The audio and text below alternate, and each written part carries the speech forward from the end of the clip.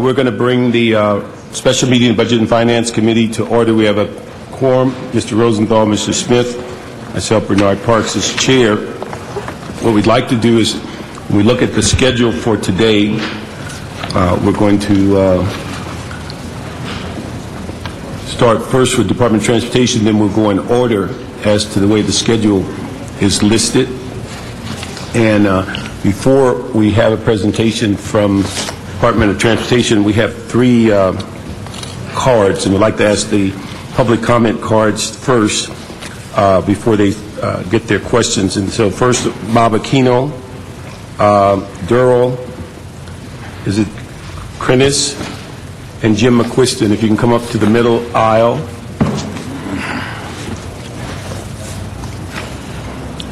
And everyone has 1 minute. Thank you.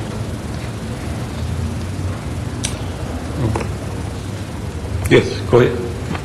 Thank you, Mr. Chairman. Robert Aquino, Engineers and Architects Association. Back in either 92 or 93, this council adopted a policy that laying off city employees would be a last resort to meet budgetary demands. I think it was a Richard Alatorre motion that was passed, and to my knowledge that policy is still in effect with the council. The mayor's budget, although it gives broad strokes to where cuts are supposed to occur, we notice that it is completely silent on the issue of contracting out of work. And in fact, at the Department of Transportation, currently there are 12 major contracts that either have just been let or in the process of being let. Most all of these contracts contain work that city employees can perform, and in fact historically have often performed. This policy that the board or that the council has adopted should be in effect on all issues involving layoffs. And in fact, what we hope the council will be looking at is discontinuing contracts where there are city employees that can perform the work. And I think that that is an issue that should be addressed with the Department of Transportation. Thank you very much. Thank you.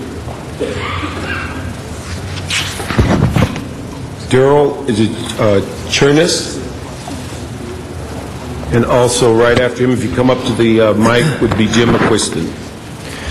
In regard to the Department of Transportation, the Engineers and Architects Association requests that the Budget and Finance Committee restore the resolution authority positions of Civil Engineering Drafting Technician and Management Analyst 1. I'd like to point out that whether you eliminate these positions or not, the work still has to be done. Someone has to do it. And if the work is contracted out, it won't save the taxpayers of Los Angeles 1 penny, because contract labor is often more expensive than retaining city employees. I'd urge the committee to restore these positions. Thank you. Thank you. Mr. McQuiston?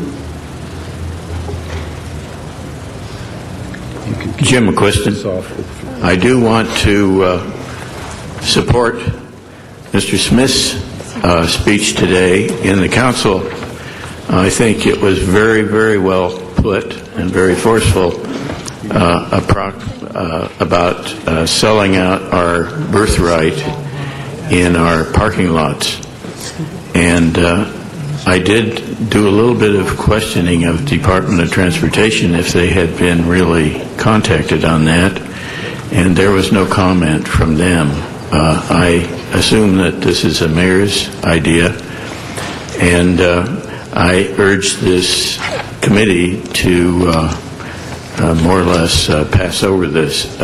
This is really selling our birthright, and it doesn't get us anywhere. It gets us in a big hole. Thank you. Thank you very much. We have joined by Mrs. Gruhl, and she will lead the questioning on DOT. Good afternoon. One of the first questions, and I asked another department, was related to the proposed budget and any of the cuts that have been proposed reflect any revenue-generating or reimbursable positions? I think we're going to ask that of the Office of Finance as well, but in DOT, are there positions that are being cut that are almost reimbursable because they are generating revenue themselves?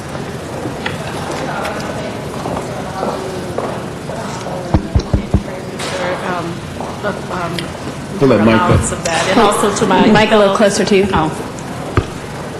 And I'd also like to thank my fellow Public Works staff that I'm in front of, so I appreciate that as well. But yes, the current budget does reflect a few positions that are, in terms of the Blue Book cuts, that are currently reimbursable and are revenue generated, mostly in vacancies on our traffic officer staff, as well as some of our reimbursable staff in our programs and grant funding. So there are a few positions that are there that we will cut, that will have some significant impact on revenue, and if they're reimbursed, then we may have to look at how we deliver those services in the future. If we get to the 10% cuts, if the shared sacrifice, shared responsibility gets to people in terms of layoffs or departures from the city, then that's even more of a, because the city then, our department is then only made up, mainly left are positions that are either special funded or that are revenue generating. So if you got to the 10% cut, you would definitely be cutting into revenue generation in a significant level at that point. Would you be able to identify those for us, at least provide them to the CLA and CAO, those positions specifically that are being taken that are...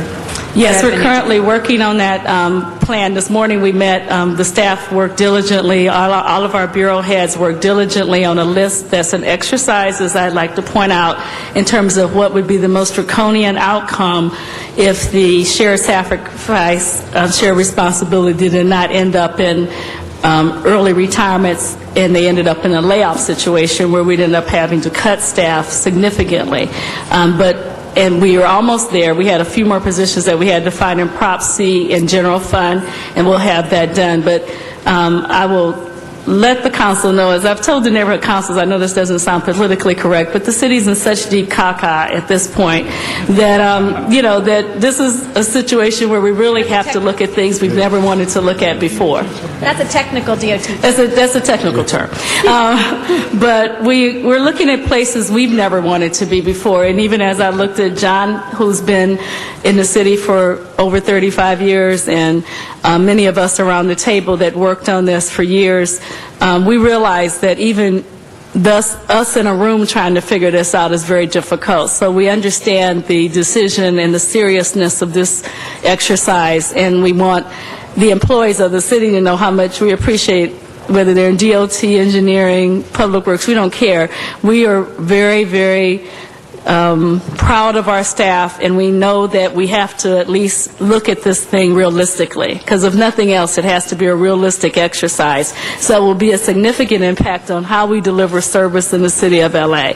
After we demolish this house in such a way, we have to think of ways that we will build it so it's stronger and better in the future. So our list is being prepared as we speak. We're making the tough decisions internally, and we know that, you'll have to make tough decisions in the end. And signal synchronization and left-hand turn signals, two things that have been, I think we've had a lot of achievements. Could you tell us what happens within this budget and what the changes are in the...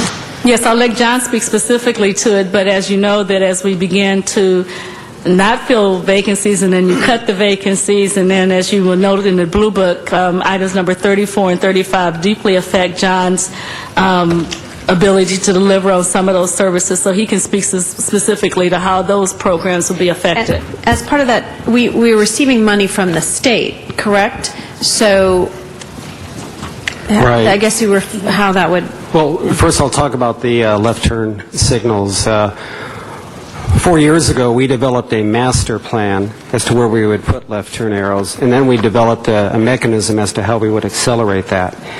And by the end of this fiscal year, we will have met the goals of our 4-year plan. We will have installed 452 left turn arrows throughout the city. and that represents a significant increase in the number we have throughout the city. We've accomplished that through our crews and through ATSAC contracts and other contracts.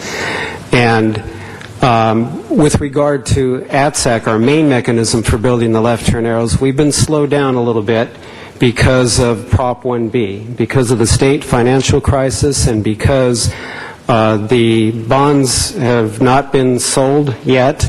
There's been a deferral of the receipt of Prop C funds. We got a little bit of a reprieve. They allowed us to go ahead with one project, but we expect in the next few months they'll allow us to go forward with more, and we can then continue the left turn arrow program with our ATSAC crews. But with regard to the ATSAC arrows that are billed with our DOT crews, under this budget proposal, there would be no more left turn arrows. Now, we will... How many left turn arrows will you do if we receive the money from the state through our ADSAC crews?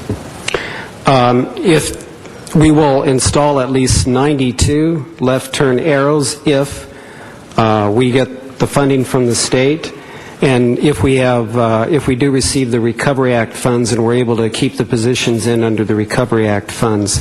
I will point out that we submitted a request, and it is very likely to be approved, to use Recovery Act funds, and that would provide a mechanism then for us to retain the staff that is proposed for deletion for new signals and left turn arrows. But I will also point out another thing, and that is that these have been ongoing programs since the beginning of time. And under this budget proposal, those are proposed for deletion as a department function. Now, we are likely to get funding under the Recovery Act. We are likely to get positions, but under the current proposal, regular positions would be deleted and supplanted with resolution authority positions.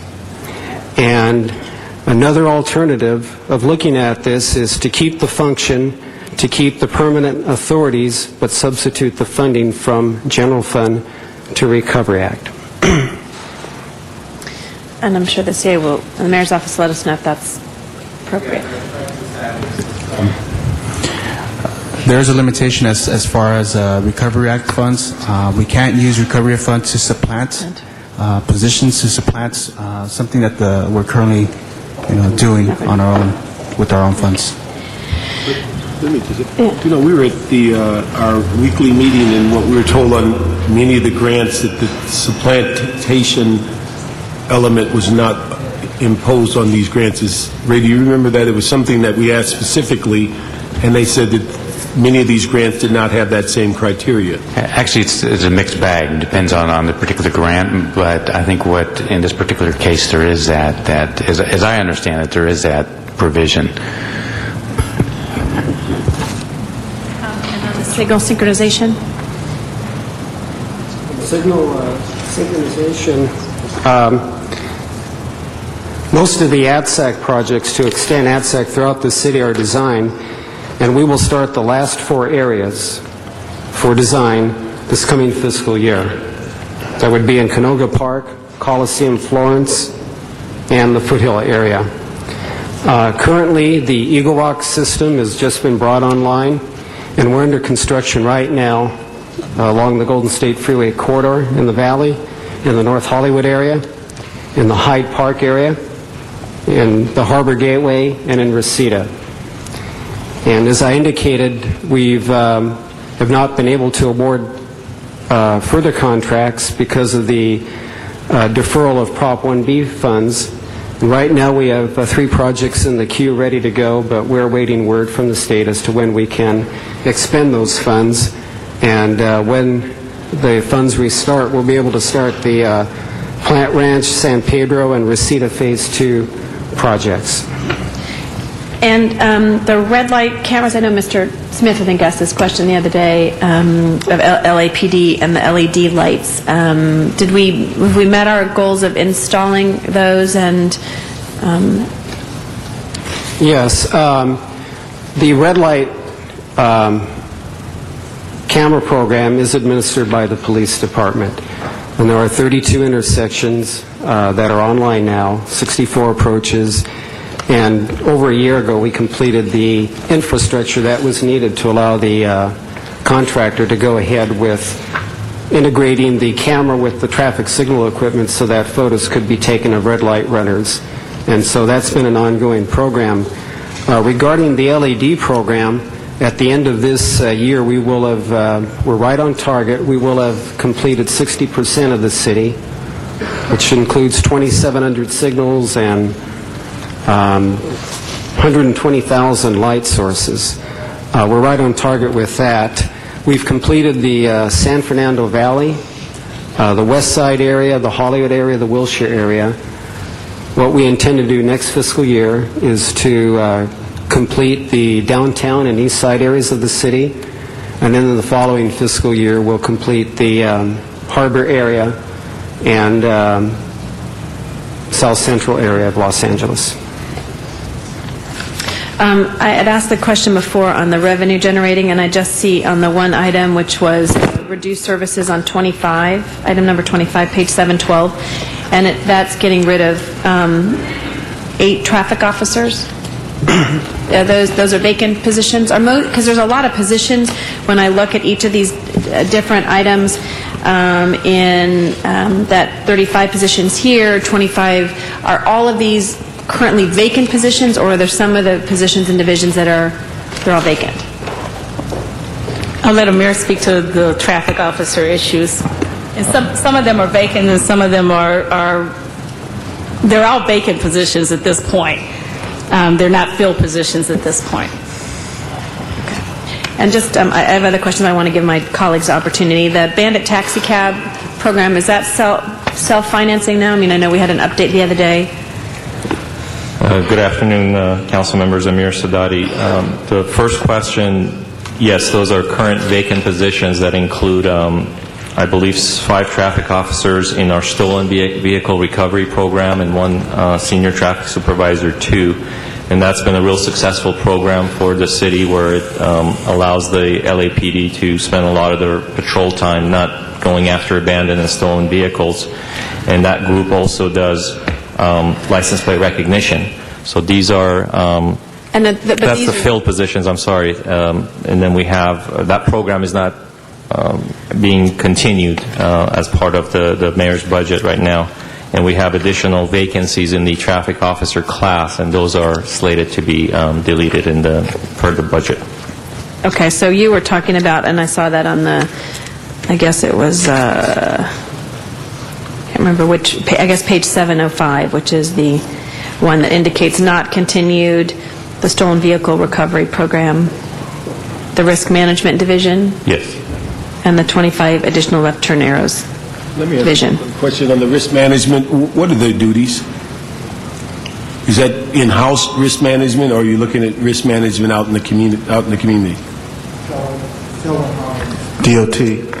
The risk manager is actually a new authority. We've never had a risk manager in our department. So they would be assigned to work on risk management issues within the department, specifically to some of the liability issues we have. Okay. So the internal personnel liability issues. Okay. Yeah. Thank you. And that's different than the auditors that you're also, correct? Yes. In those positions. Wow. This is, I think it's the biggest number of positions, vacant positions, deleted positions I've seen in any of the departments that have come forward.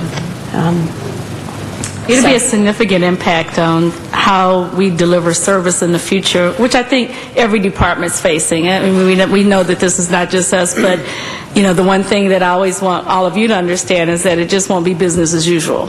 Things will be different, and as we rebuild the City House, there'll be certain cornerstones we'll just have to make sure we cover, such as safety and liability issues, risk management, as we kind of rebuild what we have left, whatever we do as a decision, because all the decisions will be difficult no matter which way we go with this. Yeah, and the stolen vehicle recovery program, I know it was something we worked very closely together to put in existence so that we wouldn't have to have LAPD officers who are much more costly to go out to that. So how will we handle stolen vehicles now? It'll be LAPD officers? Yes, a lot of the things that LADOT has been assigned to do in the past have been things that we were trying to take the load off of LAPD officers so that they could report to do crime and more serious things. So our staff has really come around with regard to, being trained very well in order to do these functions. So we won't have the program, so LAPD would have to pick up the slack in some of these areas if we didn't have the officers available to do it. And they do a fine job in this area, and certainly the LAPD depends on us quite significantly to assist them in many areas of the city. They weren't initially excited about it, but they came around to its effectiveness. Like I said, everybody comes around, our staff as well as their staff. We got to share the load here. Okay, so just the 6 positions were the positions that were doing it, so no one will be in charge of that anymore. Is that accurate, or were there other positions in addition to those 6? No, Councilmember, if that program is not approved or continued, then it's the 5 traffic officer 2 positions and 1 senior traffic supervisor 2 position that would not be able to do that work. And again, I mentioned they're doing license plate recognition. There's additional benefits, and they are resulting in additional citation revenue, as well as getting those abandoned and stolen vehicles and scufflaws. The license plate recognition hits those scufflaws. Those are the people that own 5 or more citations, and we're able to recover those programs. So this is a good program that I believe has the cost benefit of providing success for the city. If we could just ask the CLA and CAO with the department just to provide to us, we're not adding positions now, but just at least have a knowledge base of what that cost was if for some reason we find some other revenue generating options. That would be helpful. And just my last question is on the $4 million on the special events deduction. Could you explain how that impacts and whether or not then on special events that gets taken out of each council member if there's a special event that requires DOT's assistance? Well, I'll make this real simple for you, that if we take the $4 million out of the budget, we will not be doing any special events that aren't reimbursed. Okay. So that's clear. That way it makes That's very clear. Okay. And then if you decide to do special events that you deem are reimbursable, then we would have to have front money in order to pay for those, because if your overtime account is overdrawn, you can't pay payroll at all. So just be aware that we'd have to have money in for front funding even if you decide to make them reimbursable.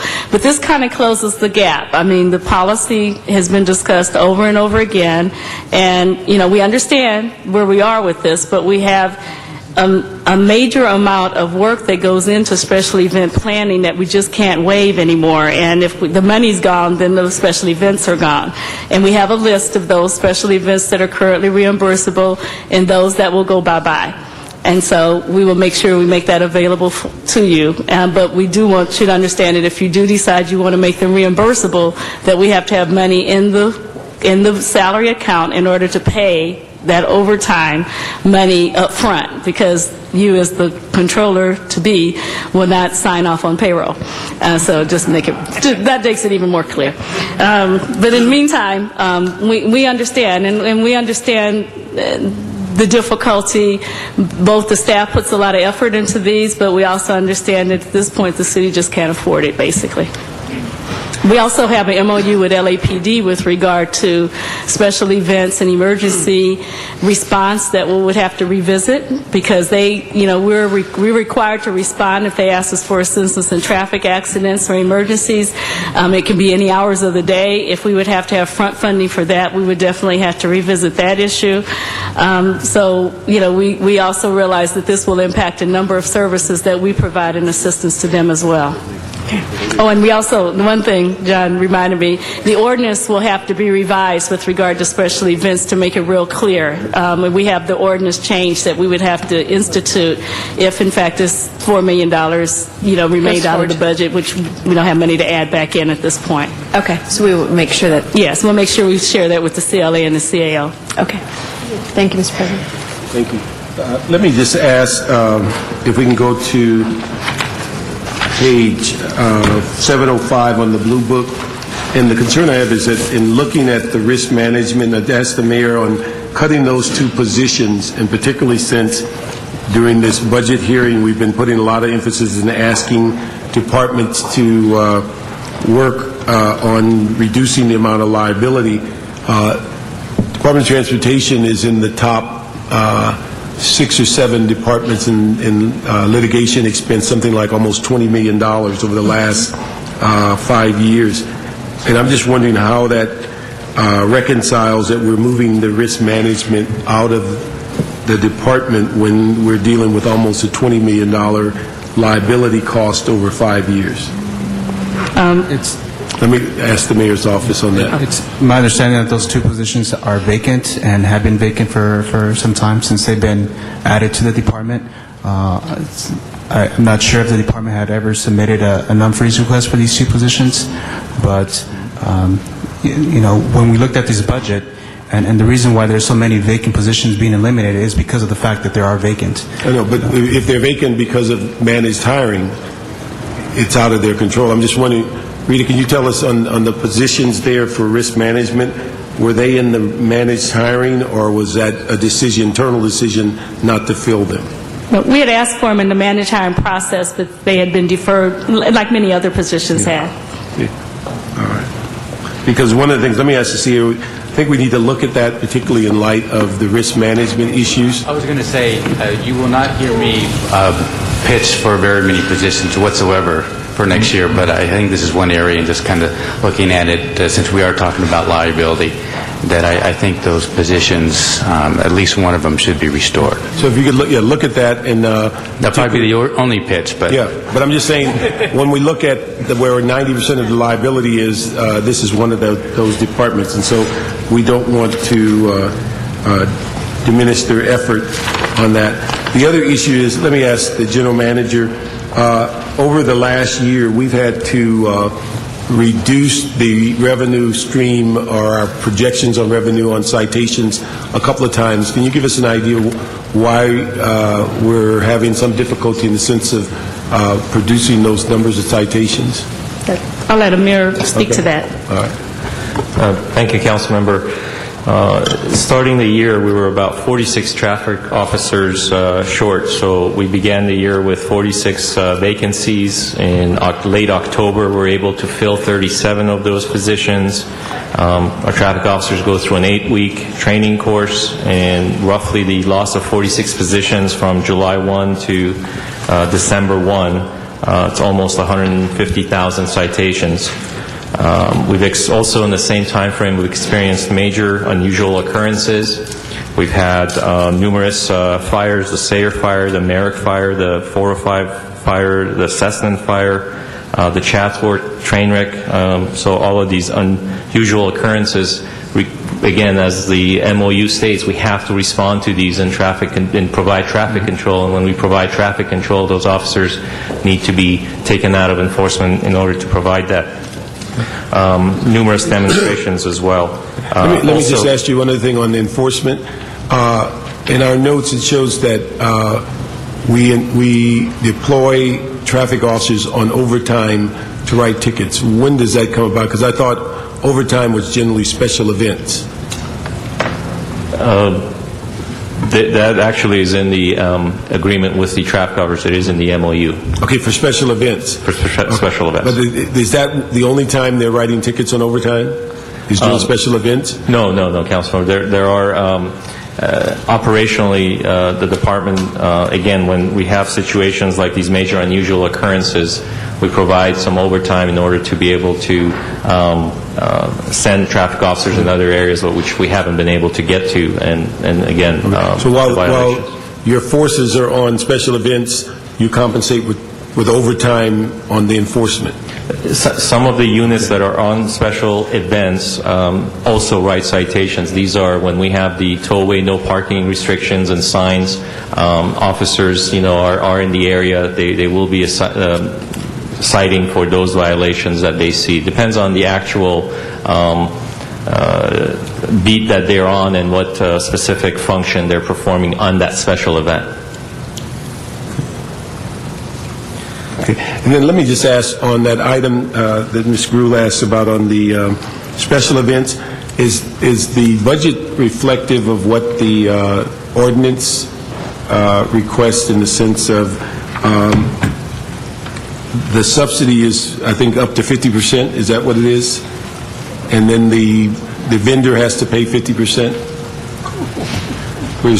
Yes, the policy was basically a 50-50 policy, and the budget does not reflect the subsidy.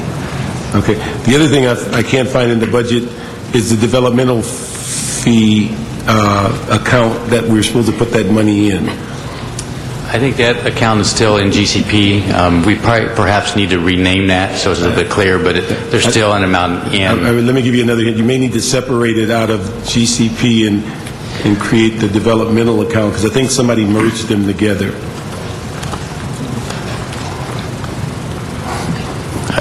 We should rename it. We need the developmental because it's going to deal with developmental fees, it's going to deal with the subsidies for convention center, it's going to deal with subsidies for special events. We're supposed to be one fund, and then we have our regular GCP fund. So I just want to make sure it's clear that there's two separate sources that we're addressing there. So, because I don't think one of them was created, so we can get that done for us. Let me see. Let me ask Mr. Smith, do you have any questions? And I'll just kind of keep looking in my book. Just on special overtime again on these events, and I know it's one of the things that's really devastated your department for a long time is all this stuff. But don't we have on some of these, like the Dodgers, agreements? We do have agreements on some. We have the Dodgers sold-out games, they reimburse. Just on sold-out games? Yes. So we want them to do well this year, so they get reimbursed. Definitely. The Rose Bowl, UCLA football, they reimburse. We have several that reimburse, and we'll give you a list over the last 5 years of those that are reimbursed versus those that don't pay. So you'll have a clear picture. Okay. Yeah, appreciate it. And I'll just add to that. There are 8 major venues that the council adopted that would not pay fees for our services for special events, like Dodger Stadium, Hollywood Bowl, the Greek Theater, Coliseum, Sports Arena, and it also listed the Olympic Auditorium, which I don't think really exists anymore. But also the code, the ordinance was changed in 1996 to not allow us to collect for traffic planning fees for special events or deployment of officers or engineers or parking enforcement. So under the current rules, if we were to collect fees for these special venues, we would be limited in recovering only part of the fees. And that's what the proposed new ordinance that we've drafted would do. It would allow us to collect for those other functions to make sure that we're fully reimbursed for our services. Collect or negotiate a deal? Pardon? Collect or negotiate an agreement? Well, we could negotiate the level of service that we would provide for these venues. Bare bones service, like for example, with the Dodgers, if they have a low turnout, we could provide just the basic service. If they have 40,000 attendance, we would beef it up. Okay. We could do the same with the Coliseum and the Hollywood Bowl and other areas to make sure we provide the level of service that they need, and that could be negotiated. All right. Let me ask you, but that's an element in the ordinance, right? Didn't that get considered when we put the ordinance together? The current ordinance under collecting for fees does not allow us to collect for all of the fees that we would. What about the special event ordinance? I thought we cut out or carved out something for those type of events where you can negotiate. Well, I guess that has not ever been approved, so I don't know. Okay. Maybe we have to look at that, because I thought we had dealt with the low-level special events and then the ones that we could basically look at for 50%. And I thought there was a carve-out for those that dealt with ones that you could negotiate because of these venues. That would allow a reimbursement. That proposal, I understand, would allow for some reimbursement, but in order to recoup the $4 million that's shown in the budget, we would have to achieve full recovery on hundreds of special events. Yeah. Okay. All right. Yeah, I think the real question here is that because the $4 million has gone out of the budget, there won't be any special events that we can do that aren't fully reimbursable. And many times that does not only include DOT, but there's other departments that may be included, whether it's street lighting or street services or other services that are there. Because as many of you drive around the city, you know a parking plan or a diversion plan takes engineering, and then it takes boots on the curb to do it as well. So you got both sides. The marathon is a perfect example of where you can see it in action. It's a tremendous undertaking that the staff take on, both from the engineering staff and then the actual staff that are out there maneuvering this between traffic officers, engineers, and just other people that volunteer, as well as other departments. So we just want to make sure that you understand that if, in fact, we don't have the money and we don't have the wherewithal to pay it, that even if they reimburse, it has to be over and beyond the amount that they may be used to reimbursing in order to make us even, okay? So it's a real clear understanding, and as you look at the cost over the years, we did from fiscal 05, 06 to 09, you can see how the costs have escalated with regard to these non-reimbursable costs to the city. So we'll provide that to you and make sure that we understand that those costs, we would have to give them a menu. As I told the staff this morning, we'll give them a menu of options, basic, bare bones, and then all the other menu items they'd like to add on as appetizers or desserts that they want as part of their deal, so that they can know that this is how much they owe us. Okay, and on continuing on special events, when we had the discussion on the waiver fee over the last dozen years or whatever it's been, it seems like, one concern I had is a lot of other cities don't charge for things LA does charge for. And so as I look at the reductions in your department, and you're not going to be able to do much of this stuff, and we're not going to do waivers for a lot of this stuff, I would hope we could develop a program where the citizens can come in, pick up their own barricades, put up their own no parking signs, that kind of thing, develop guidelines for them to follow with waivers, and so that if we're not going to be able to do this anymore, it's stuff that's got to get done.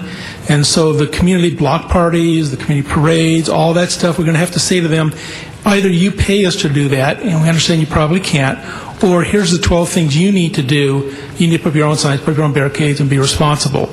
And I would hope we'd go down that road if this is where this budget ends up, okay? I thank you, Mr. Smith, because I think that we'll have to think a lot about the way that we provide service. Yeah. I think that I've been going out to the neighborhood councils in the last few weeks trying to negotiate an MOU and working with them quite closely.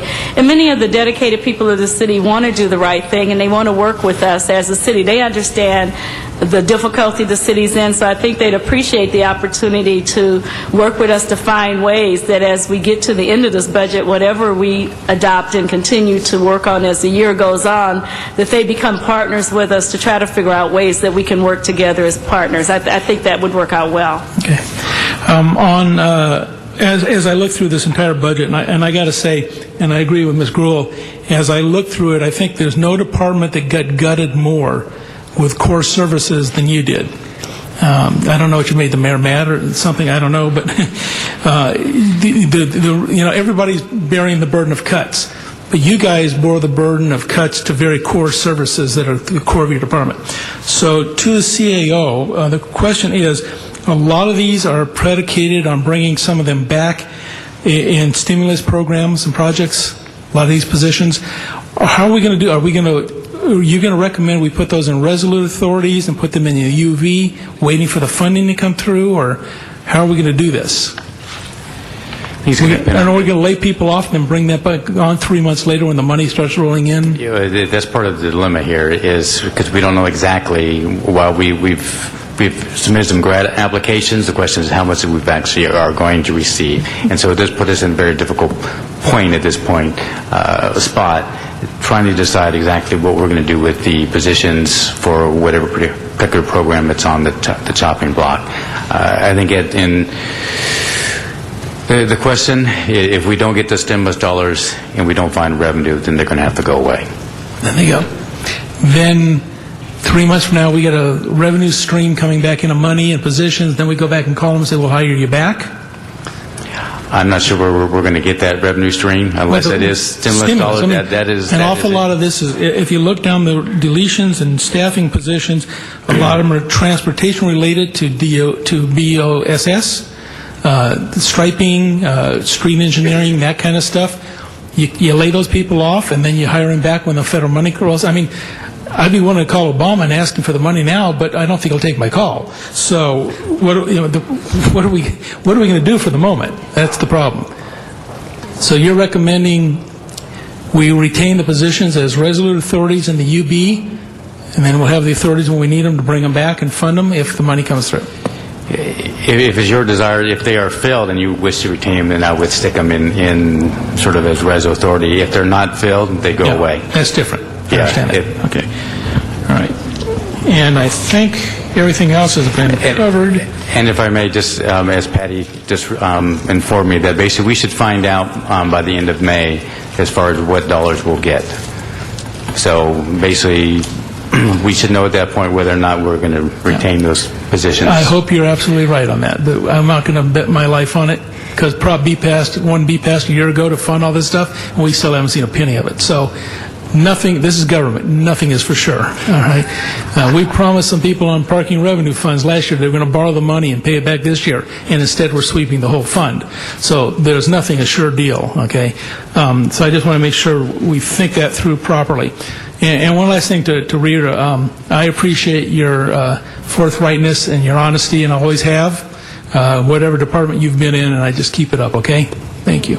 We will, and I want to make sure that we understand not only the importance of the stimulus money, that we have to deliver on that, because we'll all be with our heads on a stick if we don't deliver on the stimulus projects, but also on those projects that concern me with regard to MTA money we've received to deliver projects, that as we look at reimbursed dollars, that we have to deliver those projects as well. And so I'd like for us to be able to work very closely with the CAO and the Mayor's Office and the CLA with regard to positions that may impact project delivery, because the sense of giving money back for projects doesn't seem to work for us either, because we, even if you demolish a house, they'll tell you not to take the strength beams of the house out. So you got to keep something there. And at the same time, Jay Kim and his staff, and Harold Paul and Ken Hustings and that staff is working so hard to build something, because the city is going to come back. This is a temporary situation. The city's not dead. And so if we don't apply, we might be applying the paddles and saying clear right now, but the body's going to come back. It will come back.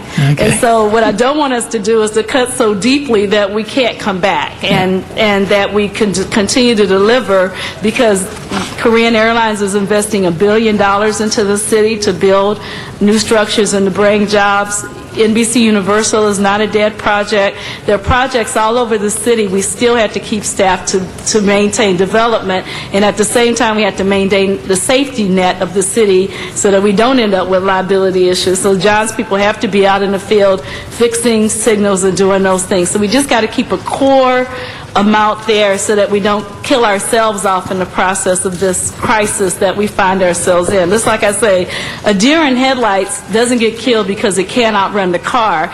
It just gets stalled in fear of the lights. So let's not be like the deer in headlights. Let's be able to outrun the car, not get hit, save ourselves in the meantime, but be careful as we cross that street. That's all I'm saying. One last thing I forgot. There's a deletion of 8 positions in the transportation design staff. Are those the same folks that do the engineering studies for speed survey? One of my favorite subjects lately. That's in another category, traffic control planning. But the design staff prepare the striping plans that follow street resurfacing. Well, traffic They prepare control- the signal plans. Traffic control planning is deletion of 14 authorities. So Right. Does that leave anything in there to do those speed surveys that are mandated by state law? We would have to make that a priority, but certainly taking away that many positions, and we already have vacancies, but taking away that many positions is going to challenge us. But I think we'd have to make that a priority. But in doing so, other things will have to take a back step. How many of those speed surveys do we do a year? We do about 100 a year. And how many staff are going to be left to do that? Plus there are other assignments and duties? Well, we have about 5 staff now in our survey 5? section, but they don't do, we only have really 2 people working on speed zone surveys, but they're part of our survey staff that do other counts to determine the need for stop signs and traffic signals. We will make that a priority, but we will be challenged to do so. All right. All right, thank you. Mr. Rosenthal? I figured I'd stand up to at least get one shot of gold in the gutter here, which was paid for by private funds, nothing to do with the government. Left-hand turn arrows, I want to get a little more clarification on that. Over the last 4 years, how many left-hand turn arrows have been installed? 452. How many have been installed by city forces, and how many by the Aztec and other contractors?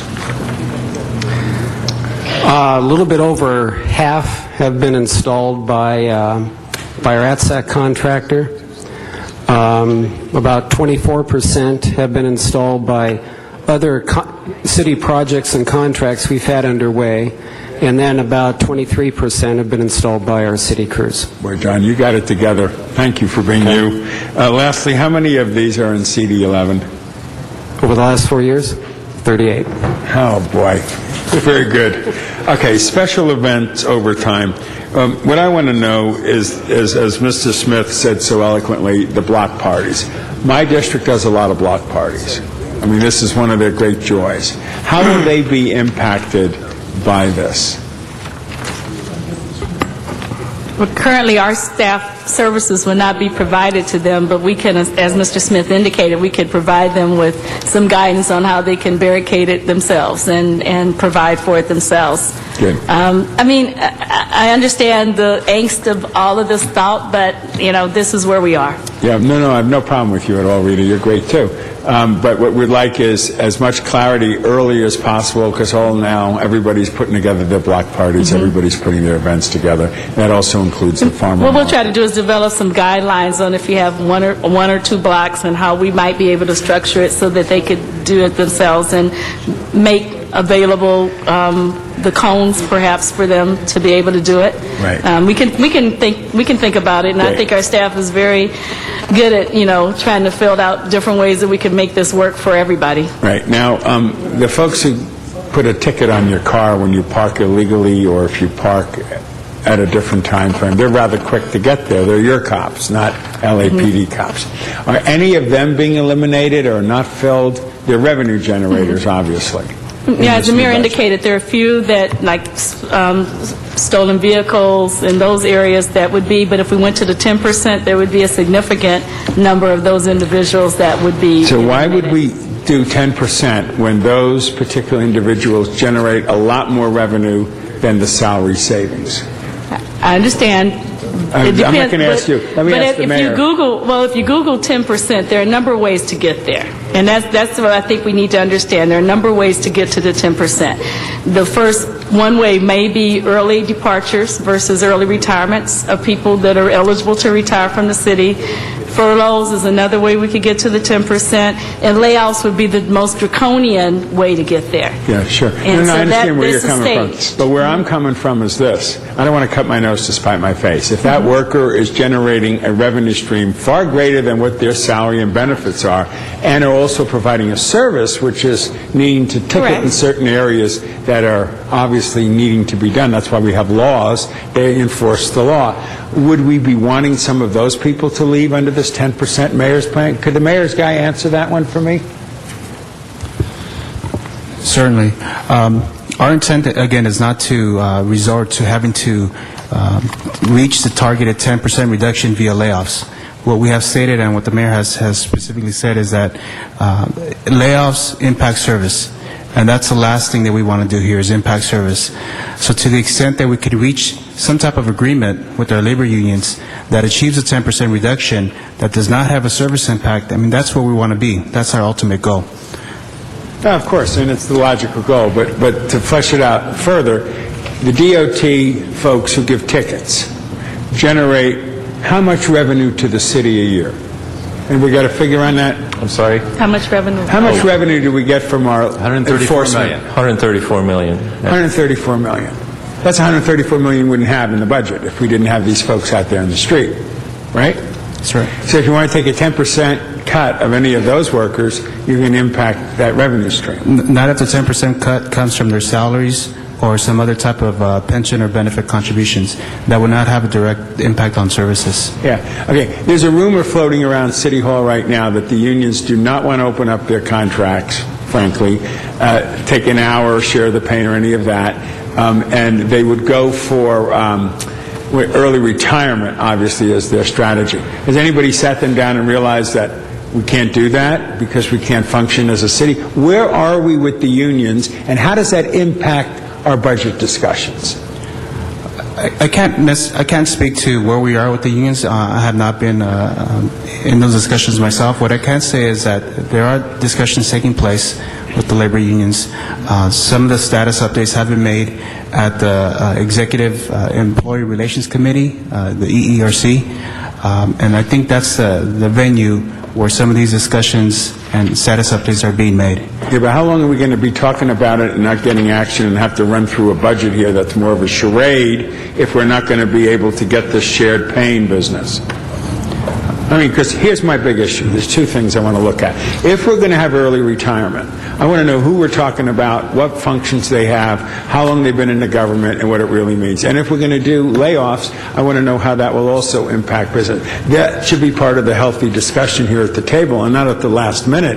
If, in fact, the unions are saying, under no circumstances will they open up their contracts and talk about, you know, what I would like them to talk about. I happen to agree. I'll take a 10% cut if I have to, and this and that and the other, if it means keeping jobs of basic services. So that answer has to come out so we're not scurrying around here like we just did with that $25 million that was flipped out for that stormwater business and realized we obviously couldn't do that. I mean, can we get some clarity soon enough in this Budget Committee process so we know what we're really dealing with? It's my understanding that any negotiating instructions would come out of the EERC. And to that extent, I would defer to the members of the EERC or the CAO, who are the ones that receive those instructions, to provide an update in that appropriate venue. Okay. I can't really speak to it at this point. I understand it. Can you address it, Ray? Let me address it this way. You know, this is a very painful moment. This is a sort of a moment where we're at, the city's at self-realization as far as our compensation structure. I know you have talked about structural deficit, and we've never quite solved it. I mean, we are at a crossroads. On the table, right? We are at a crossroads, and basically we are at the point where we need to take a step back and look at sort of the services we are providing, looking at our core services, but also looking at the compensation structure. And we are at that point where we're having those discussions with our labor partners. We have asked, or the mayor has asked, to give him a couple months until July 1st to work with folks and to come up with a strategy from the menu of options that will deal with the 10%. You mean, Ray, Dion, you had something? No offense, but July 1st, please. I'm looking at you. No. Look at you when your mouth goes up. The mic. He's doing the mic. Another mic will get. Is this discussion related to DOT? Yes, it is, because we're talking about personnel. We're talking about. It seemed a bit broader to me. I don't know. Maybe it's just me. No. You're a broad picture guy. Okay. Ray, anything more at this point? You know, that's really about all I can say. I mean, we are at the point where we are having the conversations, and truly, people have to realize that we are going to have to change the way that we have approached things. Okay. But the sooner we know this, the quicker we can deal in an open, unbiased, clear way as the Budget Committee in dealing with the city's issue. I don't want to, at the last minute, be rushing into some. And I agree, and I think your committee has taken the appropriate action to ask for departments to actually put something behind that 10%. I mean, that is very appropriate. Okay. And certainly as we go forward. All right, I've raised it, so I'll continue to raise until we get some more answers. Let me ask this, Mayor. I got the gold in the gutter here, you know. How much have we taken in that whole discussion we had a year ago in budget about meters and pricing and hours and all that? Last year, when we provided the proposed estimates, we were looking at about $18 million additional revenues. However, that was, again, a full 12-month worth of revenue. We began that process back in September 1 because there was a delay in getting the ordinance that doubled the rates throughout the city. So we didn't begin that process until early September. So as we finished that component of the changing the rates throughout the city of all of our meters, that was done about 3 months. But in that same 3 months, unfortunately, the same staff that we have, the great parking meter technicians, were doing that work. they weren't doing their regular duties, or we had very skeleton crews doing maintenance. So in that same time period, we had issues with maintenance and meter uptime. And I think the perfect storm of the downturn in the economy happened at the same time. And I think with some of the recent surveys we're looking at, people are not parking as much due to the fact that some of the businesses may be closing, or just the fact that people aren't spending money in restaurants, shops, movies, and other things. So parking is not exempt from the conditions that we see, and that's also another reason that we are seeing less violations, because people are paying attention to get a $45 to $75 parking citation. So it's a lot. It's really complex, council member. But right now we're looking at an additional, I believe, $9 to $10 million for this fiscal year. So I think it puts us closer to about a $30 million total parking revenue, I believe, meter revenue for this year, and I think it's estimated a little bit higher for next fiscal year. Have we redone all the meters throughout the city? The rates are 100% done. What is lagging behind is changing the hours. The hours, in the best case, we wanted to do it at the same time, but due to the staffing or lack of staffing, we're not able to fabricate and do all the signs. So 100% of the meter rates have been done throughout the city. The hours that reflected the 8 p.m. in some areas Sundays, that's about 20 to 25% complete, and the department anticipates finishing that up by July 1. Have we looked at other areas in districts, including my district, where meters might make sense, and how does that profile look, and where are we going to go with that, if anywhere? We do actually have a waiting list of projects. Roughly, there's about 3,000 metered spaces that has been on the list. We've been working with different council members, including Council Member Smith with the Cal State Northridge area. So that is on the list. That was the next plan. Again, we have only certain limited number of staffing, and the highest priority for our department was to change the rates and the hours. After that, we were going to, go ahead and start the implementation of these new areas, work with the council members, do the parking studies that's necessary, and then those would require resolutions coming back to this council for the areas, whether they're extensions or not. However, right now, with the public-private partnership discussions, we haven't really taken that on, because at this point, I think it's important for this study to come back with a cost-benefit analysis and a policy for the council to decide what it is that they want to do with the meters or structures. Well, wouldn't that study even be more successful in analyzing it if we continued to move forward with upgrading and adding to make it even a more valuable property, if some folks were thinking of that private-public partnership? In other words, the whole scope of the potential of where one could be is not being realized at this point. And secondly, obviously, if we were doing that kind of work, it would be another revenue-generating source that we could definitely consider gold in the gutter that we could use. What about that? Why put it on hold while there's discussions in council meetings? That's a whole different story than the real reality of the revenue that we need.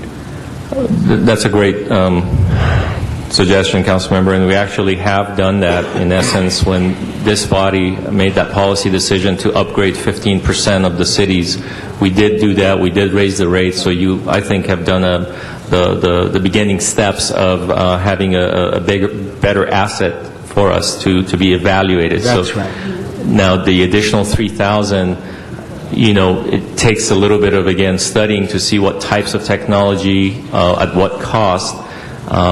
But again, at this point, that cost needs to be provided as capital improvements for us. And in the current fiscal crisis and the current SPRF schedule, we're only given O&M monies to really keep the house running and not really do any new upgrades, as Rita would say. So that's kind of where we are. It's very unfortunate, and I just wanted to get that on the record here, because frankly, that is revenue generating. It is gold in the gutter. It is things we should continue to be doing. We shouldn't be waiting for some hypothetical study and deal and all of that to go forward. We're trying to bring in more revenue into our serious needs. Do you want to say something, Ray? If I may just add, as with today, certainly with council's approval, you allowed us to actually to go forward and do some of the Right things on. which we think is very, very important. Right. And certainly that will set the stage for whether or not the council, mayor and council ultimately decide whether or not they're going to keep the operations in-house versus going with a public-private. Yeah, and even if the council partnership. were to go for the public-private partnership, if you dress it up better and make it better, it becomes a more profitable entity to even negotiate and deal with. So I wouldn't want to put anything on hold, especially if it's something that could be a potential revenue generating. Last question on the parking meters, gold in the gutter, is people have come up to me on certain blocks in my district who want parking meters put in. Now, that sounds like counterintuitive. Why would you want to do that? Well, they want it in part because they want to see traffic move in and out of their stores, and they want to see situations get better. But they also want to get a commitment from the city that there would be some revenue sharing. Now, in the past, when we had the meters, there were money set aside that I was going to build some parking structures in the Palisades. They were all excited about it, and some other places. All that money was swept into the general treasury, right? So any of those expectations are gone from past monies. Is that right? $162 million or something like that? No, I don't think there's not everything been swept, but here I'll just make a little plug, because if you do go with the P3, I think there's an opportunity to actually give you some capital investment funds, perhaps to build some future structures. Yeah. Okay. Well, 50% of what we would generate under new meters in my district, they would like to keep in the district and therefore share the pain, but also share some of the revenue.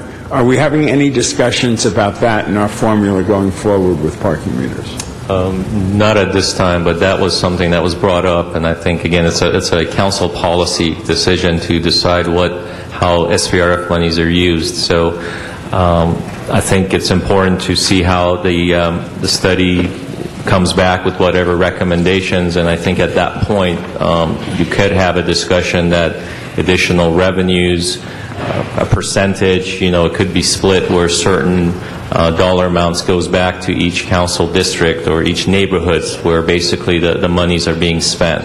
That was some program we had in Pasadena while I was in Pasadena, and it's definitely doable, but it really takes longer discussion and all the revocation that would come with it. Okay. The only thing I'll make in conclusion on that issue is, just for the record, I would rather be accelerating putting those meters out now, cleaning them up, fixing them, finding new areas, and so on, to be a more robust whatever. I am not inclined at all to sell our meters to anybody or 50-year contract or any of that, but the issue of accelerating what we started last year that was late in happening, the kinks have been worked out, and you could go forward.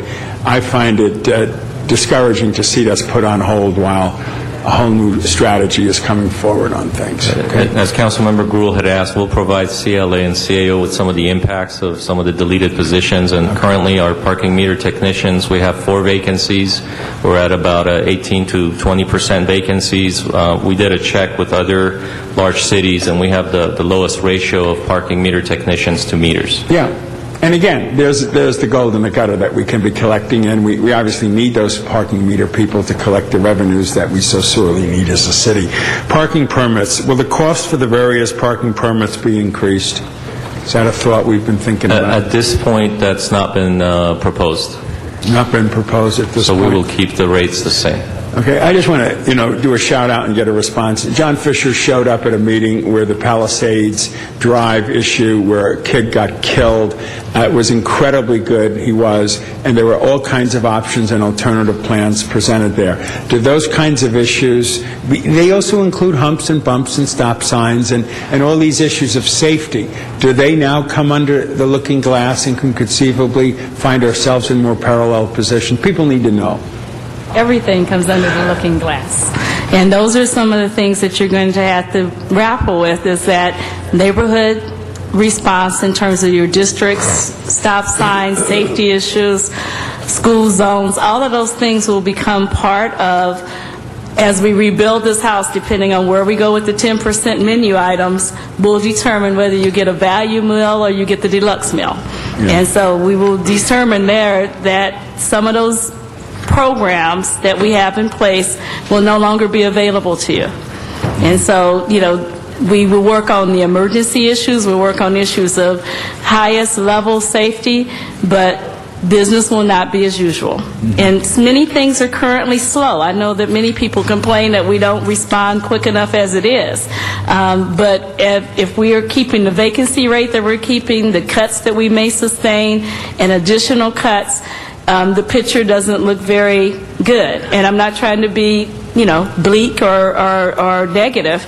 It's just what it is. It is. I have to be relentlessly realistic with you. Otherwise, I think you take the wrong opinion of how this goes, that we can manage all this. We can't manage it all, because we end up doing it all poorly. Right, and our folks need to hear that. Right. And that's I what think you need to know. So you know that some of the things that you're used to will not be there. So the speed hump program is gone anyway, because we don't have gas tax money or the people to engineer and install people will them. not believe that. Yeah, no, it's gone. They will not believe that, because many of them count on that. But I think one of the things that happens is and I realize I'm not in your position, I'm not an elected official, but when I go out in the public and talk to people in small groups and neighborhood councils, they get it. They figure it out, because many of them in their own households have had to tell their children, you can't go to the movies, or I can't buy you that new Wii game. I mean, we're all looking at this from a different perspective. Government is not any different than anybody else right now that looks in their wallet and realizes they don't have quite a bit of money.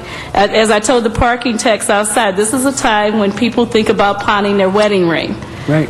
It means a lot to them sentimentally, but if your kids don't have milk to drink, you pawn the wedding ring in order to make sure you bring some food in. Right. So the city's in that kind of situation, and we really got to come to grips with it. I know that it's difficult. It's been difficult for me, even, over the last year, to think about how we approach this and how, let me just put it, how brave I'll be in telling you the truth. But I figure at this point, all you can do is fire me. And so I might as well just tell you the truth. Rita, that's all I want is the truth. That's why I want to know where we are with the unions, the truth, so we can get that information out there. Two quick questions. One is Coastal Temp and West LA Temp. The mayor's proposed budget includes a shared responsibility and sacrifice line item for each department and special fund budgets. There are contributions from both Coastal Temp account and West LA Temp account. These specific accounts are set up by ordinance that allow for the money to be spent only within certain geographic areas. So I would like a report back on the elimination associated with these accounts, or the limitations, and to see if these funds can indeed be taken. I need to know what we're dealing with here. And if I could get a report back on We'll that. get back to you. There are projects underway and commitments made, and what kind of impact does that have? And the last one is the Green Line. Many of you know that we fought real hard to get the Green Line into Measure R, and hallelujah, the people voted yes for Measure R. And I'm anxious to move forward with that. We've been working hard on this with both the LAWA and Metro staff, and we've put in monies from some of the funds we had to make it happen. Is the 3% local match for Measure R projects in the city for future construction or for needed planning studies of the projects? Is that in place? That's my understanding. Yes? Okay. Can this money be used next year to do the necessary planning and engineering studies? Well, I know on the projects that are listed in the Measure R program, there is money set aside for the beginning of the studies on those projects specifically. Right now, MTA is working on all the mechanics around Measure R, so we'll be reporting back to T Committee and to the council regarding how those funds will be used. Okay, and my last part of that, and I can report back to T Committee, we're needing money earmarked for that project to come out of that so that we can literally go forward with it. If you modernize the airport, we get the Green Line plugged in, we focus it to go up north and then down into the South Bay, so we get a north-south relief plan. So I want to see a set-aside, frankly, of $6 million for 09, 010, but I'd like a report back that helps address that issue. Okay, in conclusion, I just want to tell you, you're all great, and I have nothing against DOT. We've worked hard, but if your core mission, as Mr. Smith, is threatened, then people need to know what impacts it will have on them in the community. Absolutely. Okay, thank you. Jose. Very much. Good afternoon. Just a few clarifications. So we're not budgeting for any traffic signals for this coming year? Zero? That is correct. There's no money proposed, although we indicated that we hope to get Recovery Act monies to allow us to install, I think, about 25 new signals over the next 3 years, but we can't add to that list. So the 25 are those that are in the pipeline, or which 25? What happens to the ones that are in the pipeline, if there's been some that have been approved already, if there's been that? Those that have been approved and haven't yet been built, we identified those for the Recovery Act. Okay. But inevitably, new signals will be identified during the course of the year, and we will not have a mechanism then to include those.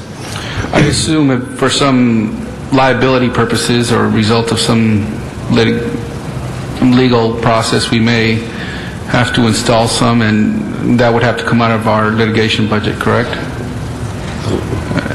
If we run into issues of emergencies and litigation, we'll have to find the money when we enact that decision of where we find the money to build those, yes. Okay. But yes, there will likely be emergencies that will emerge where we have to put in signals or stop signs, et cetera, that pose a litigation problem. Okay. And how much money are we expected to receive from the stimulus money coming in for transportation for your department?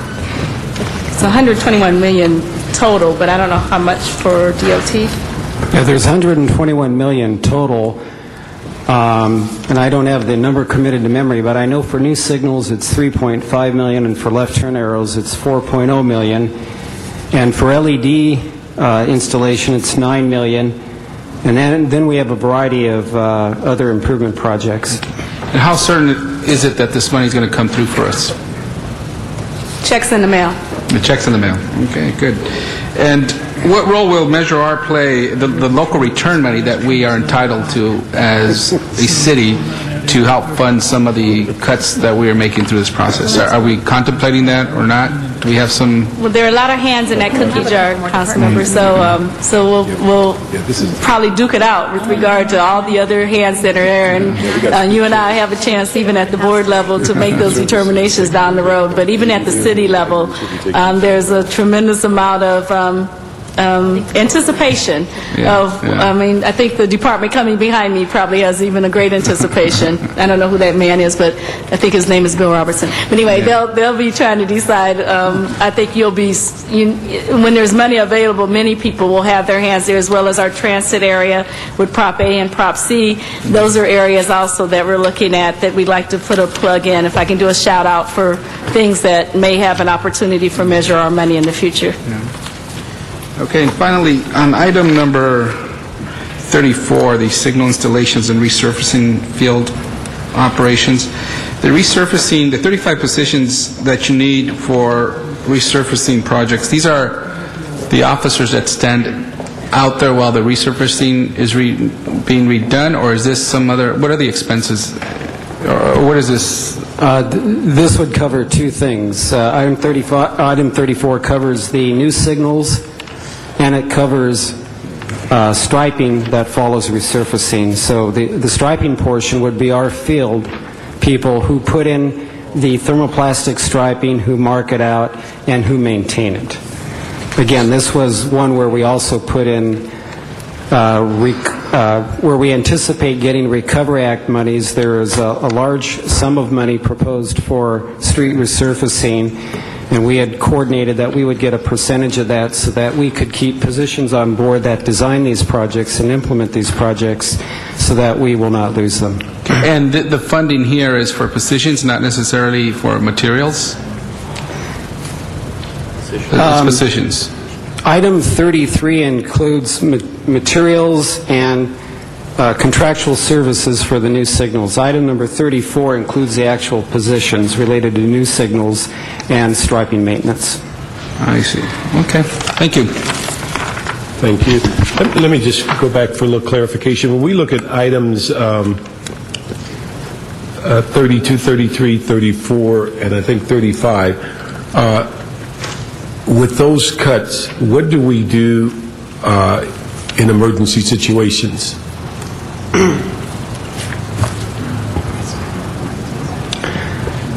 Well, under speed humps number 32, that program's going away, although there have been cases where we've worked with the council office where funds were identified where we could put them in, but there will not be city funds to put them in.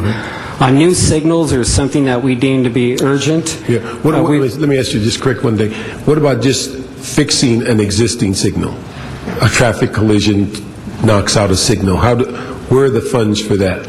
Not a new one, but someone runs over a signal. Right. We have our signal maintenance crew. That's about 80% of what we do, and 20% of what we do is new work, like left turn arrows and new signals. So that has to be our first priority, emergency and maintenance. Okay, now where are those positions? Are they in any of these cuts where you're doing your ongoing maintenance? Yes, they're in item number 35, where we would lose 30 vacant positions.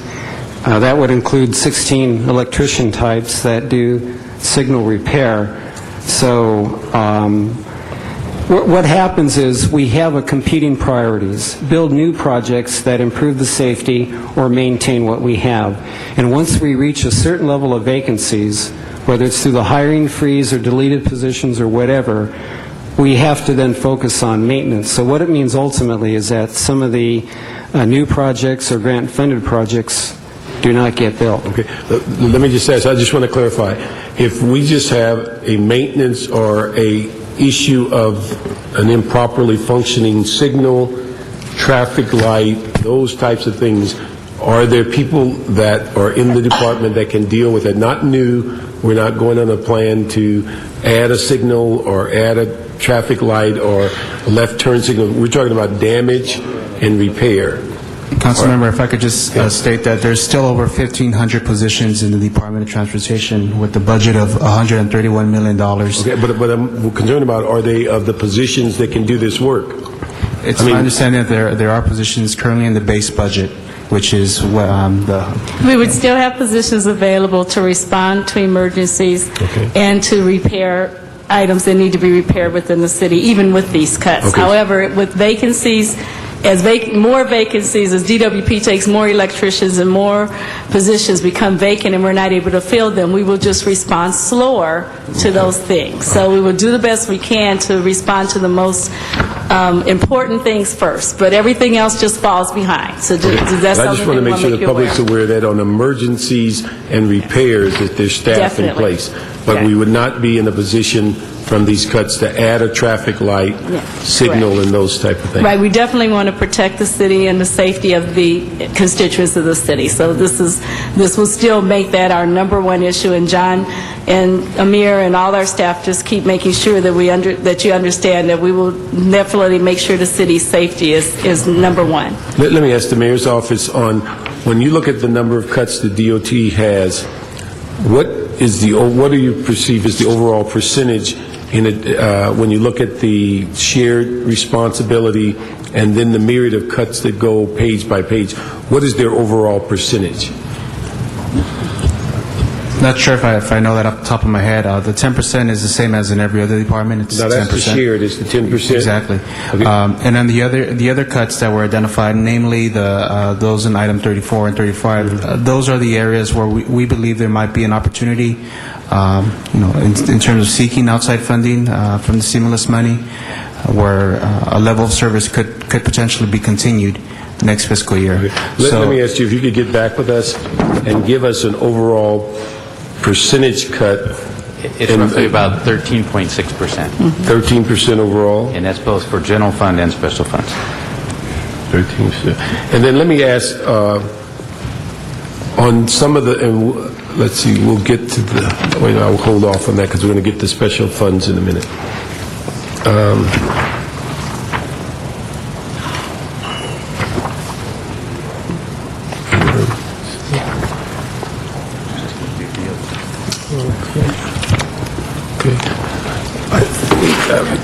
Yeah, go ahead. Did we have an increase in advertising revenue?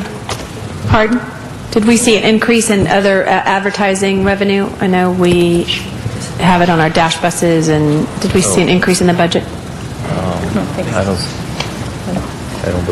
I don't think there was an increase in the revenue. It kind of stayed stable. I see Jim. But I think Jim is back, so Jim can tell us exactly the amount. You can go to the podium, Jim, if you want. Deeply embroiled in this. Hi. Yes, the department has taken a number of steps to try to increase the advertising revenues. We've gone from advertising on just the rear of the buses to allowing basically any and all types of advertising on the exterior, up to and including full wraps on the buses. The problem this year has been the downturn in the economy, so advertising revenues are way down across the country. So we did increase revenues to about $500,000 last contract year ending September 2008. We were hoping to increase that to something closer to $750,000 to $1 million, but with the economy being what it is, we're still kind of in a wait and see in terms of what we're going to get this year. Okay, thank you. And I know my last question was, have we made any impact on, I think we had discussions about collection of revenue from traffic citations. Have we made any inroads in that area and the collection process? Yeah, I think as we presented in the Budget and Finance Committee, we are seeing 2% improvement as far as the collections. We are seeing, we have moved from roughly 66% paid in since the past 5 years. We've seen an increase from 66.27% now to 69.3%. And every 1% represents roughly about a $1.5 million. So in the past 5 years, that's about a $4.5 million increase. And citations paid by the end of the second years, we've also seen an improvement of about close to 3%. So we're at almost 80% now on all citations being paid by the end of by the second year. We are seeing trends that the public are paying their citations on time. We have a lot more with the introduction of online services and websites and web payments and credit card payments. We're seeing that people are paying faster, and hence they're not paying the penalty. So that could be a wash. So we are working with the Office of Finance, who also has, I believe, recently working with a consultant to look at the whole collections sheriff program. So we're part of that. And they're working and talking to us on our citation collections. Mm-hmm. And lastly, we're actually began the process of the RFP. So we're in the very early stages of issuing or working on the RFP for the citation collection. And of course, we're going to put all the different inputs from this consultant work and work closely with Office of Finance and Office of Controller as we move forward. Okay. Are we going to make in that RFP the protocol for collection, because I know it's varied over time with different general managers as to what the urgency of collections or what will be the protocol? Is that going to be part of the RFP, or is that a policy we're going to have to create separately? No, as part of, I think, all the discussions and everything, we are going to look at the timing. So I think what we want to do is whatever we put in the RFP, Councilmember, is fair and it could be bid across the board, whether that's 45 days, 1 year, 180 days. So all of that, I think, will have to be part of the RFP. Okay. And then let me ask, on all of your fees that you're responsible for, have they all been updated in the last fiscal years? Any fees that have been charged? Yes, I believe we've done that exercise with the CAO's office and the mayor's office. All right. Mm-hmm. And then in the budget, it shows about $2.4 million removed from contractual services. What type of things have been eliminated with contractual services? Those two cuts. The 2.41 million primarily deals with the new left turn arrows and the new signal installations. So that was contracts to have people install? For our own internal staff to do the work. Since those positions were being recommended, the vacancies and the new left turn arrows and the new signals were being eliminated, there were certain contractual costs, and then other internal efficiencies that the department has implemented. When you say is that purchase of this equipment that we're going to install? Right. When you install the new signals and or left turn arrows, you have to purchase equipment.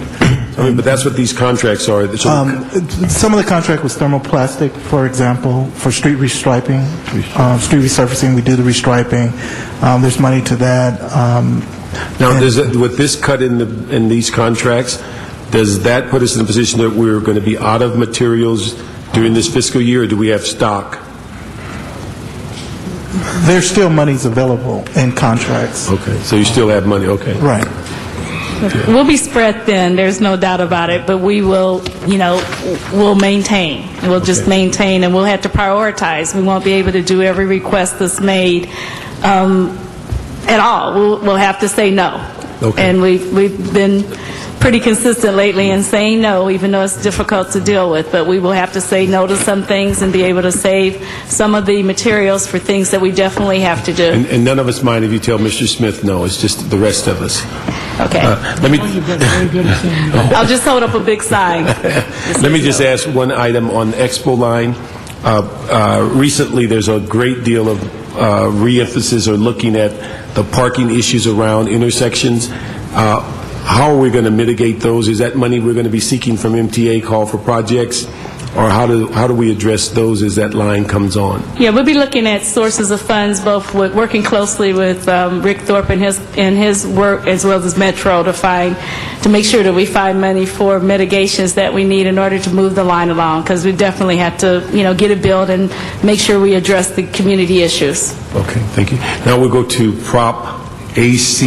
If I may make just one more comment on the regular budget, there are a few technical adjustments we'd like to be able to discuss with the CAO, the Mayor's Office, and the CLA with regarding the DWP work program. This is money that the DWP is willing to provide staffing for our annual work program because we do a lot of work in conjunction with them. So we want to be able to discuss that with the CLA to make sure that we put those positions in that work program as part of the council's action.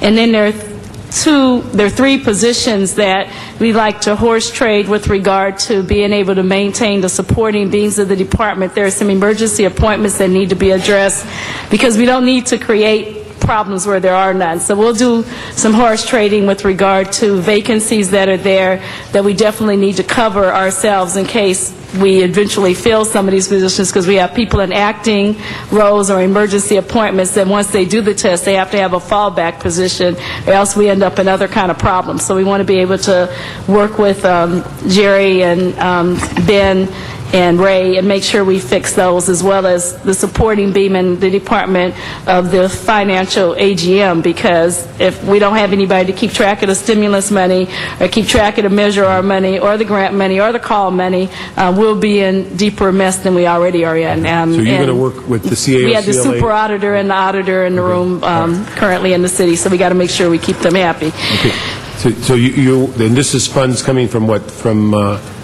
this primarily the stimulus? Just from cuts in the budget, but we'll horse trade some other things to cover the cost. So it's not a matter of adding back. We'll just figure out a different way to make it work. Okay. Did you have another issue that dealt with the surface water treatment issue?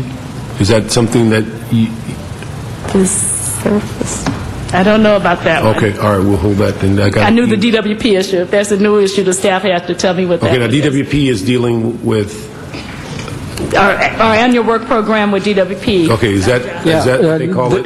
The Department of Water and Power is a major program to replace their trunk water lines over the next 5 years. They need detours and traffic management from us. Okay. All right, so you work with CAO on that and the basic technical changes in the budget. Okay. Yeah, just three positions that I'm aware of. Okay. AGM and two. And I'd like to thank the Mayor's Office for including the Emergency Preparedness Coordinator that we've been dying for, because we definitely are going to need that position in order to meet our future. Okay. Let me do this right quick. We have...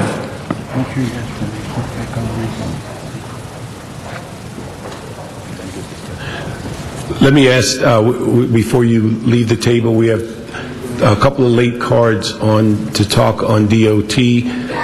Kevin Tang, Robert Glover, Frank Lopez, and Jason Elias. If you can come up to the middle.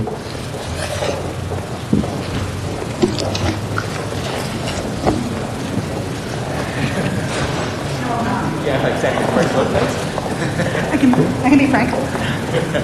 Unfortunately, the parking meter technicians left. Right. But if But if I may, on Yes, behalf you of can. the union, generally, it is our general caution and our belief that work is best done by city workers, that public work is best done by public workers, and that would be our advocacy. We believe that city workers do a tremendous job, and we caution that when we sell assets, even when there's a potential upfront gain, it may be short-term gain and long-term imprudence. And so we would just caution, kind of offer that cautionary tale. We've got lots and lots of experiences. The fact is, when we brought Pershing Square in-house, it was turning about $563,000 a year when it was done by contract. We brought it in-house. The workers became city workers with a decent wage, decent benefits, reasonable pension, and on average now, generate 2.2 on average $1 million every year that the city gets to keep all of. Thank you.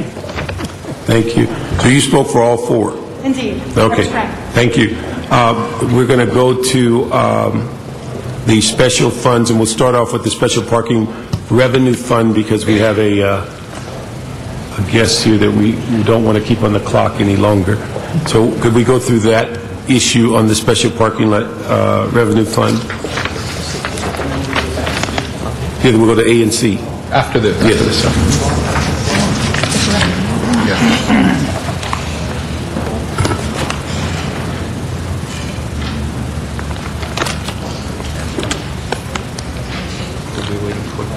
Who's going to lead the...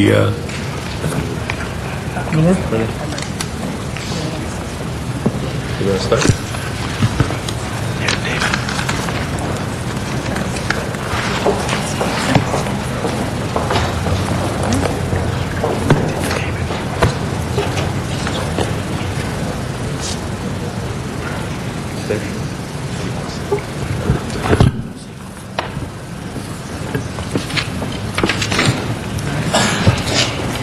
He's going to do a little presentation. Good afternoon. David Hirano with the CAO's office. The Special Parking Revenue Fund budget for the year totals $134 million and assumes revenue from the sale of mangrove, the completion of the parking concession arrangement, which you've been talking about, and provides a surplus transfer to the reserve fund of $146 million. The proposed schedule also assumes, as part of the parking concession, that there would be a defeasance of all debt associated with the parking revenue fund, and that would be debt associated with Hollywood and Highland and the mangrove facility as well. In addition, there is approximately $3 million in the budget to facilitate the actual parking concession agreement. Okay, and then if I think the numbers are accurate, on the proposals, roughly about $80 million that we're talking about the potential with the parking lots? Yes, sir. The net take from the parking concession arrangement is projected to be approximately $80 million. Okay. The total revenue that's in the budget from the parking concession is $172 million. Okay. Let me just ask the mayor's office. One of the things I just want to be clear on, is this movement of these funds in total from the special parking revenue fund, is that a policy change in the sense of viewing that we'd be, because we're selling or contemplating selling parking lots, that we won't be building parking lots out in the community? Is that the theme? Because, and I'll get to my second question after you answer that. Not at all. It's our understanding that the parking structures that would be leased out or sold, or however you want to characterize it, would still be there. They would just be run by a different entity. I know, but by moving sweeping the entire account limits parking arrangements of different types throughout the community because those funds have been moved. And I'm just wondering, is that a new policy, or is that just because of the economic situation? I think the economic situation does prevent some challenges in terms of building new parking lots, parking structures. However, we feel that the opportunity that exists in terms of the revenues that would come in from a parking concession deal, would allow the city council and the mayor to make another policy decision to use some of those funds for the construction of new parking lots. Okay. Let me just say this, because one of the concerns I have, and we do not have a lot of money in the 8th District as far as parking meters, but we've been saving for a number of years, and we were told on last year's budget, 08-09, that the sweep of the money was going to be a loan, and then we get swept in 09-10 with no discussion about the previous year. So I just want to make sure that as we make those commitments, because, and I take a step back and ask DOT, I think what we have to do on these funds for special parking revenue, just as we're going to ask CRA to do for 1290, the fact that they're not allocated doesn't mean they're not earmarked. And that there's got to be some consideration of saving money over multiple years to do a project, and because you've not placed them into that project, they get swept. And so we're going to have to come up with some designation within the pot of money that reflects that they're earmarked for a growing project, or they are allocated into a project, or they are unallocated, so that we know exactly what is going on by district, because to take 5 years worth of work and see it swept really creates a concern, because we've been telling people for 5 years something's going to happen in a community.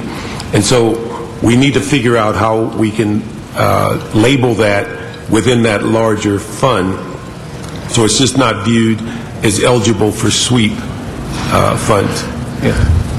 Mr. Chair, I think what the mayor's also said is that as part of our work on the assessing the opportunity, the P3 opportunities in parking, that we need to figure out a different way to finance these priorities in individual council districts. So you're right that a historic way to do it is to earmark the parking meter revenue and to segregate it and to save that up and use it for structures. But there are alternative ways to finance these structures, either through MICLA or through the private sector or through the fact that the structures pencil themselves, perhaps with some government guarantee. So all of those, I think, are issues and ideas that are on the table that we expect to have a conversation with you about as part of the larger conversation about the SPRF generally. Let me just say, I think all of those are great in certain districts, but in very poor districts, many of those are not feasible. And I think it's a matter of trying to make do with what you accumulate the funds. And the problem that I have is that as you accumulate the money over time, you get swept, you have no base to even begin the discussion. And so what I want to make sure is that we clearly establish in this year's budget, 09-10, as we did in 08-09, that these are loans from these funds, they're not swept, so that we have an expectation that each district is going to get their funds back. And again, we'll deal with the policy issue as how long those loans will take, but we don't want to have indiscriminate sweeping where there is no expectation of returning the funds. How does that work on the city's financial statements? Does that end up looking like a liability on our financial statements? If we're, do we want that? Well, the issue is we'll work out what we want. The issue is we want to make sure that the council offices are not swept when they are depending on funds that are generated out of their district. And I think, again, we got to come up with a different accounting system so that it's clear what is allocated and what is earmarked. And because the fact that it's not allocated doesn't mean that there's not been 3 or 4 years of effort to build something to implement. And so we'll have to work out the wording to make sure that it gets done. But I want to make sure, just as and it wasn't viewed as a financial liability last year when we earmarked it took us about 4 years to accumulate $500,000 in Leimert Park, and it was earmarked and swept, and we were told it was a loan for that year, but this year it's silent on that issue. So we want to make sure the last 2 years are both loans, and we'll work out the wording to make sure people have an expectation that where these funds were dedicated and how they're going to be used in the future. So. Bill, you had something on? Yeah. Some report backs. Obviously, in order to obtain more revenue and make this more attractive, we can expand the number of and proposed parking structures named to be part of this concession. Can we get beyond that? There are other areas. We looked into that.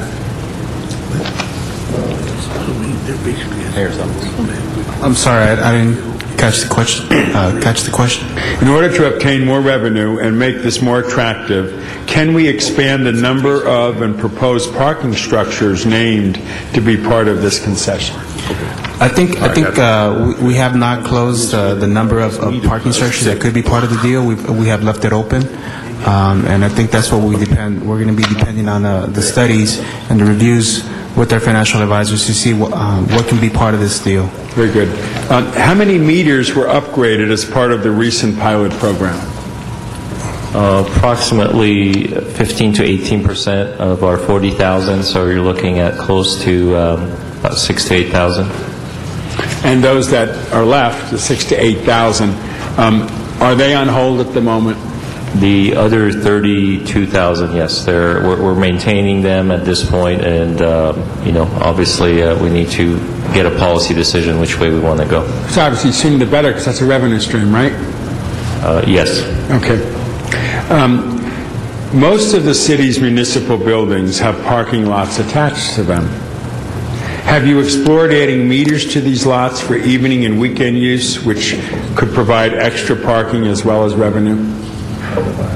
Is that part of our looking out?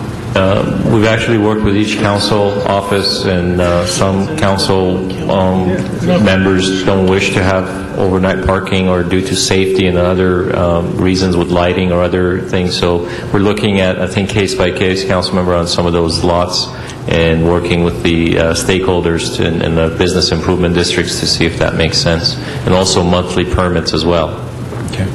I would like a report back listing the areas in the city where it makes the most sense to add more parking meters, which then should be where the city could obtain the most bang for its buck. I'd like to get that energy out there and get a report back on that.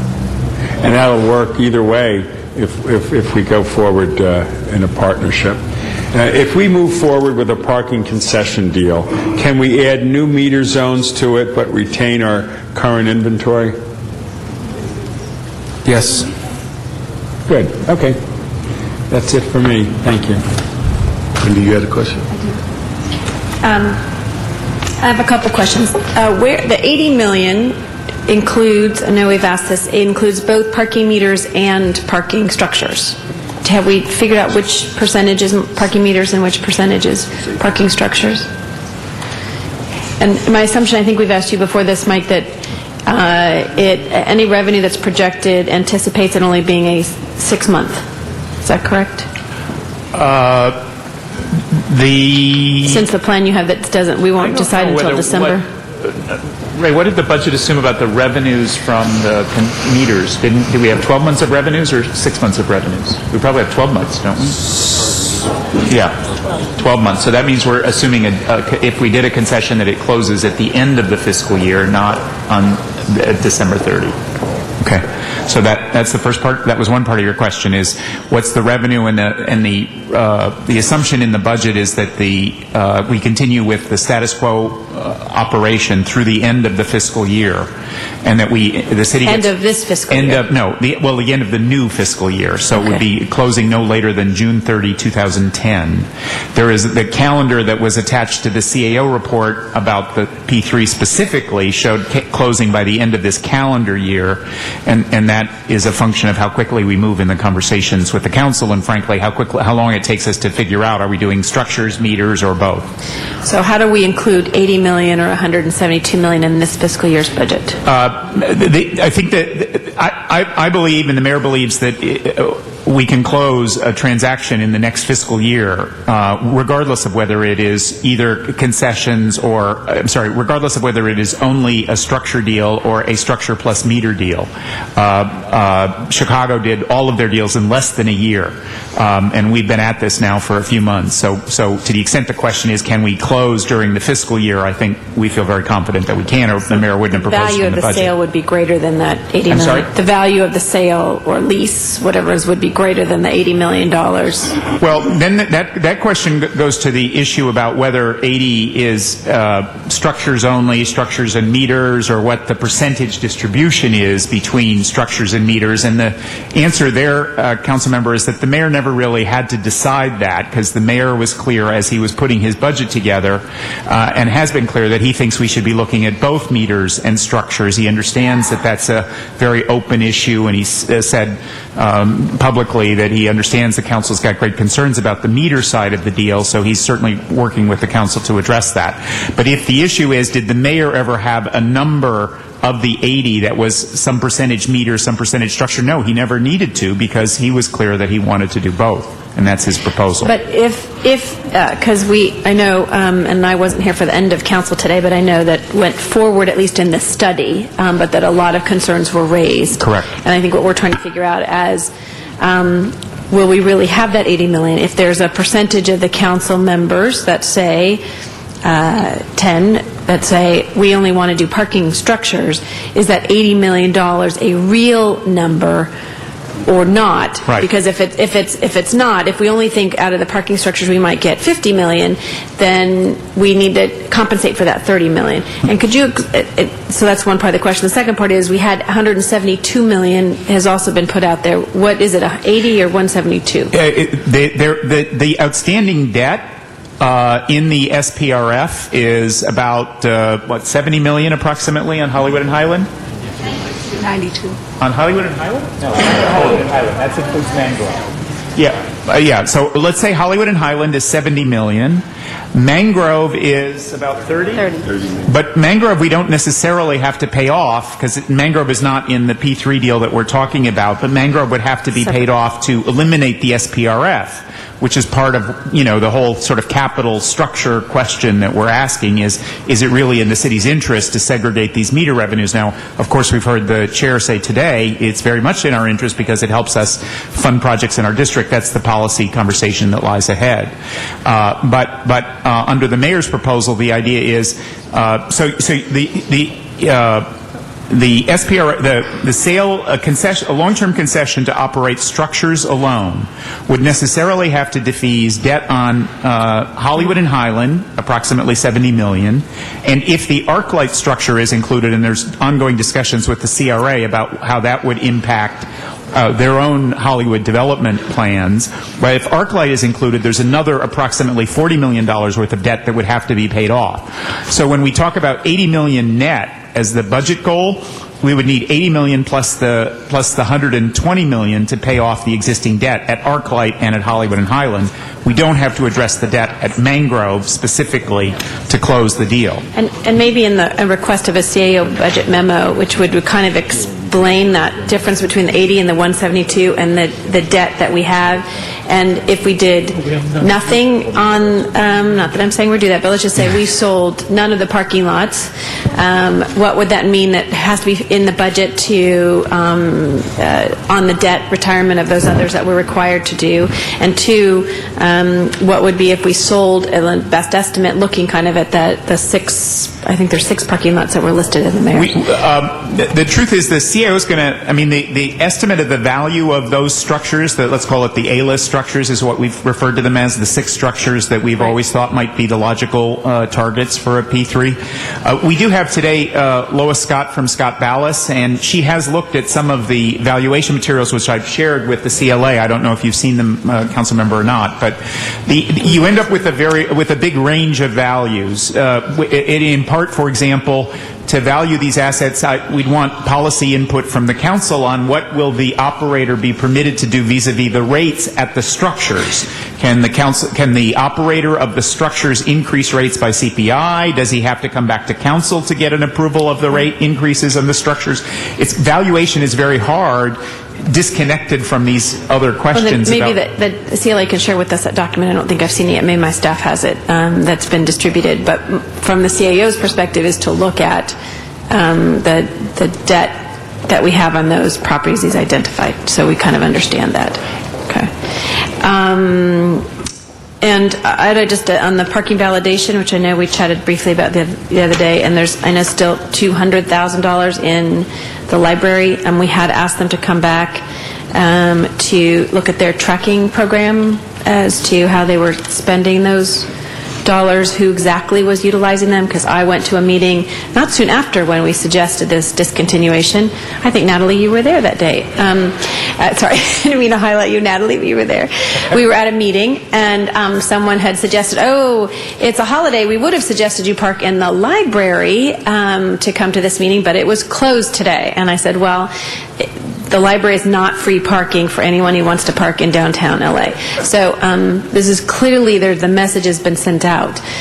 So I really do want to look back at the library and what they've done on that item. Do you want to say something on that, Jerry? I would. Back on the prior issue, Okay. we will share you the valuation information. It is somewhat dated. The valuation was only on the 6 structures, and it did result in the approximately $80 million figure.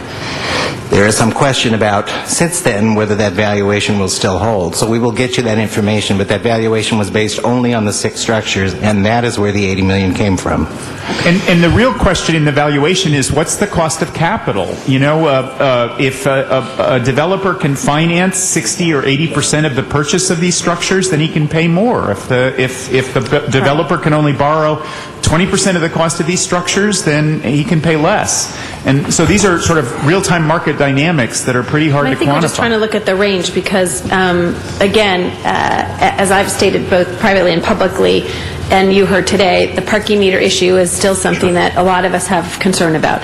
So we want to make sure if 80 million is really, we're only going to reach that if we do both, then we need to understand that. Right. If it's going to be close to that, a little bit more than that, then we need to understand that too, so that we can adjust the budget accordingly if need be.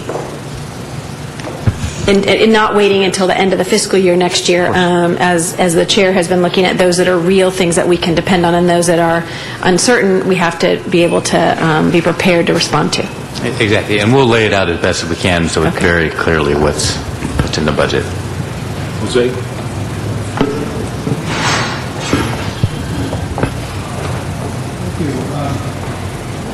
This project here, on this item, when do we, again, a basic question, when will we get back the report from the consultants from the council item that we approved this earlier today? It'll probably come in pieces, Councilmember, but I think given the budget realities, my goal is to wrap as much up as possible by in June, so that, no later than June, so you would have a report from us in July. And would that give the council sufficient time to approve or not approve the action so that we then put that in as a cost-saving measure in next fiscal year?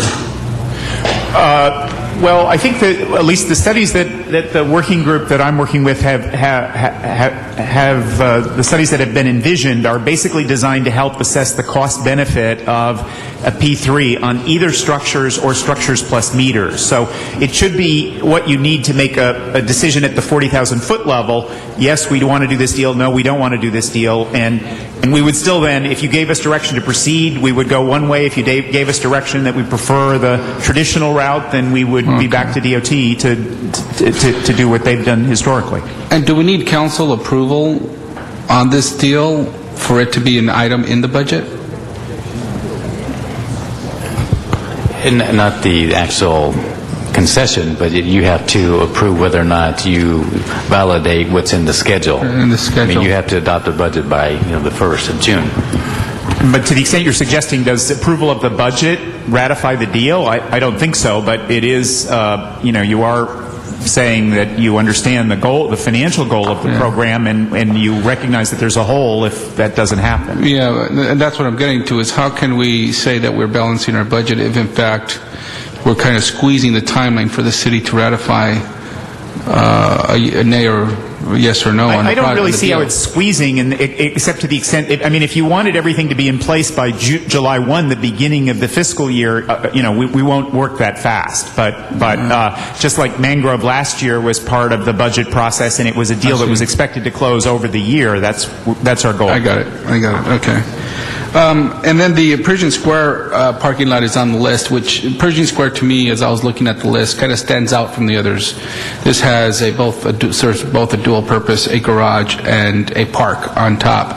If we privatize this, how can we guarantee that some of the benefits we receive from the park and what we've historically wanted to keep as open space there in the center of downtown LA, what types of guarantees can we get from private entities? Do we stipulate that in the contracts, et cetera? I mean, those are the types of things we negotiate, correct? And each garage will have their kind of unique qualities that, there's some public benefit or some public interest that we have at those that I assume we would negotiate, correct? Yeah, the starting point, of course, in Pershing Square would be that our concession would only pertain to the subsurface garage and has nothing to do with the public park that sits on top of that garage.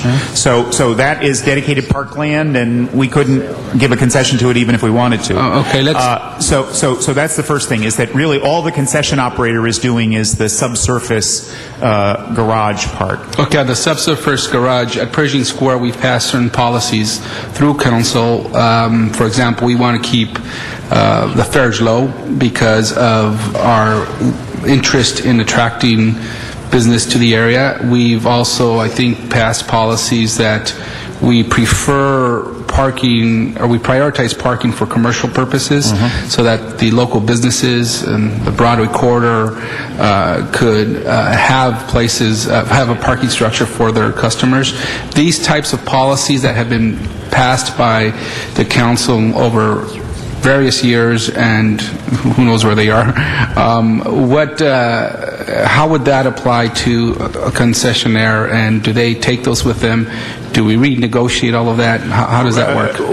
We're dealing with an empty piece of paper, so we can do it any way you want. I think our starting point would be here, we would accrue all the policies and say, here it is. For example, some of these structures, there's a great deal of sensitivity against monthly parkers in favor of the retail guys that come and go and come and go. The garages could easily fill up with 100% monthly parkers, but the retail operators don't want that because they want parking spaces to be available for retail shoppers. So those are policy decisions. I think our starting point would be, if the council has made a policy decision, for example, not more than X monthly parkers at Y Garage, or you were saying that you wanted to make monthly parkers available at Pershing Square. It sounded like you were on the opposite side. You should make these spaces available for business. Whatever the rules are, we will bake them into the concession and say, this is what you take, and you have to abide by these rules.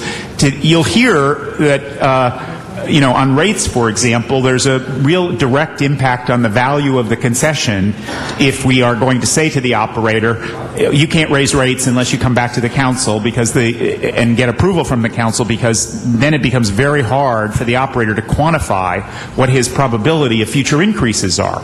So, could we get a concession which says all future rate hikes have to be approved by the council? We certainly could, and that may be where we end up. But it will have an impact on value that we need to quantify and explain. But we could envision, or we could get in a situation where we say, these are certain policies that have been passed by the city council, and they're sticking by them. And then the concessionaire looks at them and says, well, it's not financially feasible for us. So we say, okay, we're not interested in that parking garage, but we are interested in these others. Right. That's certainly possible. And would that still get us to the $80 million for our budget? Again, the more assets that you take out of the package, I think if meters are still in the deal, no problem. We can get to $80 million. If you're taking meters out and you're also saying, I've got concerns about Pershing Square, and if the CRA is saying we've got concerns about ArcLight, all of those decisions will put a great deal of stress on that target. Okay. Thank you very much. Just one other question on the meters. In last year's budget, we paid about $1 million. We put about $1 million in overtime. Well, $1 million in overtime was used to implement the changes in the city's meter rates and hours. And how much more work is remaining in this project or program? As far as changing out the rates? Councilman? Yes. Yeah, that's been 100% done. It's 100% done. The rates have been done. The signs have not been done. The hours have not. They're about 25% complete. But we're continuing to fund it for this coming year? Yes, I believe there's enough funding to complete that project. Actually, our goal is to finish that by July 1. And how much is that? How much are we funding that? It's part of this fiscal year program. I don't have the rough numbers right now, Councilmember, but So to be clear, what's left of that program? it's changing out the signs that reflect the new hours, like 8 p.m. citywide or Sundays or whatever other hours. So it's going out. It's the material and labor of our folks going out there and changing those signs. And we're changing those signs, keeping in mind that we may do a public-private partnership. And how are we coordinating that? The rates and hours are always going to be up to council on the meter side, so we would need to change the signs regardless. Okay. Regardless. Irrespective of going through. Okay, regardless. thanks.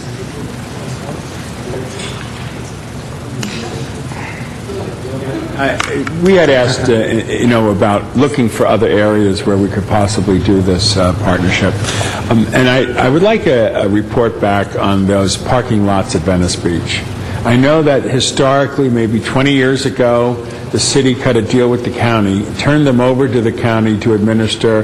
The county then took responsibility for lifeguards and maintenance. There's no revenue stream to our city, and yet we get 1 million folks to that beach every year. And it would certainly be something that could be attractive for us. The county gives us no money on it. They control it all. We have no idea what revenue.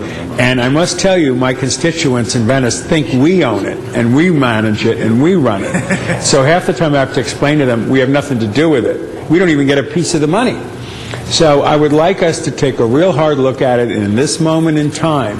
If we need to break the contract with the county because it's better for the city if we did this, that, and the other, I want to be able to know that. And if it doesn't have any value in it, then maybe we come back and say we'll leave it as it is. Can we do that? Councilmember, good afternoon. Janice Chang, CAO. We have received some information from your office regarding this agreement with the counties, and we are looking at that report and putting together a report. And I'm happy to put myself on the team, Councilmember, to make sure. It does sound to me like there's an opportunity to make more money. It would be terrific because in Venice, we get 1 million folks starting pretty soon, and I'd like to know if there's any kind of revenue we could realize on that. And I also have areas in Venice that wouldn't mind meters, but that would be something where it would have to be in a cost-sharing mode. We can't just sweep things to General Treasury. We'd like to put things back in Venice. And Ms. Gruel's point, which was my earlier point about 70 million, 172 million, 80 million, whatever we're talking about, we got to know what we're really talking about. I'm real worried that we could be building a house of cards that collapses on us with this budget this year unless we address the labor issue, and labor's got to come up front and tell us clearly where they're at. No more games. You're either going to be with us or not with us, or what level you'll be with us and not be with us, so we can start penciling in the real budget for 09-010. We can't be down to the wire when we have to submit this in June. We could end up like the state and not have a budget on time July 1 if the insanity of keeping things away and not clear aren't out there.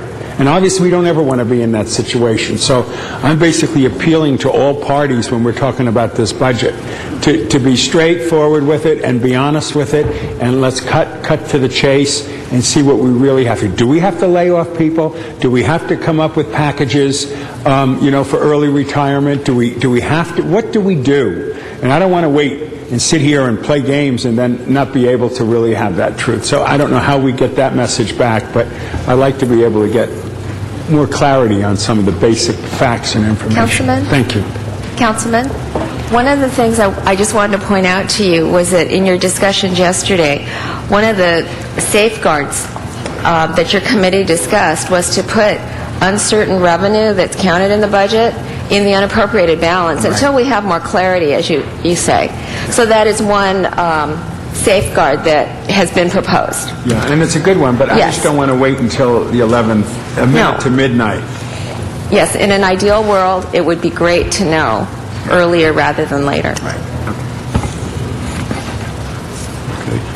Let's go to Prop A, C, and Measure R. And while you're getting ready for that, Mr. McQuiston, you had comments on Prop C.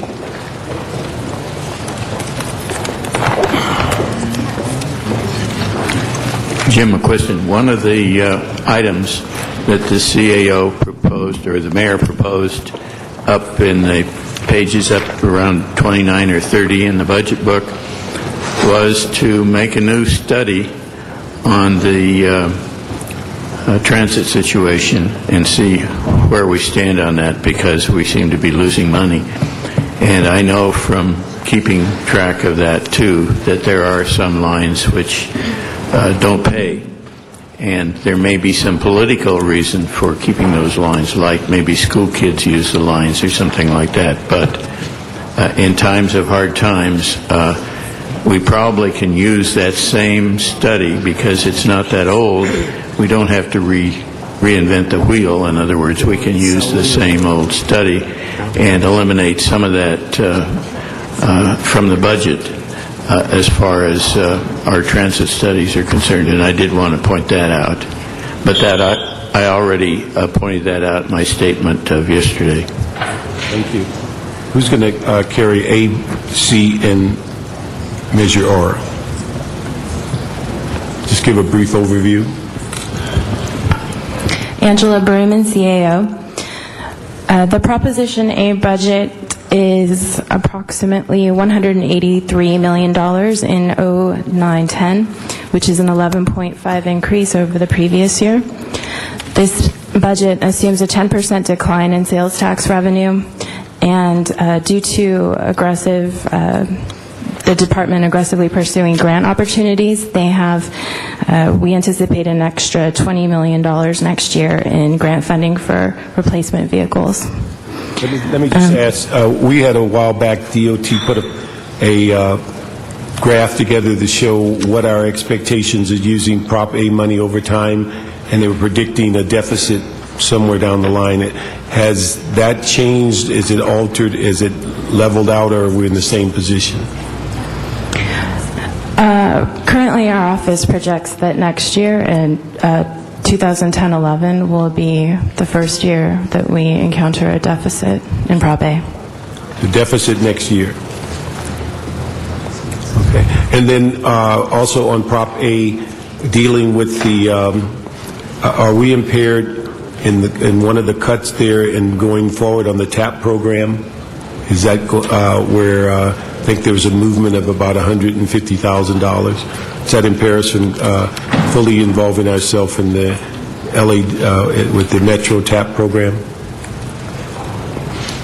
It's on page 915, the universal fare system, and we reduced the funding about $150,000.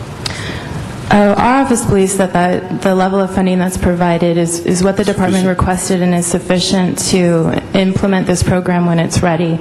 Currently, the department is working with MTA to get a revised cost schedule from the contractor to do the implementation. If we're successful on some of the stimulus money, that's going to aid Prop A on buses and things of that nature? That's correct. Okay. Any questions on Prop A?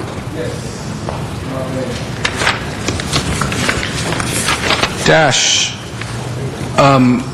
When was the last time we completed a fare analysis as to the 25 cents fare? Should we increase it? Should we keep it the same? What's the effect on demand ridership, et cetera?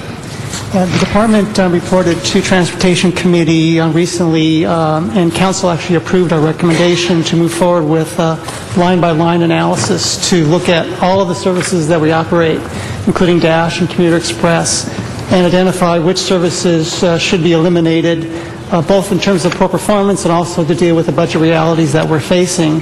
And as part of that analysis, we'll be doing a fare analysis, which we're looking at raising fares for both Dash and Commuter Express. Can you repeat that last part, please? As part of that, I'm sorry. As part of that analysis? As part of that analysis, we'll be looking at a fare analysis as well to look at raising fares for both Dash and Commuter Express. When will you be completed with that? The study will take approximately 6 months to complete, and we'll come back to Council with recommendations both on service cuts as well as fare increases. Okay. But this is the fare increase study is separate from the performance study? Yes. Okay, and the performance study was completed. There's a list of... No, well, I think you may be referring to an older study where we looked at where new Dash services might be implemented, but what we're just on the cusp of undertaking now is a study to look at the performance of all of our services and which services should be eliminated. It may be a portion of a route, it may be an entire route. We're looking at significant shortfalls. As reported to the Transportation Committee, we're looking at a $260 million shortfall over the next 10 years. So that's $26 million a year in service that we have to cut unless new funding sources are available to help mitigate that, and Measure R is one potential source of funding to do that. Yeah, and that's what I'm getting at, because there's such a huge demand for this service and a lot of lines that we could possibly fund, but we don't have lines that we could begin, but we don't have the funding. And the fare analysis is going to be so important so that we understand that we need more funds. Maybe it's through the fares that we fund the additional lines. What percentage of our the revenue that we get from our funds accounts for the operation of Dash? From the passenger? From the passenger. Approximately 20% of our costs are covered through the passenger. So the 25 cents covers about 20% of the total cost. Of the total cost. Is there an industry standard as to how much? Those numbers have been going down, but I would say 20 to 28% in that general range. That's around where MTA operates as well. Okay. Now, so when these studies are complete, are we going to see this for next fiscal year, for this fiscal year? When can we? In terms of service cuts, again, if there are no other funding sources brought to bear and we're forced to have to cut service, our intention would be to come back with the findings from the line-by-line analysis, bring that to the council. We would then need to go out to the public and do public hearings on the potential impacts, and then come back to council with recommendations for implementation. So that could take up to a year when you factor in the 6 months to do the study and the public hearings, and then coming back to council. That could take about a year. Why wouldn't we do the fare study first and then determine, well, this is how much more revenue we can get if we increase the fare this much, and then we could probably save some of those? What we want to do is come back with a comprehensive analysis that looks at both cost and revenue so that you can gauge. Obviously, you could increase fares significantly and reduce the amount of service you have to cut, or vice versa. We felt it better to bring it all to you at one time so you can make the appropriate decisions on how best to move forward. Okay. And when are those reports going to come again? Approximately 6 months. We're just now getting ready to get the study started. Okay. Okay, great. Thank you. There's only A. Mr. Chair, we're going to do C later. Okay. Yes, A, and then we'll go to C, and then Measure R. I have questions on C. Well, let's get that. Mr. Rosenthal, you got an A question? A couple of quick A questions here. As you continue to review and evaluate the transit programs for possible future elimination, what criteria is being used? We have council-adopted criteria that we use to evaluate performance of our services, including how much money we get back through the fare box, the amount of riders that we carry per service hour, the amount of subsidy that we provide per passenger. So those are the criteria that we currently use that are adopted by the council, and we'll revisit those criteria and see if there are potential changes in the criteria that make sense. What is done with the buses that are replaced? Buses, when they're reached the end of the useful life, they're sold through the city, through GSD, through salvage, and then we purchase new buses. Are they available at all for communities that currently don't have dash buses? For instance, I had a whole group meet with me the other day, and they have 10 spots that they want a dash bus to work, and they've been pushing it for 10 years. There are people from Mar Vista Gardens that go to the Venice free clinics, and we do have poor people in the 11th district, contrary to people's imagination. We do. And they have no way to get around. Is there any opportunity that we could kind of do a private-public partnership? I want a dash bus in my district, and if I can't use city months to do the whole thing, I'd like to get private sector to work with public sector and create a dash route. Any possibility? Yeah, we're actually in discussions with your office now on a couple of ideas to provide service, an alternative service to a dash. One would be more of a public-private partnership with existing shuttles in the area, and another would be to make use of social service agencies that may have vans that are sitting throughout the day that we might be able to use to provide service to key activity points within your district. Great, and I look forward to those discussions coming to fruition because it comes up every day. I'm just curious, why is there an increase in the amount provided for the Senior Youth Transportation Charter Bus Program, which I like, but in context of what Rita's saying here, how can we be doing that and not others? Well, the reason the costs have gone up so significantly is that we had just finished a 5-year contract and went out to an RFP and awarded a new contract, and the rates that were being charged by the charter bus companies have gone up significantly, so we increased the budget amount to try to maintain at least some semblance of the amount of service that you normally are used to seeing year in and year out. But I think when we come back with this line-by-line analysis that will focus on Dash and Commuter Express, we also want to take a look at our other programs such as City Ride and Charter Bus, and we're going to have to look at really cuts across the board because the shortfall that we're facing is so significant. My last question is, the presentations made about the Safe Moves program taught at schools, who performs these presentations and how many schools receive these presentations? I'm not the best person to answer that question. It's a great program. Safe Moves does the program. I'm not sure exactly how many schools they reach, but they service about 170,000 students a year. Thank you. Thank you for that. On Prop C and Mr. Rosenthal's observation regarding senior and youth transportation, if we wanted to swap out some of that money for a Dash-type program, could we do that? That money could be reallocated to anything transit-related that the council desires, yes. So Dash being part of Prop C, if we didn't want to spend the extra money on transportation system buses, we could spend it on Dash buses instead? Recognizing that we have a $26 million a year shortfall, yes, it could be reallocated to something transit-related, other transit-related. Let me just ask you one I want to do that too.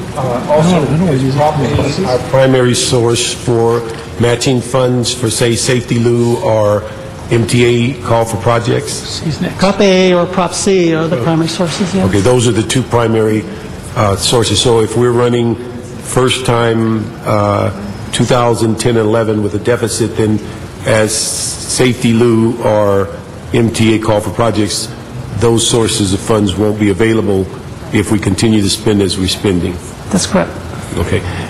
Let me just ask the Mayor's office on Prop A. On a couple of items we saw in the budget, Prop A funds were shown as shared responsibility. If those funds are coming from a source other than general fund, why would we create a shared responsibility for those usages? Not exactly sure. I think the CEO might be able to answer that, but okay. If we can just look at that. If positions are funded from Prop A or Prop C, then those positions would also have to be. Okay, but I'm just saying if they're coming from C or A, what would be the benefit of having a shared responsibility when the funds are coming from a different source and not the general fund? Well, it's my understanding that both Prop A and C are looking at a long-term sustainability problem. So anything we could do to also offset the projected deficits for these two sources of funds would be beneficial, I think, to continuing services funded from these sources of funds. Could we ask the CEO to look at those that are A and C, and we'll get to Prop R, but just to see in the sense, to me, it just doesn't, as we had the discussion the other day about some positions, whether we're being funded by the proprietaries and we're doing shared. I can understand having a global view for the optics that everybody's sharing, but some of these positions don't necessarily fit. So we can look at that and, as it relates to Prop A. Could we ask somebody to give a short presentation on Prop C?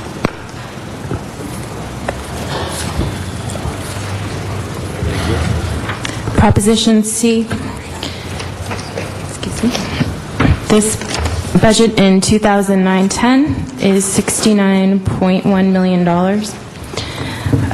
Of primary note, it is anticipated that revenue, there's a 10% decline in sales tax revenue, leading to a decrease of about 10% in this fund for 9-10. Any questions on Prop C? Yes.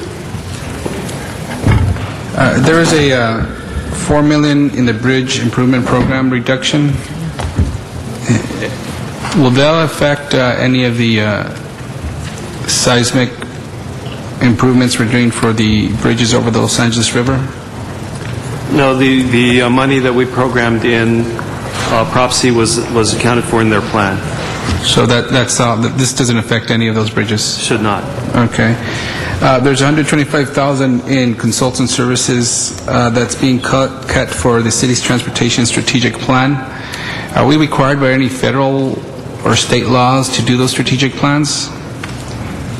No. And so we're not going to do any strategic planning?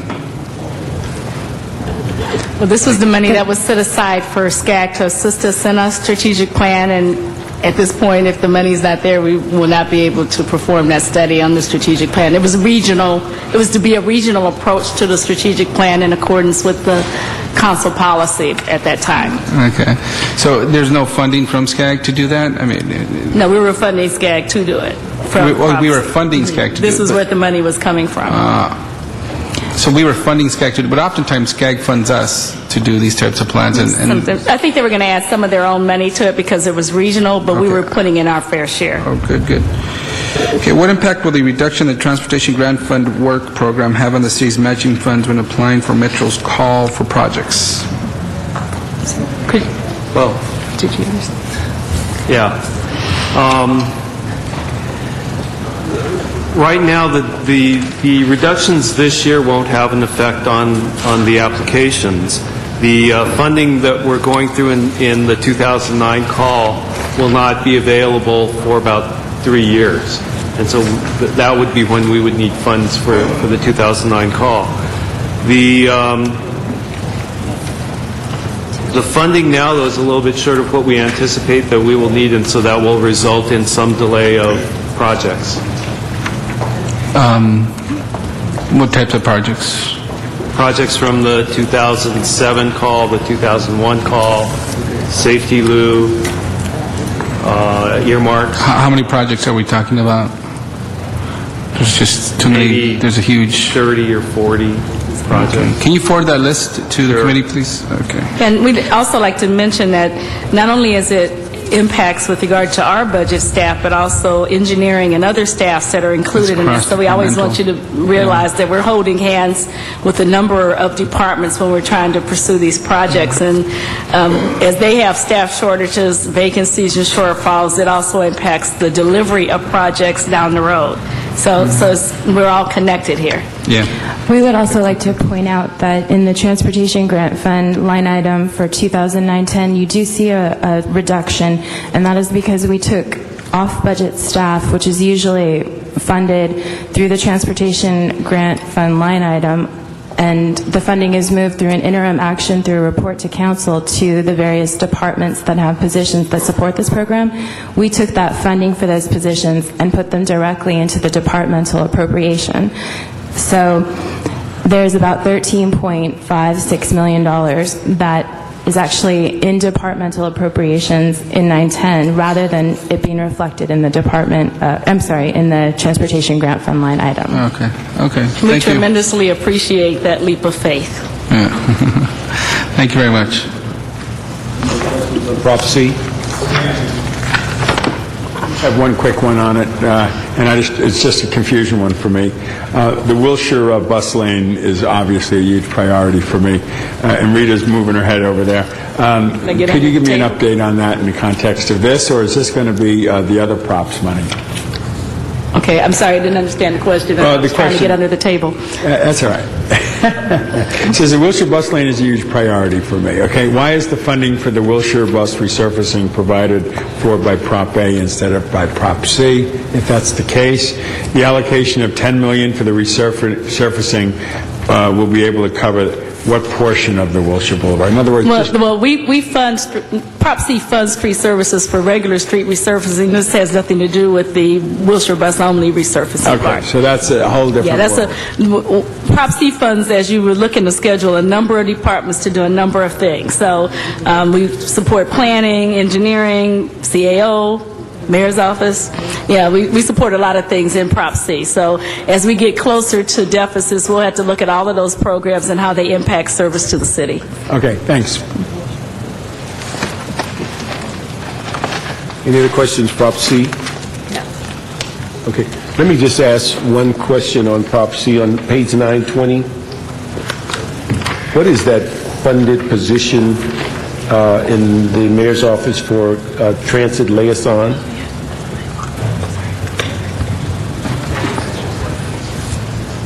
That's our staff in our transportation policy section, including deputy mayor, which oversees the transportation-related functions. Okay, so that's a body that's not included in the budget is funded by Prop C? Sorry, what was the question? I said that's a position not included in the mayor's budget but funded by Prop C? It is included in the mayor's office. The source of funds in the mayor's budget is Prop C. Is that historically how that's been funded? Yes.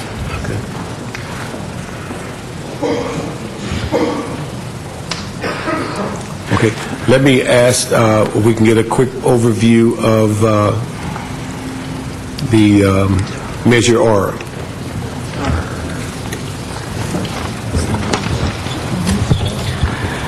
Good afternoon.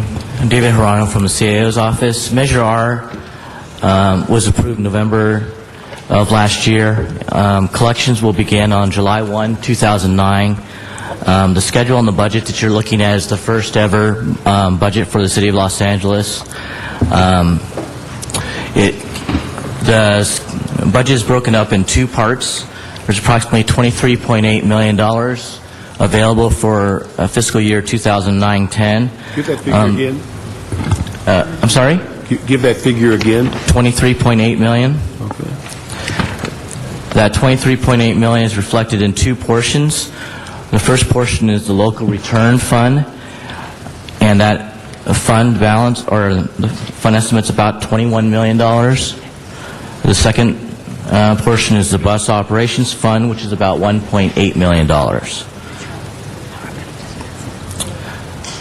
The mayor's budget proposes to use the local return funds to fund projects in street services, and they would basically enhance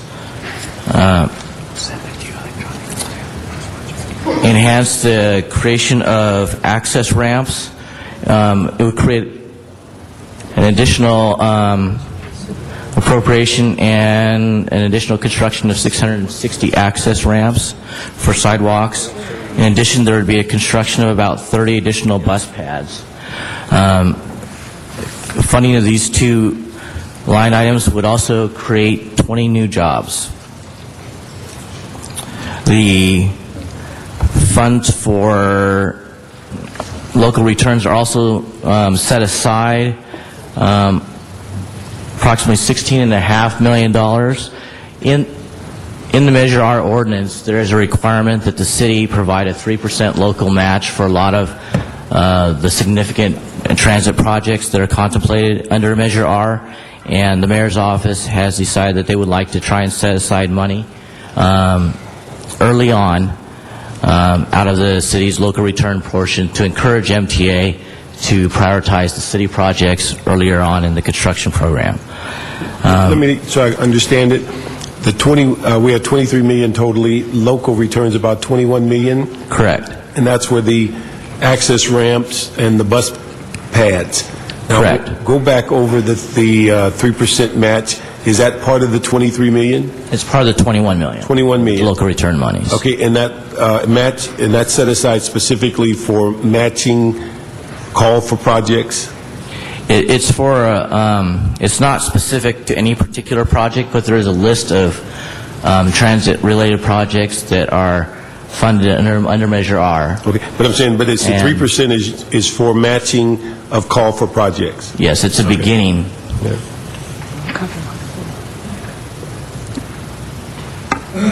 We'd like to clarify that in part of that work that will be done under the access ramps, we'll have signal work that has to be constructed from DOT side. So we want to make sure that all the costs involved with those projects are included so that we can make sure we're funded adequately. That's all part of the 21? It's part of the 21, yes. Okay. All right. On the call, on your question, Councilman Parks, when you said call for projects, I don't think there's going to be a call. You're looking at matching transit projects that are called out in Measure R legislation, correct? Okay, so it's the Earmarked. Measure R projects, not... Yes. Okay. Yes, it's projects that are actually contained in the ordinance. Okay, it's the Measure R project. Yes. Okay. Okay. Any other questions on Measure R? Criteria was used to say that for the first time that this money is available through the local return, that we will apply it to the most of it's going to the on-ramps? Or how do you describe that? I'm sorry, sidewalk access ramps? What is it? Sidewalk access ramps? Sidewalk access ramps. So what criteria was used to... One of the key provisions of Measure R is that the funds need to be used to augment and not supplant other city funds. And as of the time of the publication of the budget, we did not have a lot of detailed guidance from MTA as to how they were going to interpret that. So the mayor wanted to be cautious in terms of budgeting monies for projects, and he also wanted to create jobs. So those were kind of the criteria that were looked at. What other options were there to use this money? Just given that there was a limited information about how it could be used, but what were the different options? We didn't have a lot of other options during the budgetary discussions. What we do know, though, is that as we move forward and as we get better guidance from MTA and as DOT has a chance to look at the funding they're getting from the stimulus projects, that they will have more input as to what they would like to use the money for. And there is obviously a set-aside that we've set aside, but DOT will have an opportunity to propose additional projects for next year as well. And also I'd like to add that there's pending litigation or ongoing litigation with regard to the access ramps that definitely have to be provided, that Bill Robertson can give you more information on, that we're assisting with. So we wanted to make sure those were funded so that we could get those done throughout the city. It's a civil rights litigation, and we want to protect the city with regard to that liability. Okay. And we do have a ways to go in completing all the access ramps that we need to do. So. Something stronger than water. And what are the projections for Measure R revenue for each of the next few years for the city of Los Angeles? Well, the current projection we received from MTA, you see it here in the budget. They have also projected that on an annual basis our local return money will be approximately $36 million a year. We'll see if that plays out. As we know, we're experiencing some challenges in sales tax revenues, so we'll have to see if that is realized or not. And has the mayor's office or the Department of Transportation set up a process by which those monies will be distributed within the city? Well, they would occur through the budget process, through the annual budget review, similar to the Prop A and Prop C, allocation and appropriation of funds. That's my understanding. And then you have a gun. Okay, and so for fiscal year, the following fiscal year, not this one that we're planning this budget for, we will probably have better guidelines and parameters from Metro to better have a priority list from the city to say how can we fit this in, correct? Correct. That's right, and in particular for the local match, for the local return rather. Okay. And just a random question, can we use Measure R for dash service? Most likely you'll be able to use Measure R for some sort of transit service. The Bus Operations Fund, which is the smaller of the two funds, clearly is set aside for transit. We're waiting for some better guidelines from MTA to see exactly how to program that. In addition, we were hoping that DOT would be able to provide the mayor and the council and our office with a list of eligible projects for the use of those monies as well. Okay, let me ask MTA. MTA, Rita, do we have any better guidance?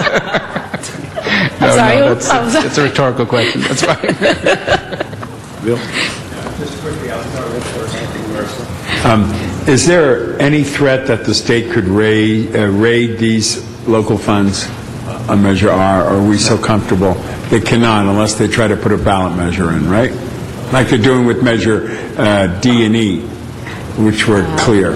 Yeah, no, these are local taxes the state has no say. They can withdraw other money that they give us In lieu of. that would impact us. Okay. But they can't take these monies. And as you were saying, it's $36 million a year, you see, for the next 30 years?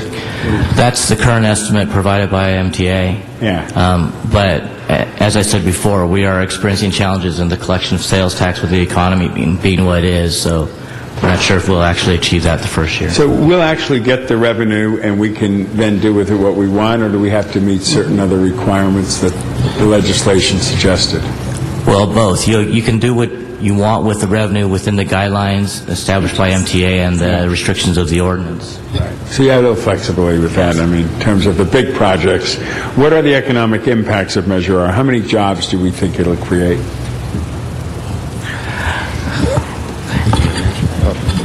We've identified a few jobs that we know that can be created with the Access Ramp program because there are city workforce. How many jobs it could actually create in the economy here in the city, it's hard to measure because we're talking about really large signature projects for the city. The Expo line, the Green Line. These are going to be huge. I guess you could say generators of jobs, but to try to quantify how many at this point. Subway to the sea, is that it? Exactly. Yeah, exactly. So it's hard to quantify just how many jobs this could create. It would have a multiplier effect, we believe, not just in terms of the people that would be hired to construct these projects, but the ultimate goal is to make this city more transit dependent, to be able to get people in and out of the urban areas and to places like LA Live and things of that. I must say I'm very grateful to the voters for voting it in, because if it was held today, who knows, considering the state of affairs. But this is a revenue stream that we can really use dramatically to impact our transit issues. So it's great. Thanks. Let me just go over a couple of things on, report backs. I'd like to make sure, just to clarify, on the issue, particularly the last 2 years of special parking revenue funds I mentioned earlier, we want to make sure that it's footnoted or whatever appropriate to reflect that as loans from the districts. And also we've asked the CLA to develop a policy as it relates for council offices as to what and how those funds should be expected to be repaid, so that we have some idea of their coming back into the system. Also, we've asked that the CAO, would you give us a report back and dealing with traffic citations, parking citations, if we created a $5 fee, raised all parking citations by $5, what would we realize and stay substantial compliance with the California Vehicle Code? And then also, how much would we generate if we raised the floor of our parking citations to $45?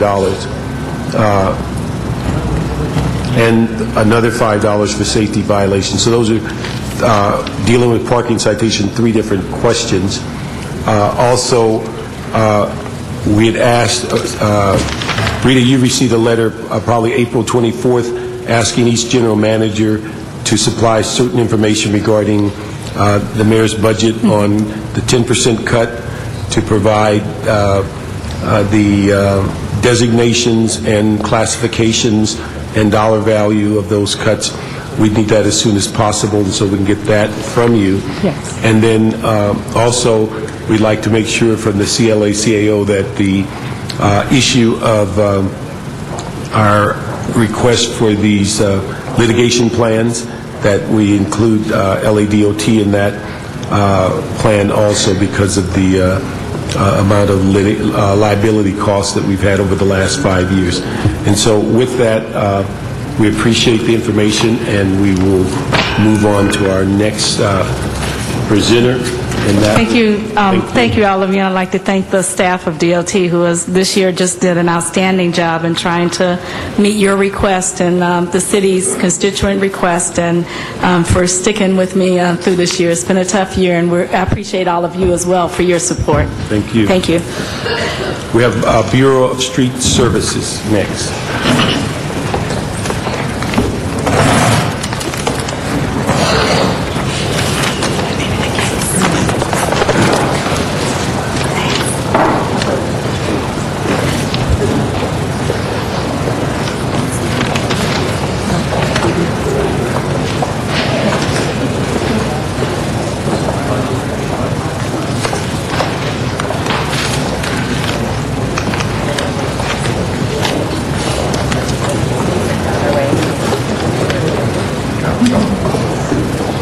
And while you're coming up, we have a couple of public comment cards. Art, is it Sweatman? Dan, Marisol, Richard Sanchez, Jim McQuiston.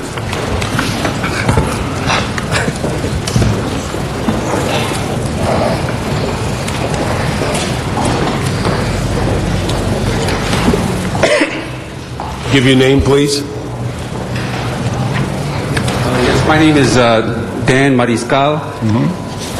I'm an ordinary, everyday garden variety truck operator for the City of Los Angeles Department of Public Works Bureau of Street Services.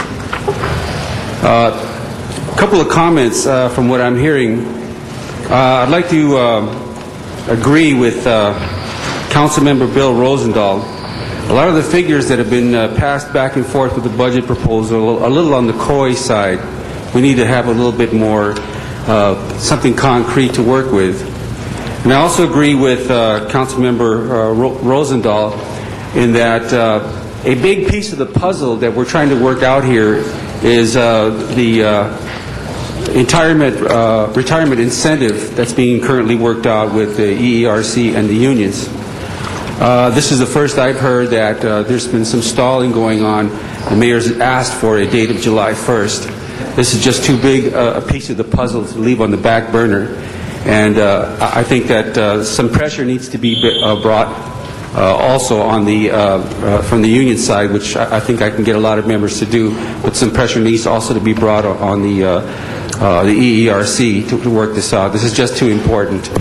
And I support the council members' efforts, but I would also like the council to think about doing, instead of one broad sweep change, is to do it in layers so that we know what we're working with. Thank you, sir. Thank you very much. Mr., could you give your name? Is this Mr. Sweetman? Good evening. My name is Richard Sanchez. I'm with the Engineers and Architects Association. We're looking at the deleted items that are all in resolution authority positions. The removal of the positions, if they're not restored, does not mean that the work goes away. That just means that the work is reassigned, which lowers the priority of the work to be done, or you have to contract it out, which we have already stated before in other representations, that is not productive for the City of Los Angeles. As managers, we often look at the work and we lower the standards, because by looking and reassigning the work to other locations, it does not produce what we're looking for in saving positions in the long run.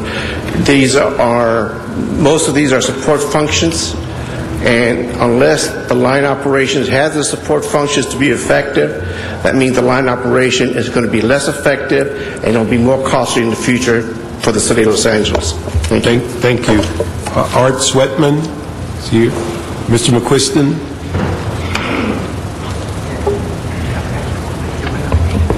Jim McQuiston, you have my statement on this. I do want to emphasize for people who are listening to this, we do have several gems here in the room, and one of them is Bill Robertson, and he's really done a terrific job at Street Services. But I also want to say, we just talked about curb cuts. Curb cuts are subject to the Vrooman Act, and as you saw in my memo, we have been violating the Vrooman Act for quite a while now, since 1975. And as you well know, we can do things that are against the law as long as nobody sues us. But we want to think of ourselves as being lawful, and so we have to think about that. You'll notice, as far as the lawsuit is concerned, that should go away, because it's not our responsibility to put those curb cuts in. It's the property owners again. Robertson. Good evening. Good evening. Okay. Let me just start off. I'm going to give you the Wendy Grew question she asked me to ask you before she left. It appears that the 50-50 program is not a part of this upcoming year's budget, or could you give us a status of that program? That's correct. That program has not been funded for next year. Is the fact is that we have exhausted the number of people who had an interest in it, or? It's directly related to the fact that the 50/50 program is a general fund program. As you well know, as part of last year's budget, we actually had two 50/50 elements that would allow us to do approximately almost 1,000 locations citywide. However, due to the economic turndown at mid-year, we saw that we were having difficulty selling out the first module, and the decision was made to go ahead and pull back on that second module, saving the general fund dollars. We did manage to sell out the first module, and we currently have approximately 300 individuals waiting for the waiting list for next year, should it be funded. Okay, Bill, you had a follow-up? Thank you for the 50/50 program. It's been a huge success. As you know, my district has bought into it significantly over the years. My constituents have come to me, and they somehow want to get their sidewalks done. Some of them are problematic sidewalks that need to get done. We'll end up in closed session and budget dealing with another accident of a person tripping. What kind of strategies can we think out of the box so that areas where constituents are willing to put their money where their mouth is continue some form or shape of this program, which, as you know, my folks jumped to it rather quickly, and it was very successful, and probably some of your 300 pending might even be in my district. I don't know, but dream with me a little bit, Bill, and give me some ideas. I think we all realize, and certainly all of you here know, that sidewalks is a huge issue in the city of Los Angeles. Current backlog is about $1.2 million to repair it. While we've had a general fund program and the implementation of the 50/50, certainly those two programs gave our residents an option to get their sidewalks fixed. But I think, as we discussed even last year, we need to look long-term now. What is the long-term solution? How do we identify funding that may be coming in? But to specifically answer the question, what has the city done, or what will be available to the residents next year, is currently that the resident, and we encourage residents to come to the city. The city will issue a no-fee permit for them to do the work. The Bureau of Street Services, if there's a tree involved, we also issue a no-fee permit. So by reducing those costs, we hope to encourage people to fix sidewalks on their own. The reality is that we haven't seen that happen much in the past. In the future, of course, we've been talking about the point-of-sale program. The point-of-sale program, as you well know, is currently in your committee. We are working through those processes.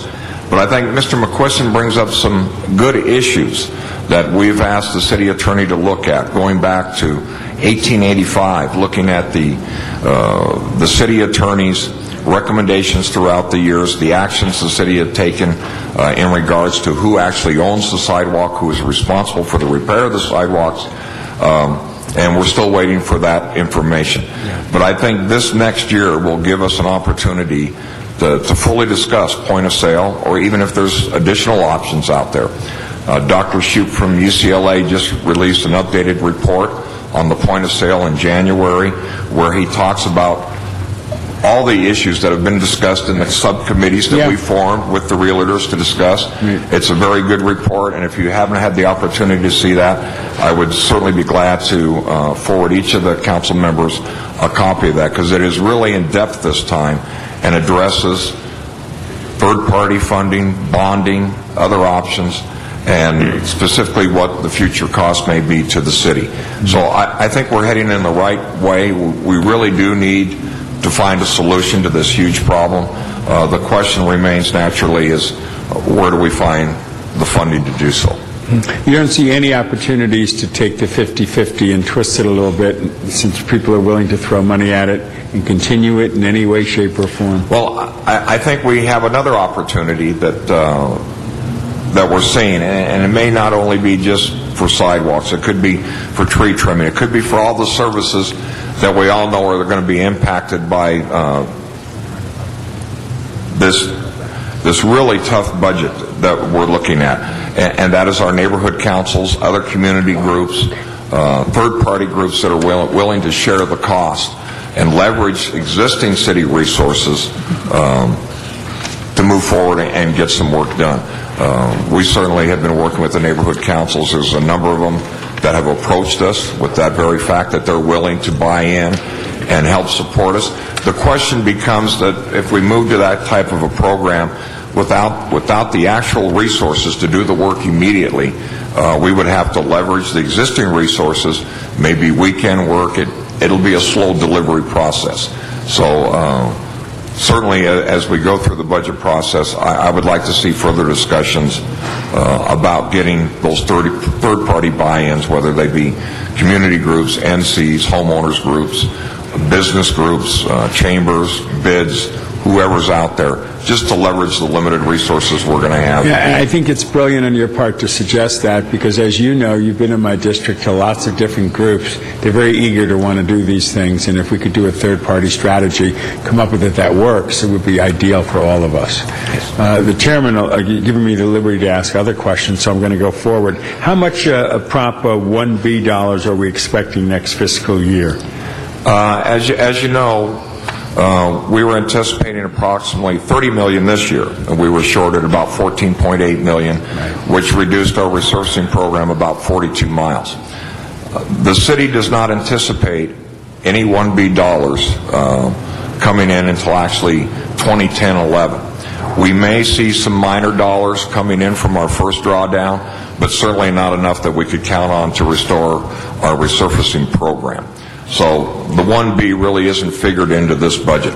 Okay. Appreciate that candor on that. Should federal economic stimulus funds become available, on which services are you planning to spend the money, and are there any limitations on these funds? I think we know that one of the main requirements of the stimulus dollars, or the Recovery Act dollars, was that it had to be shovel-ready. When you look at resurfacing, certainly that's shovel-ready. Right. We are anticipating about $44 million coming in stimulus dollars designed for resurfacing. That is good news.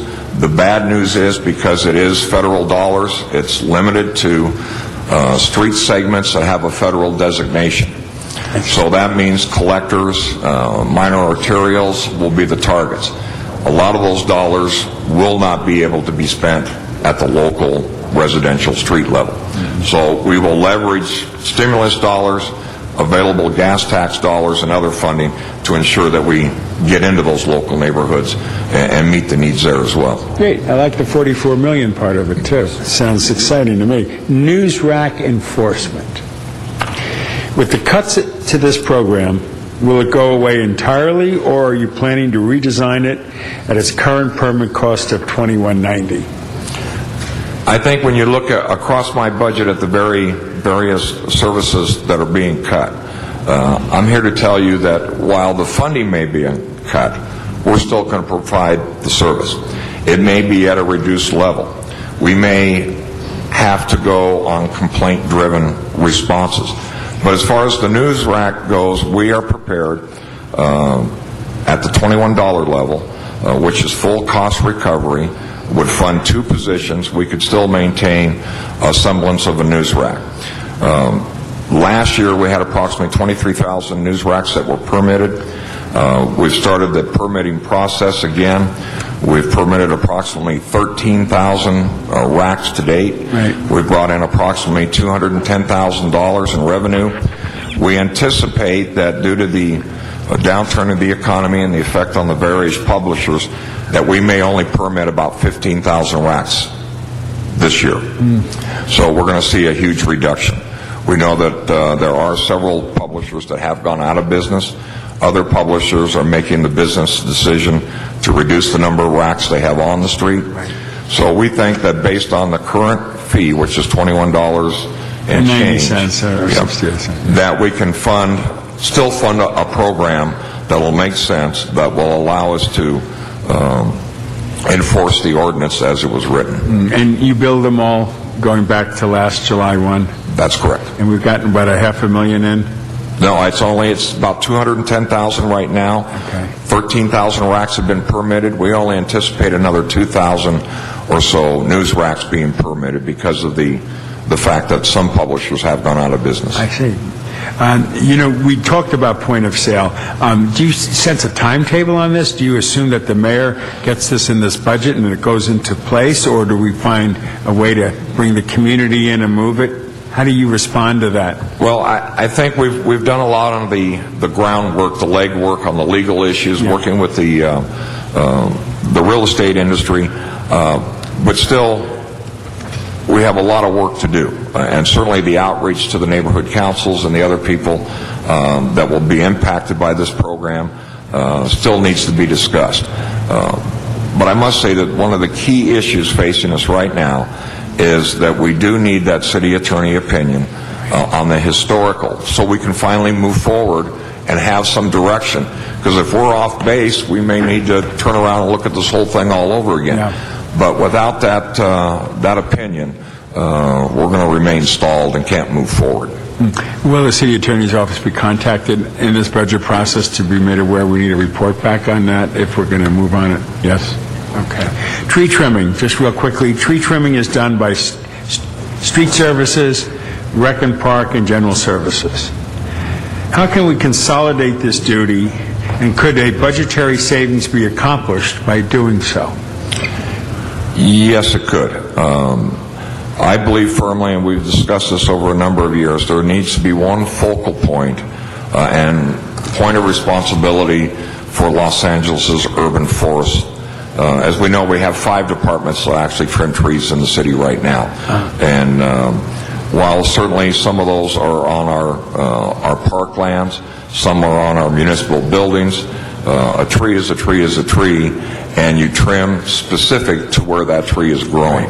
So I think certainly looking at a consolidation that makes sense, we can achieve certainly savings. We can also come up for the first time in our city's history with a strategic plan for the entire urban forest instead of individually looking at our responsibilities. And I think we could have some serious cost savings as well as some service improvements. So who should take the lead on that, Mayor's office, in terms of consolidating them all?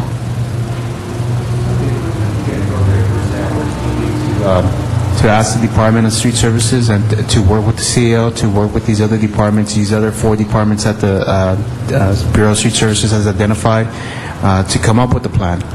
What would be the cost and the benefits? This is an area that we too feel there might be some appropriate consolidation of functions into one department. But so I would recommend that a first step would be to request that study be done. Okay, if we can get some kind of a report back in this process so it doesn't fall through the cracks, because I agree with you, Bill, there's an opportunity for savings, more efficiency, and maybe even more trees could be trimmed with that kind of coordinated effort that isn't there. Can you provide an update of off-budget construction programs and projects included in staffing levels? We currently have in our backlog approximately $60 million outside of the budget. Projects funded by DOT, CRA, CDD, the TG Transportation Grant dollars, Harbor Department, LAWA, a whole host of other folks that have come to us with dollars and want us to provide work for us. One of the key things that we're looking at this year in light of the budget that we're facing is moving a lot of those individuals from limited resource dollars, such as the gas tax and general fund, moving them to these other special funded projects. So while we may be downsizing on one side, we have a huge opportunity to move those people to off-budget, special funded, and still maintain those positions. Last is back to your 50-50, but it's a broader question, the same concept. Tell us your ideas of how we can leverage more of the city neighborhood council funds, general fund dollars to offset our budget costs to complete street resurfacing, sidewalk repairs, and tree trimming. Anything that fits within that, how can we do that? Yeah, and I'll use just one example that I'm using right now with a number of neighborhood councils because it's very simple to do, where if you try to leverage dollars for a sidewalk or resurfacing, you're talking larger dollars. But I'll give you an example. Through my budget, and I'm going to be trimming roughly 45,000 trees this fiscal year, and I know that I'm going to be trimming $3,000 worth of trees in Neighborhood Council A. That's roughly 30 trees, $100 a tree. If that neighborhood council would be willing to match those dollars, I could then trim 60 trees. Right. So as I work with the neighborhood councils to free up, they certainly have dollars that they may be looking to spend that would benefit the community. We would work very closely with them and let them identify those priorities, which trees they want treated, what's critical, and we leverage the two, and we get more work done and deliver more services to the neighborhood councils. And the trees is the easiest to do because it's small dollars. When you get into some of the other things that we could do, and I think Councilmember Smith and his program that we put together, the services we can offer, rent a pothole truck for a weekend, rent a tree crew, a street cleaner, whatever you want. Those things are available to them right now. So I think we just need to do a little bit better job in the outreach and letting them know that those services are available. They control what gets done, and we're just renting them the bodies and the equipment and the materials, and they can get things done based on their priorities. It sounds right to me. Now, point of sale we talked about, but we need to get some clarity from the city attorney's office. And let's assume we get some. How are we going to fix the sidewalks on homes where folks aren't planning to move? I mean, what responsibility should the homeowner see at this particular point? And I think, I think if we move forward on the point of sale, certainly Dr. Shoup in his report addresses that very issue of how those people that are going to be long-term residents in the city, how do they get their sidewalks fixed? And certainly in his report, he discusses the city making the repairs and then a lien being placed on the property, and then the property owner over a period of time is paying, or interest is accruing. Then when they finally sell their home, the city recoups their money. But that portion requires some type of front money to get the work done. So that's the biggest issue. What I would recommend is that we should move forward with the point of sale, that we maintain a very small 50-50 program to allow those folks that are going to stay in their homes for a long period of time, that the city would share in the cost of getting those sidewalks repaired. Very good. Thanks, Bill, for everything. Appreciate it. And I think Bill did a good exploration. A couple of things on the other programs which are being deleted here. It looks like removal of illegal signs. Yes. As you know, Mr. Smith, we remove approximately about 300,000 illegal signs a year. With this program going away, what we will do is we will actually push the program down to the areas, our area maintenance groups, along with our area investigators, and we would pretty much have a complaint-driven program, so that if a neighborhood council or a community group or an individual called and requested that we go out and remove those illegal signs, we would then respond specifically to that location, remove the signs, and go through the billing. We anticipate that if we had even limited funding for the program, if we could fund one full-time investigator that could really follow up and ensure that we're doing the billings, we're collecting the dollars,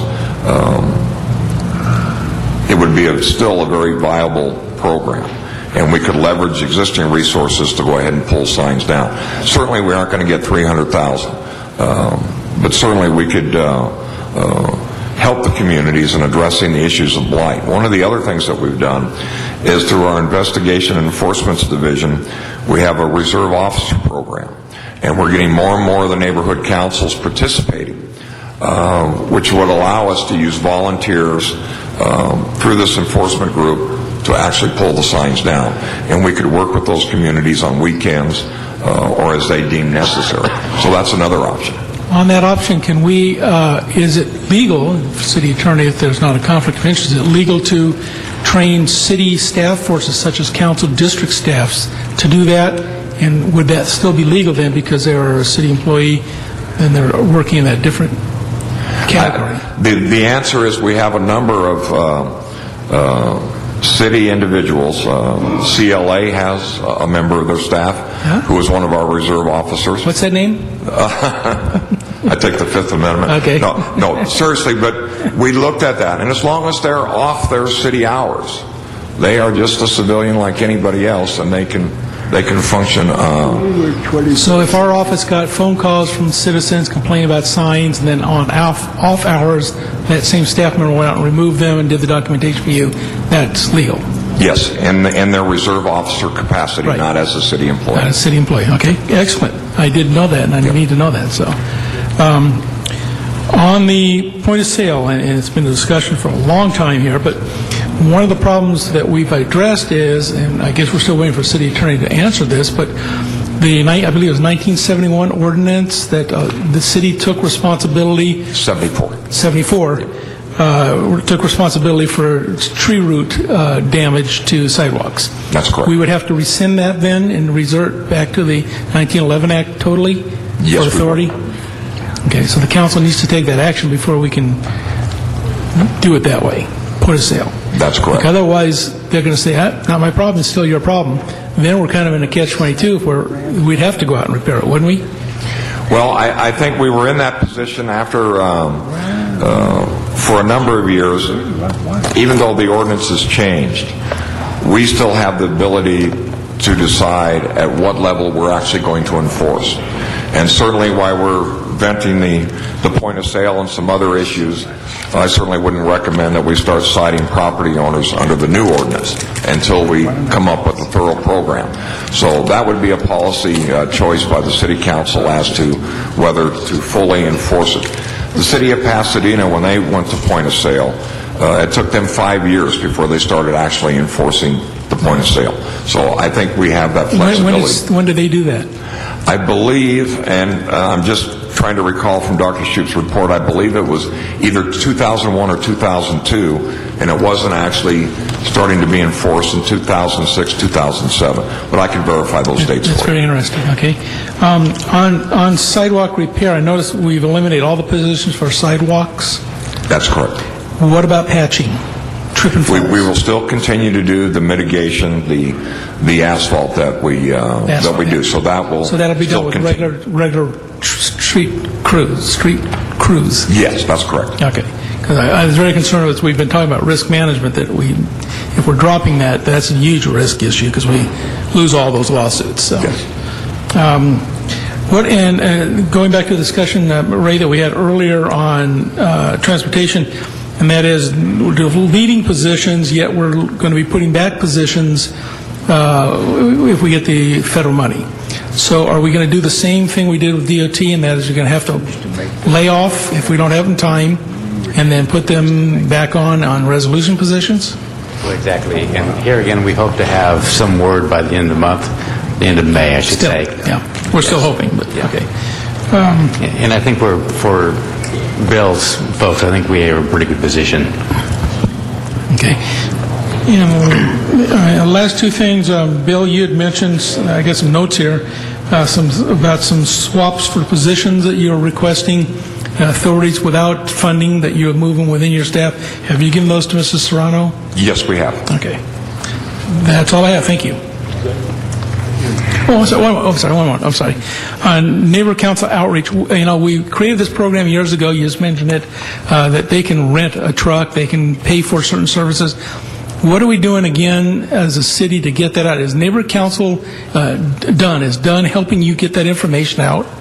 Because I don't see a lot of it. No, and I'll take the hit for that, because while we do hand out the pamphlets when we are involved in various community events, and we talk about it when we go out to the neighborhood councils, we really haven't done a very good job. Naturally, One reason is because I don't have the resources of a PAO or that type of thing where we can really get the message out.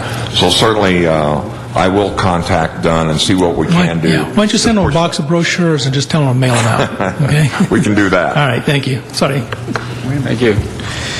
Just to clarify, so we will no longer have the 50/50 program and no funding to do our own city-funded program for sidewalks. That's correct. And after going out and putting the asphalt, and when we recognize, well, wait, we can no longer put asphalt on this thing, it's beyond repair, what do we do? What funding do we use to repair those sidewalks? Well, we certainly don't have the funding to do a permanent repair. But if we've been out there numerous times and the situation has become so unsafe that some action needs to be taken, we will actually remove the concrete panel and replace it with asphalt. So that's our last resort because the funding is not there to do the permanent repair. Yeah, and so we could see, I mean, we're going to start seeing patches of asphalt sidewalks throughout the city, and depending upon whether that house gets, or that business, that property gets sold or not, it may stay like that, and that's certainly something, I mean, I don't want to see. I don't think any of us want to see, right? I agree, Councilman. I have been a big supporter and pushing sidewalk repair with the city of Los Angeles and getting us to move in that direction. Unfortunately, we wasted 30 years, and now we're paying the price. The dollars just aren't there to fund the program. And to continue at the level we continued last year, how much is that ticket price? Roughly about $3.8 million for the general fund sidewalk portion, approximately $1.8 million for the 50/50 program. Okay, so $3.8 million would avoid us from having patches of asphalt sidewalks throughout the city. Minimally. Because remember that 3.8 allows us to repair only approximately 26 miles of the 4,600 miles that need repair. Yeah. So it's really a drop in the bucket. Okay. And going back to some of the issues that were raised both by Smith and Rosendahl, the point of sale, are we going to have that in place and have all the, you said you're waiting upon the city attorney, but can we move forward without being sure whether we could have that in place or not? I think we all need to realize that this program could be very beneficial for the city. We shouldn't think about or say that the point of sale is going to repair sidewalks next year. I just don't believe it's going to move that fast. And one of the key elements that we haven't discussed is the potential for a jobs training program that would certainly benefit our communities through the increased number of miles of sidewalks that would be repaired, and that's certainly an element that we need to explore as we move forward on point of sale. Okay. And finally, isn't there a way to find companies who post signs? I mean, we're no longer going to fund that program that we have, but can we find the companies who post signs on these, on the poles, etc.? We do that now, and the amazing we find thing, them, right? the amazing thing about this program is that primarily those companies from the entertainment industry, whether it's a concert or a new CD or radio, whatever it is, those are the folks that actually pay us. It's the people that put up refinance your home, call 213, whatever it is, whatever that number is. We have a very difficult time tracking that number and verifying who that individual is, or if they just leave a website. We've been able to track down some. We issue the request or the citation and the appropriate fees, but those are the people that don't respond. Those are the people that go to collections. The reality is the entertainment industry who may be doing this, they pay because it's cheaper to pay our fines than it is to go to print or go to the television or radio. So it's a strange phenomenon when we look at illegal signs. Yeah. Thank you. And this year, have you had to resort to using asphalt on any sidewalks? Oh, absolutely. We have? Yes. Because we've run out of the funding that we've allocated for this year, is that? Or that we've deemed that it is so severe that we cannot safely just put a minor patch. It needs to be replaced to try to level it as best we can. Oh, but you haven't, I mean, but most of them, you use the regular, you try to match whatever that sidewalk has, right? Yeah. Now, if we have available funding left and it's identified in the program, certainly we'd move forward on it. But this year's sidewalk program is probably 75% complete. All the dollars through the council offices have been spoken for. So if somebody comes to me and says, oh, I've got this really bad one, it's a question of trading one out for the other or doing the removal and replacing it with asphalt. Yeah, it's just a very difficult thing to see because we're still responsible for sidewalks that are uprooted by our trees that we planted, and that's about 80% of the sidewalks that need to be repaired. So we're responsible for those. It's not the deteriorating sidewalk. Even in the point of sale, I mean, it may not be caused by uprooted trees. So we may still be responsible for those, and yet we're going to keep patching them up as much as we can. And I've seen some which are, we've discussed this, dangerous. We still put the asphalt there, but the funding is not there. We may have done what's legally required, but it's not necessarily doing what we should do to avoid. I'll stop there before we get into further litigation. And the reality is sometimes we are creating blight within our own neighborhoods by doing what we do. But you were right. We're doing what's legally required, and it's unfortunate we don't have the funding to do the actual right thing. Okay. Thank you very much. Thank you. Let me just go through a couple of questions. Bill, a while back you gave us some information about a test you were doing on the rubberized sidewalks. Did that pan out, or do we still do it? Or well, the original 6 or 7 sites we did citywide didn't pan out. However, there's a new product on the market, and Mr. Smith is actually going to be doing several sites in his district to test this new product. We're very excited about this product, and we hope that it's going to be our answer to the green sidewalk issue. Okay. Let me ask you also, just remind me, when we created the illegal sign program, there was a mechanism for fining, and it's supposed to have been somewhat of a cost neutral. What was the method, and how did we recover, and did we get back that full cost recovery with the fines? No, we didn't. And the reality is that when you post one sign for that first sign, I believe the fee is roughly about $26. For every subsequent sign, it's $6 and change. So if you posted 30 signs, you pay $25 for the first, the other 29, we collect $6. The problem with the program has always been the collection process. As I mentioned, when an individual ignores our request for the fees associated with the signs they post, it then goes to collection. Finding those people, getting them to pay those fees becomes very difficult. In some cases, while we collect $200,000 and we build maybe, let's say $400,000, some of that money doesn't come in within the same fiscal year. So we can never show full cost recovery for the program, strictly because we were only collecting about 30 to 40% of what we were actually billing. But were those funds being sent, are those bills being sent to our outside collectors?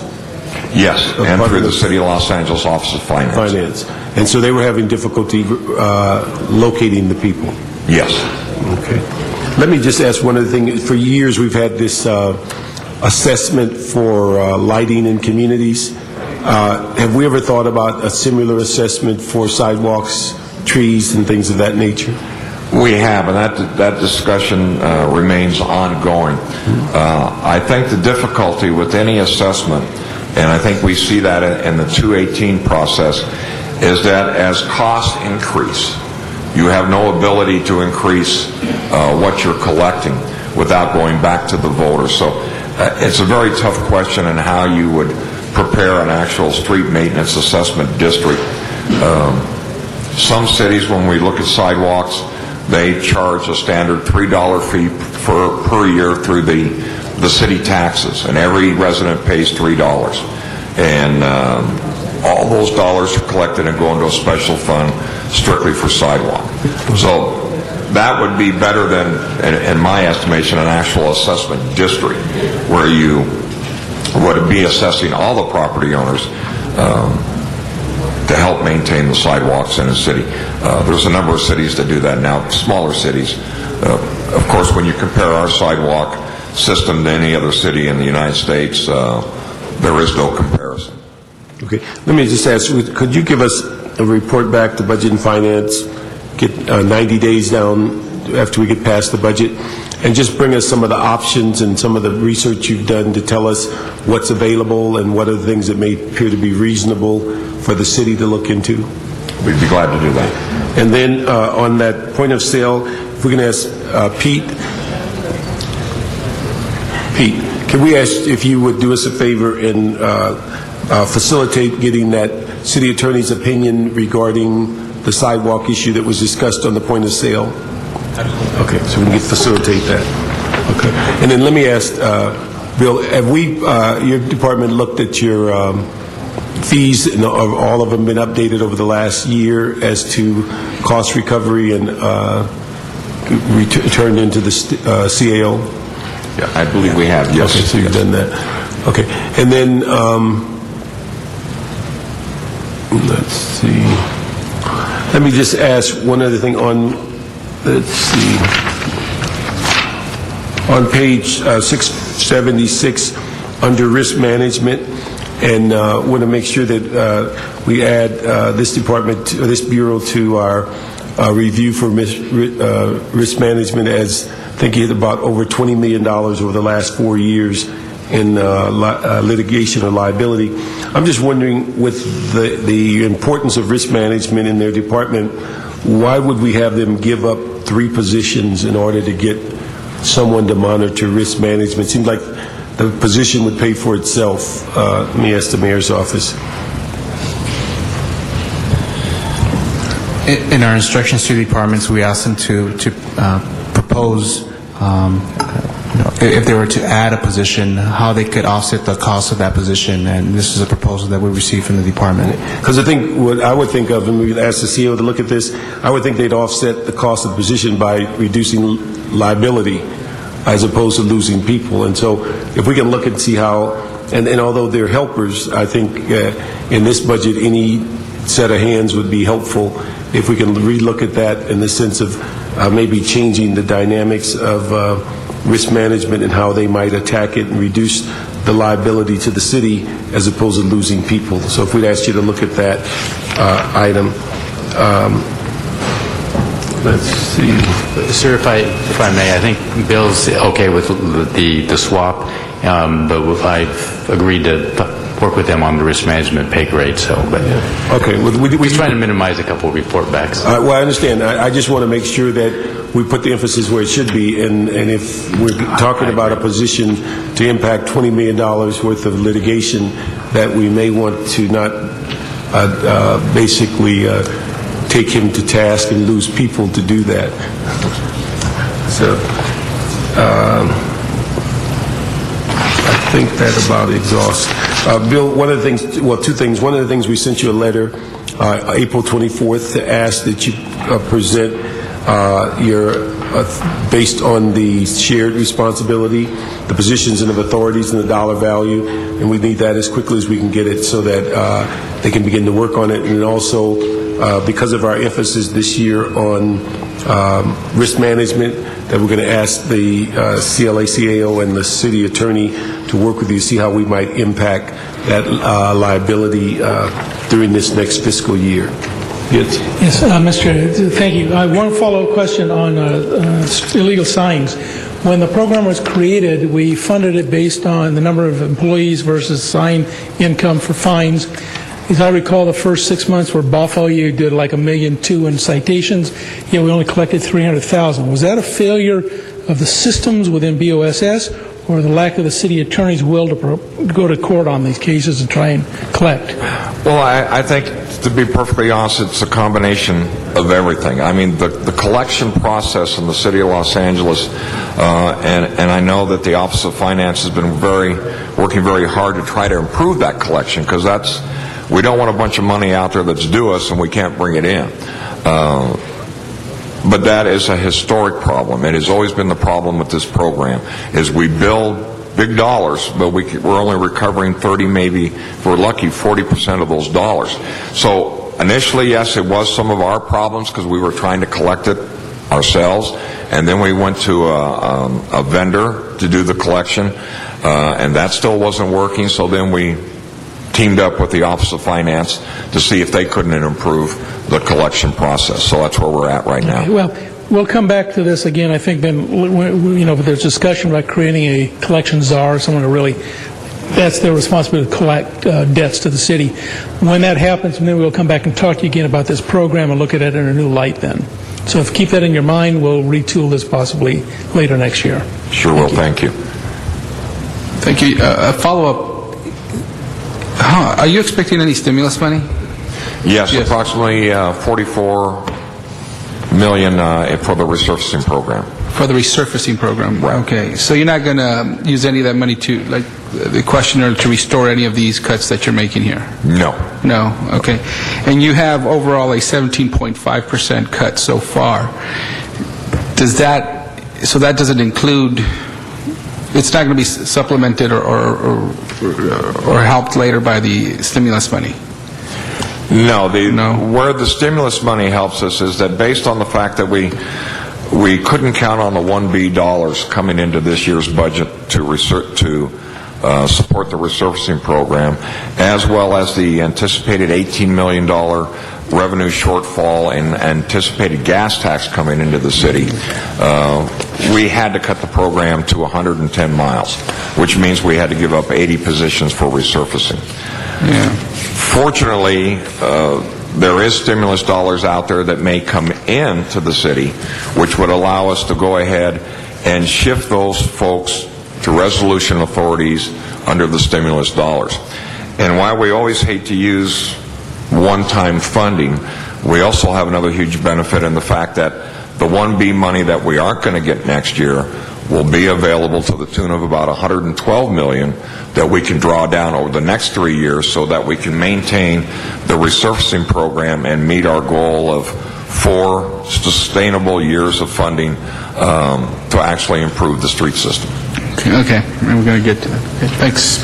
Thank you very much. Thank you. Next is the Bureau of Engineering, and while they're coming up, we have 3 public cards. Daryl, is it Chardis, Bob Aquino, and Dr. is it Marham? I'm not going to butcher your last name, but it's a West LA citizen.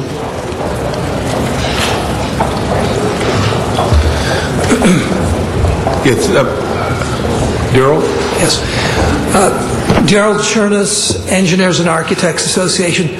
The Engineers and Architects Association requests that the Budget and Finance Committee restore the positions of Civil Engineering Associate 1, Senior Civil Engineer, Civil Engineering Associate 2, Civil Engineering Associate 3, 2 positions for Architectural Associate 2, Environmental Engineering Associate 2, Structural Engineering Associate 2, Civil Engineering Drafting Technician, Systems Aide, Senior Management Analyst 2, 2 positions for Senior Personnel Analyst 1, 5 positions for Personnel Analyst 2, 2 positions for Civil Engineering Drafting Technician, and the Office Engineering Tech 2.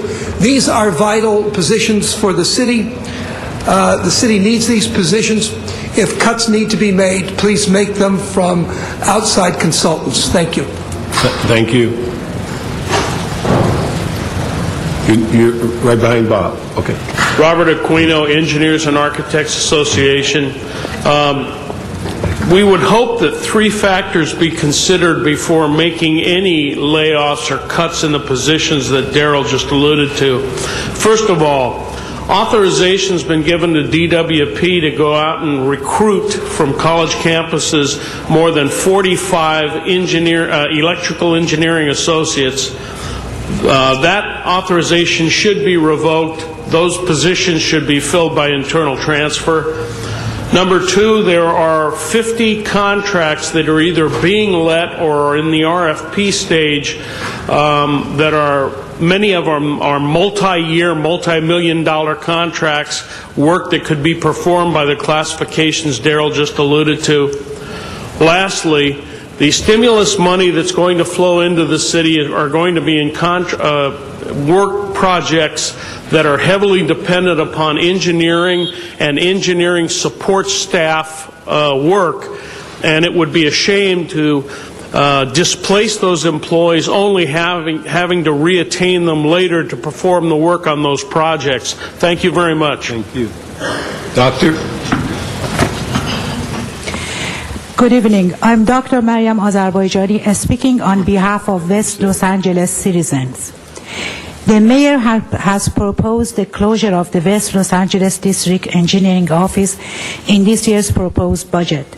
This will be effective on the 1st of July. The district serves an area from Mulholland to the north, LAX to the south, Fairfax Avenue to the east, Pacific Ocean to the west. The purpose of this closure is to consolidate the functions performed in the West LA District to more centralized locations and eliminate redundant positions. While on the surface it would appear this move is a valid cost-cutting measure, in reality the cost of inconvenience and the loss of local experience to the residents and developers who do business in West Los Angeles far exceed any savings that might be realized by this closure. The existing personnel will be relocated to other offices within the Bureau of Engineering, so their salaries will still be a part of the budget, just in a different accounting category. The Department of Building and Safety occupies the same building as the West Los Angeles District Office. Their current practices is to send their customers to Public Works for sign-off as a part of their permitting process. Doctor, can you wrap that up for us? Your minute is up. Could you wrap that up? I'm sorry. What did you... I'm saying your minute is up. Can you give us your final thought?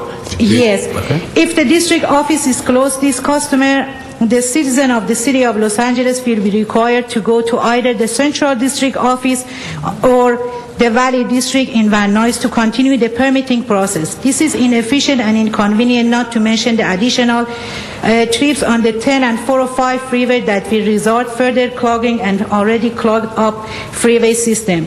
There are many other services performed by the employee of the West Los Angeles District in support of Councilman Rosenthal and Councilman Weiss District.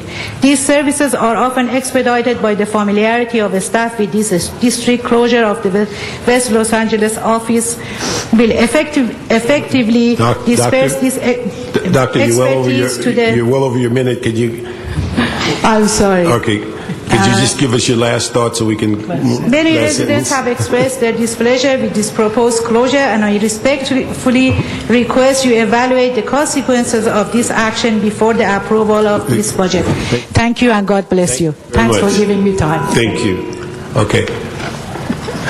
If I could grab that one, Mr. Chair? Yes, go one. I'm absolutely outraged that anybody would think of closing the West LA office.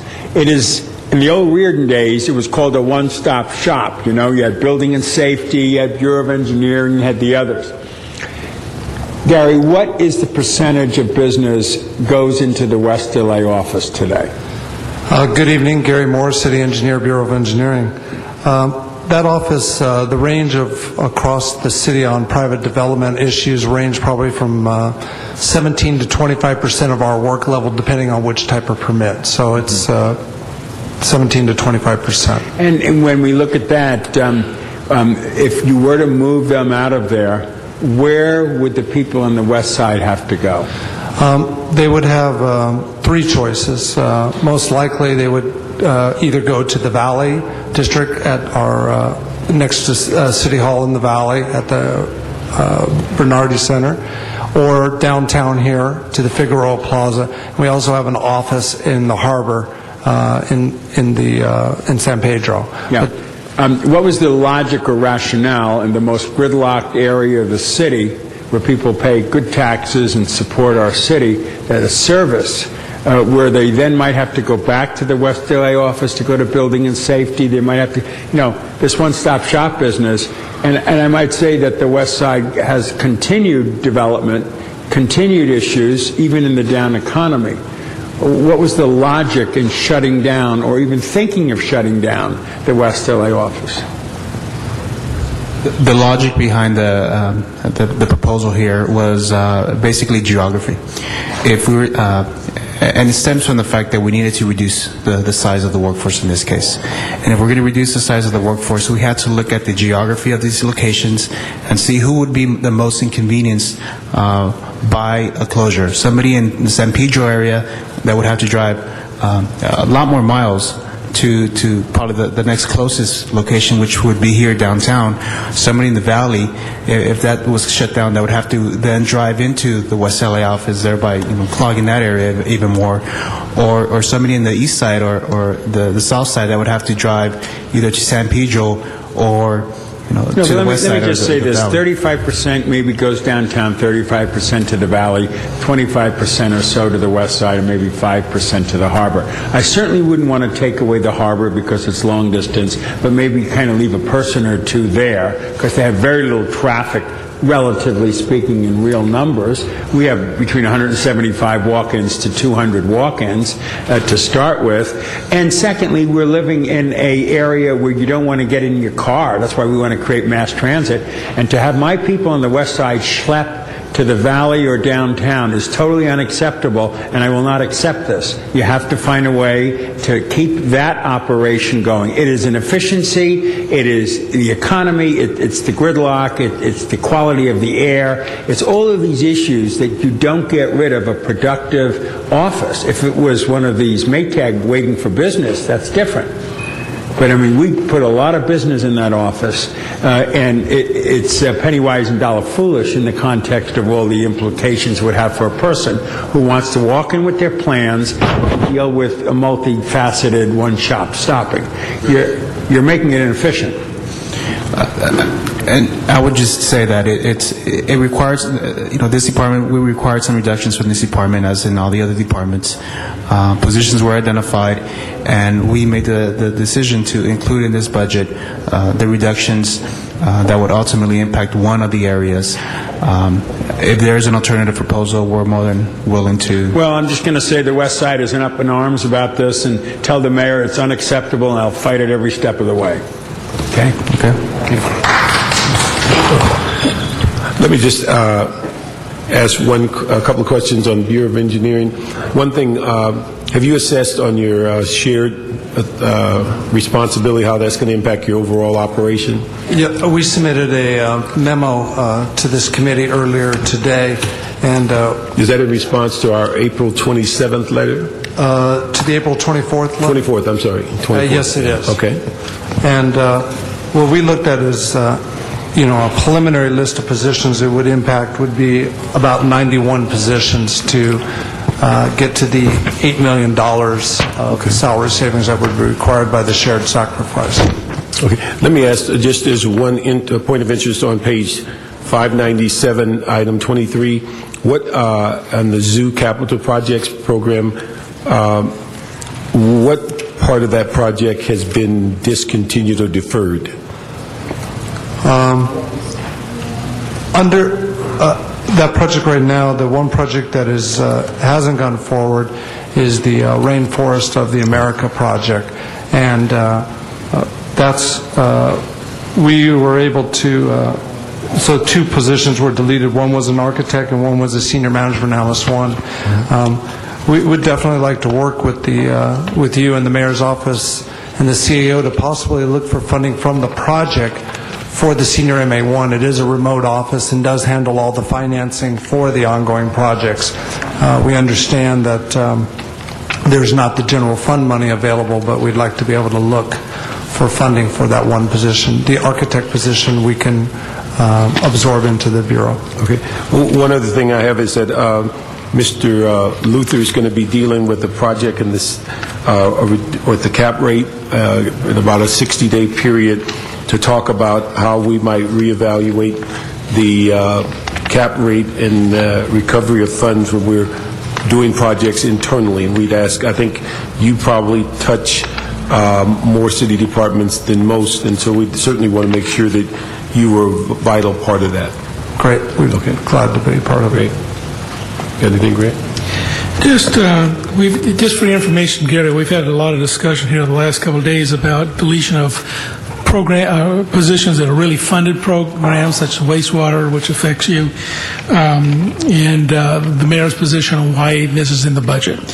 That I presume, Mr. Mayor's staff, that includes the deletion of street improvement program funding, 11 positions, which are, many of them are call for project type projects that are funded through external sources.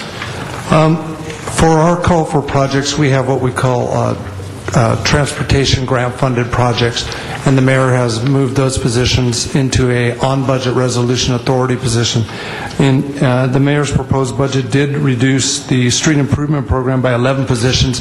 That is primarily gas-funded, from gas funds.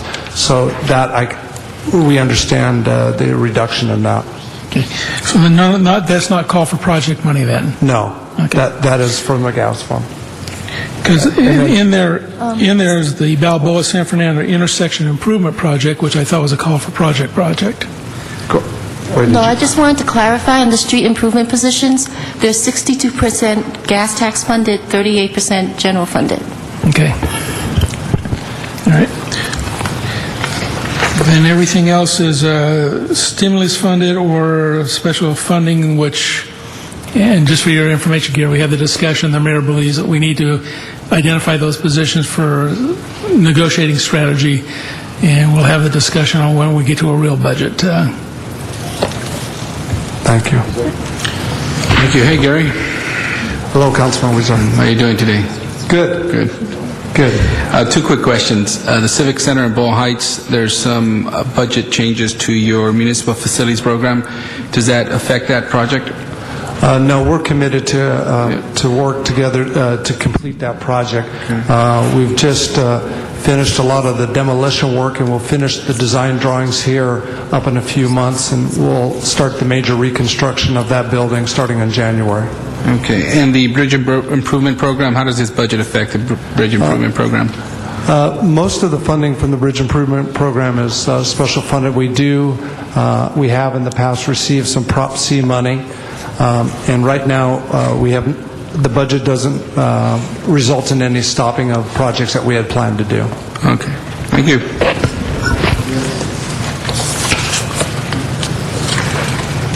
Bill.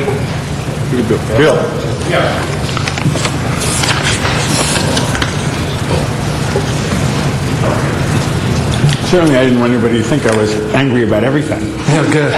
First of all, Gary, you're the best, and your department is, because you're either on time and on budget, or on time and under budget, and sometimes you're ahead of the time and under budget. It's always good.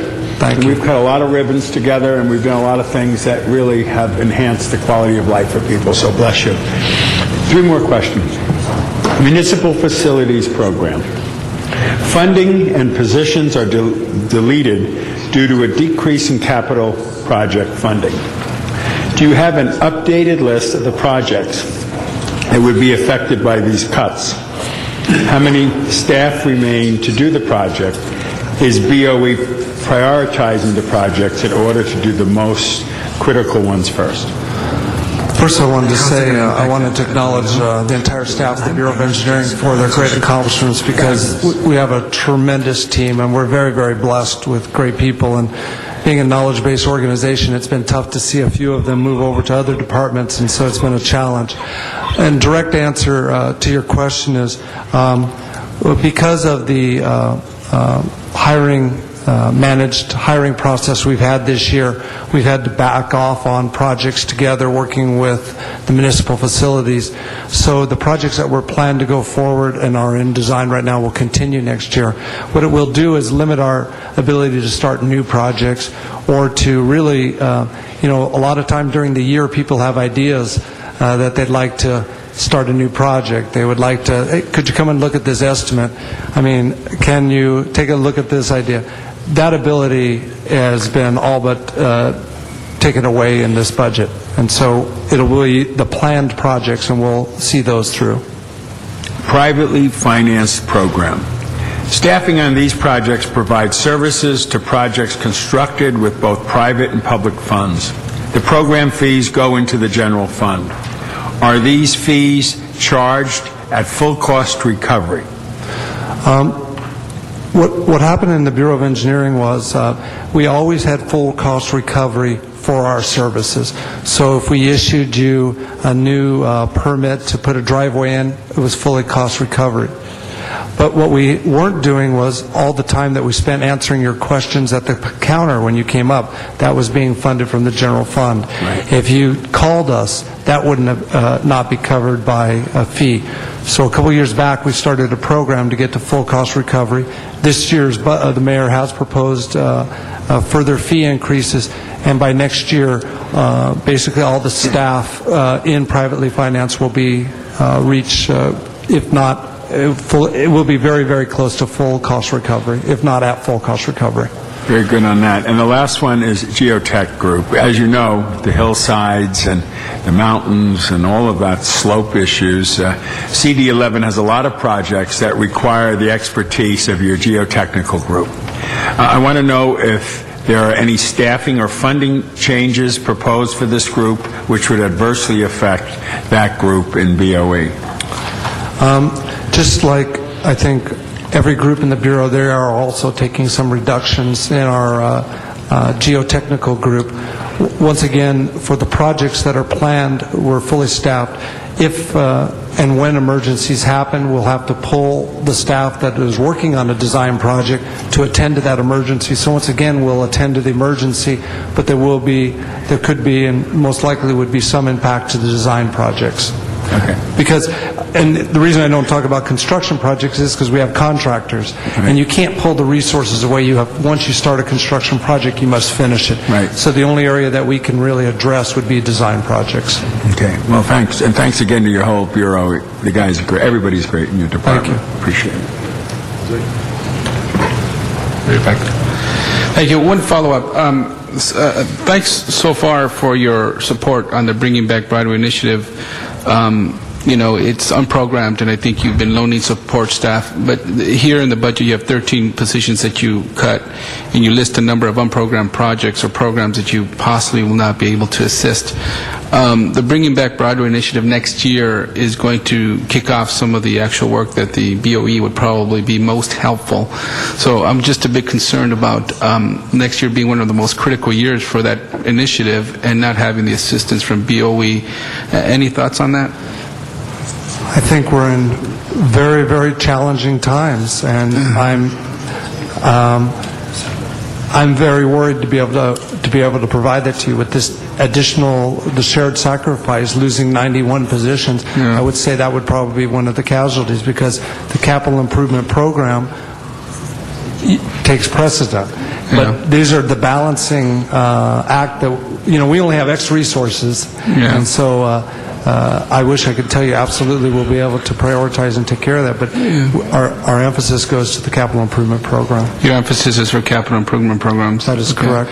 And the support you've been providing so far is strategic consulting, advice, etc. Now, as you envision a revitalization project such as this one, what types of actual bricks and mortar work can your division provide? I mean, doesn't it help or assist with streetscape improvements? That's your bread and butter, correct? It is a capital improvement program. Right. And if we start that next year, wouldn't that fit in line with what your priority is? Depending on what the project is, the Bureau of Street Services does most of the streetscape designs for the city. We would definitely be involved in the public right-of-way issues and so forth. That service would go forward. Involvement in design issues, assisting in reviewing or commenting on designs that might be there could be very limiting. Deborah, is there anything? Depending on what the work is, and I'm not familiar in detail with the work that you have planned, the other possibility is that there's a resolution authority position that gets funded in the Bureau to support the work for next year. I see. Okay. And we appreciate your support so far, and I know that next year we're going to be a lot more active than this year. It's probably the year that we actually kick off some of the things we've been talking about. So how I read your report here, it says that things may be slower, not necessarily that you won't have someone there to assist with these projects that you list, but things may get slower, but certainly possibly providing a resolution authority to this. CAO, if we could have a report back on this to see if the possibility of having a resolution authority for not only the Bringing Back Right-of-Way initiative, but there's a number of other projects here that may need some assistance, and we need to analyze whether what the impact would be if those projects were slowed down, or how critical is the support they would need. And we'll be happy to take a look at that. I do want to sort of caution that there's a number of projects that are in the pipeline now. And certainly on a go-forward basis, any new are going to have to be deferred for some time. Now, I think your Bring Back Broadway was kind of slipped in. We provide some funding, some MICLA authorization for you, so we can probably get that off the ground. But I do want to say, just in general, any new stuff is going to have to wait for a couple of years, quite frankly. But you understand we've been authorized to use MICLA funding, for example, construction of a garage, so that's going to require some work, and that's what I'm trying to get at, which is we've already authorized in other parts of the budget for that project to possibly move forward this coming year, and so to now not have the assistance from the type of personnel that the BOE would need, it's contradictory. I'm just trying to, and I'm not saying that Bringing Back Broadway is probably, what I'm asking is look at these other ones as well, including Bringing Back Broadway, about the necessity that may be required if these projects would be slowed down. It certainly would not fit into our priority to get people working and kick off as many projects as we can within our budgets and slow them down. If it's just one small position that's holding back 5 projects so we could put people to work and get these projects off the ground, we should look at that more critically. Yeah. I agree. You can always build a garage, then we can sell it. That's right. Yeah, we can sell it. Get some money up front. Okay. Mr. Moore, thank you very much. One other thing, we've been putting the emphasis on the issue of litigation, and we're going to ask your department be included. I think over the last 5 years you have just over $2-point-something million. Primarily, I don't know whether there's a fund that we're using, but primarily it's inverse condemnation, and so that's right. It's for land purchases for the projects for other departments. The one thing that we see on the litigation side is you get a much better perspective of whether we should be building in some of those hillsides when we're paying for those lots and some of those landslides years later, and so it really makes it a graphic picture of what those original decisions are, even with our sewer pipes and a variety of other things on the hillside. We'll be glad to participate. Thank you very much. Next is Department of Street Lighting, and we have, while they're coming up, we have Mr. Charnas again. Come on up.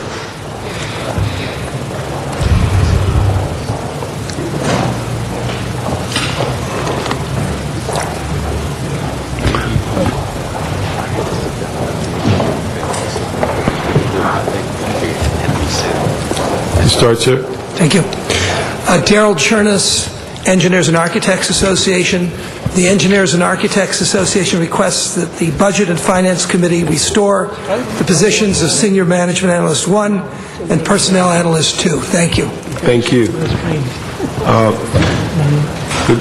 Good evening. Good evening. I just wanted to, we got a couple of questions that I asked you to comment on. A while back, one of your projects that's listed dealt with the LED lights for street lights, and the committee moved it out of I think a mid-year report or one of our FSRs and asked for a report back, but it's in the budget. Can you give us a verbal update of where we are on that and what is the source of funding? Well, if I may, sorry. I actually will give you a quick update. You did ask us to report back, and we're working on that, drafting that. I'll let Ed have the pleasure going into the details, but certainly we're in very much support of this program, and we wish him and the city the best as we go forward. Yeah. And I know there's some issues regarding the DVP loan and some other deficiencies, and we are in the process minor details. They're minor details, but we assure you we'll get you that information, but we do believe it would be very, very beneficial for the city to move forward. Okay. We'd like to get that update verbally so we get a better assessment than we had during the committee. Yes. Thank you, Council Member. The LED program is basically an energy efficiency program. Part of this program is to retrofit 140,000 of our streetlights, our modern Cobra head streetlights throughout the city to LED fixtures. The LED fixtures are about 40%, with today's technology, are 40% energy efficient compared to our existing fixtures. They last about twice or three times longer than our existing fixtures. The program is a 5-year plan to convert all the 140,000. The funding is about the entire cost is about $57 million, again with today's estimate, and I say that because I think the costs are going to go lower in the future years. The funding source is $40 million loan from Department of Water and Power. It also includes about $16.4 million of rebates from Department of Water and Power. That's in addition to the 40? Yes. Okay. Which is a rebate, and also about $3.6 million of our streetlight maintenance assessment funds. The loan, $40 million loan, the energy and maintenance savings will pay back the loan in 7 years. And starting year 8, with this program, with today's technology, we anticipate saving about $10 million a year for street lighting operations. Now, let me just ask, on the loan, is that hard cash loan in a lump? No. Okay, how does that work? No, actually the loan, the way we formulated with DWP, we will draw on it as we need it. The first year loan is about $6.4 million. And as we move forward with the project, we will draw on the loan and we start paying back the loan. Okay, and then is the rebate funding actual dollars, or is that just transfer of funds, or how does it? No, it's actually dollars coming back to us because it's an energy efficiency program, and that rebate in the first 4 years, we're going to use the rebate for the construction and to pay back the loan. The whole program, the way it's formulated, again, I said the energy and maintenance savings will pay back the loan in 7 years, and that includes using the rebate coming from DWP to us. Okay, so the DWP is loaning you $40 million over time. They're also going to pay the department $16.4 million as rebate. Yes. Which you use that rebate to pay back the loan. Yes. And for the construction. Yes, okay. That's correct. And that's over a 7-year period. Yes, the program is a 5-year plan, but the loan will be repaid in 7 years. Okay. Let me ask you also on the mayor's program on shared responsibility. Have you assessed exactly how that's going to impact your operation? Yes, Mr. Chair. Actually, we brought a memo today, budget memo today. We distributed. The way we look at it, it's 10%, and if that was going to go in effect today, we're looking at our vacancies. Instead of laying off employees, we would basically look at our vacancies that we have, existing vacancies, and we do have about 25 vacancies that we can use. The 10% is about 25 positions, 24 positions for our department. And then, again, I think we have to look at, as was discussed yesterday with the Mayor's Office and CAO, we have to look at how the whole process unfolds during next few months. Again, I think it was mentioned yesterday about special funds, proprietary departments. We are special funded. So I think if the 10% goes through the way it is proposed right now, we will eliminate or look at our vacancies, and then we work with CAO and the Mayor's Office to maybe look at our salary saving that is proposed in the budget, which is about 9%. Maybe we'll look at that to reduce that, or maybe even altogether eliminate it, because again, we're special funded, and with the budget situation that we're in, I'm not sure if it's a wise thing to eliminate special funded positions. Maybe we could bring in general funded positions and put them in the special funded. So that's a discussion that I've heard over and over during the last couple of days. So one of the things I'm asked you, you've dealt a lot with the lighting assessments. In your history in the city, have you seen us use those assessments for other issues such as sidewalks or trees or streets, or has it strictly been lighting? Well, the way it's formulated, it's strictly for lighting, but I think we're looking at other options possibly. I think there is some assessments in other cities for landscape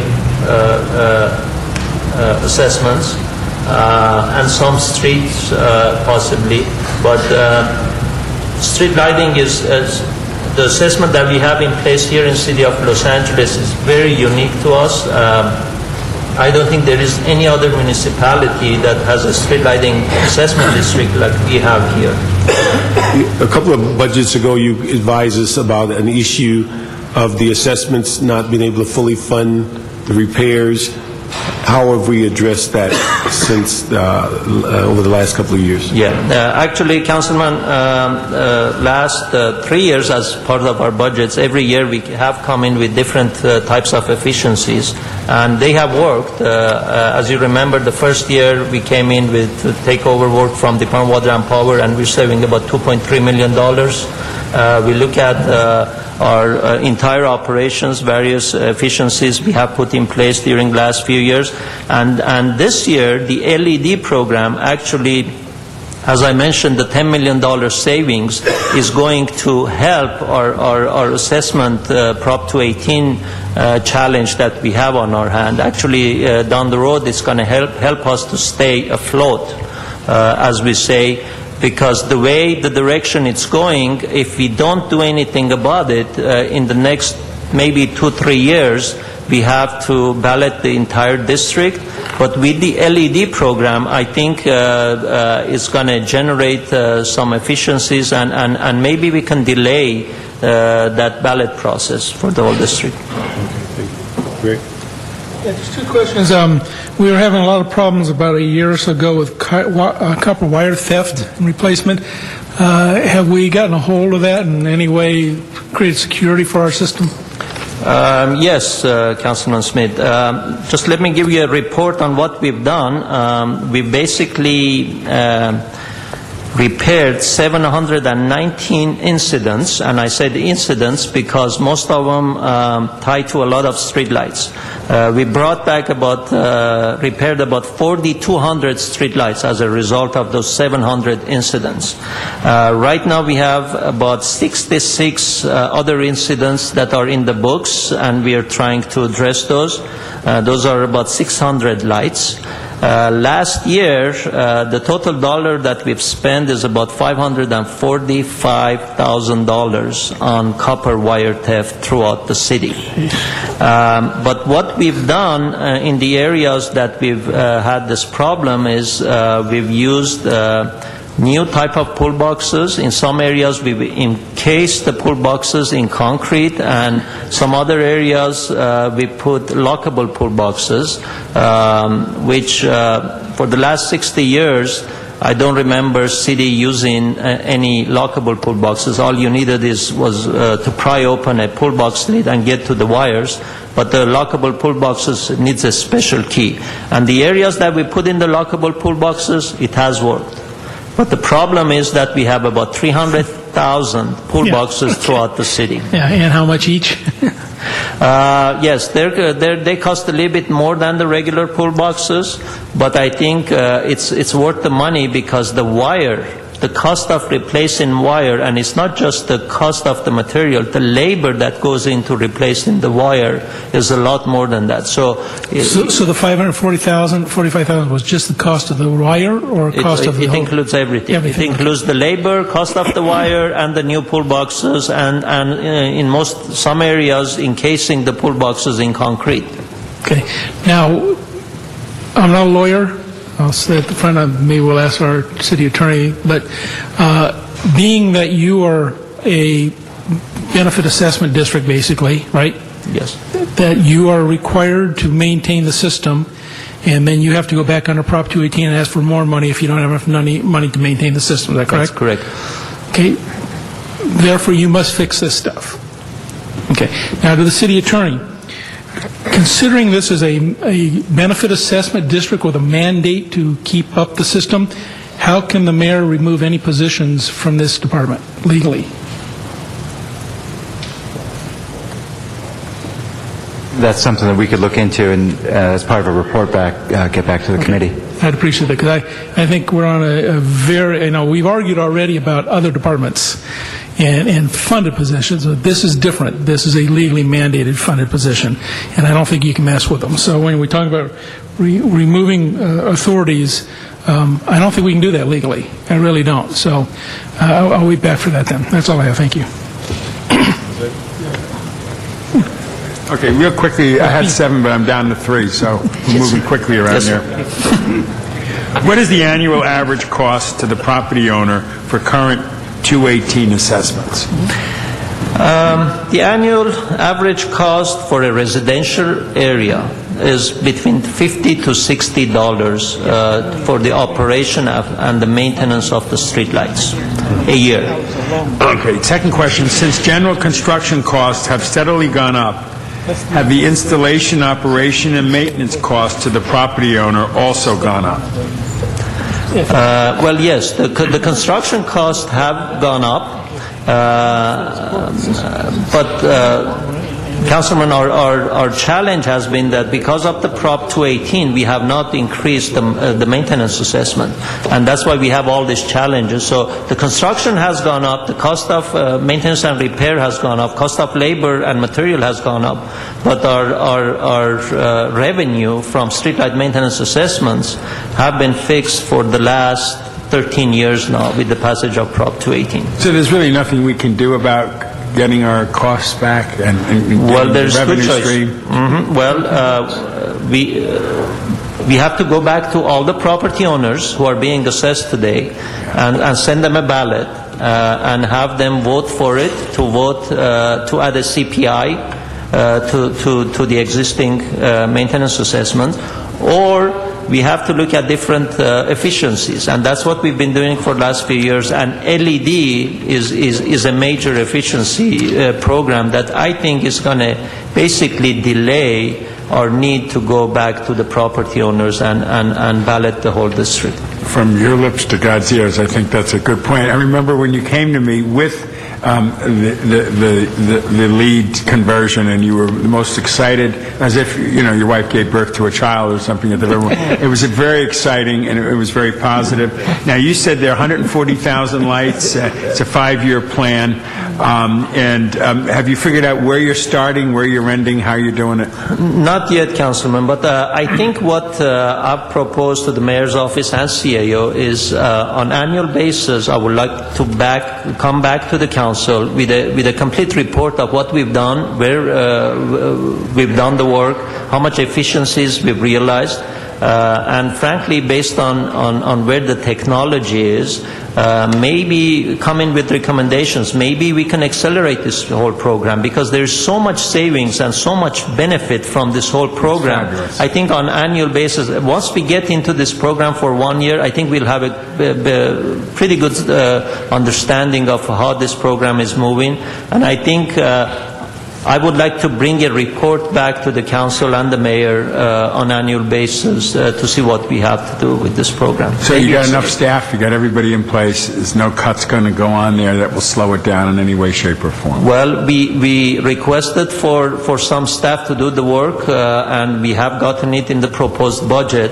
The challenge is to fill those positions and keep them with our department because we have a major turnover of our staff going to the Department of Water and Power. You mean they're moving over there? All the time. Yeah, okay. Thanks. Appreciate everything you're doing. You're welcome. Thank you. Thank you, Bill. Thank you, Bill, and thank you for the T-shirt, Bill. Yeah, this one right here. Yeah, this one. We have a close-up. Yeah, this one right here.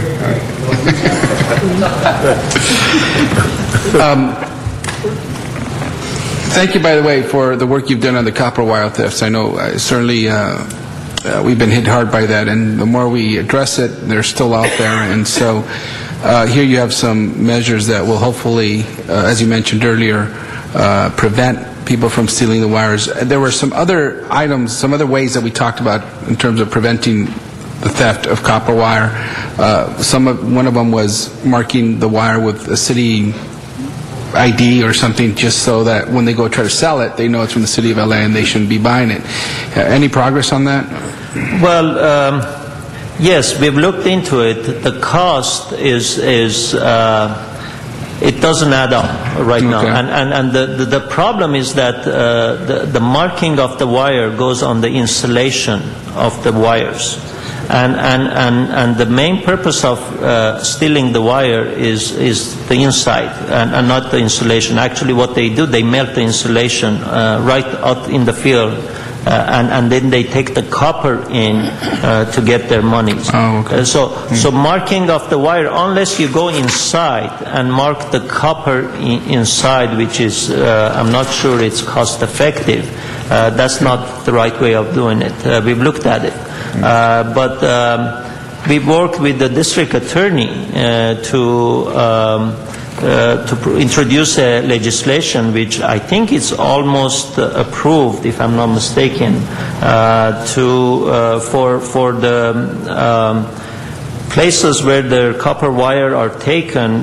They require whoever brings this copper or lead or whatever it is to provide 2 forms of ID, and also there's, I think, if I'm not mistaken, 3 days of wait until they get their money back. And we worked on a legislation, that's a statewide legislation, not for us only, that I think once that goes through, we will be in good shape. The other thing that has happened, the cost of copper has gone down.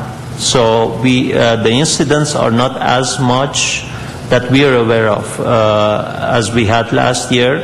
But on daily basis, we find new locations all the time throughout the city.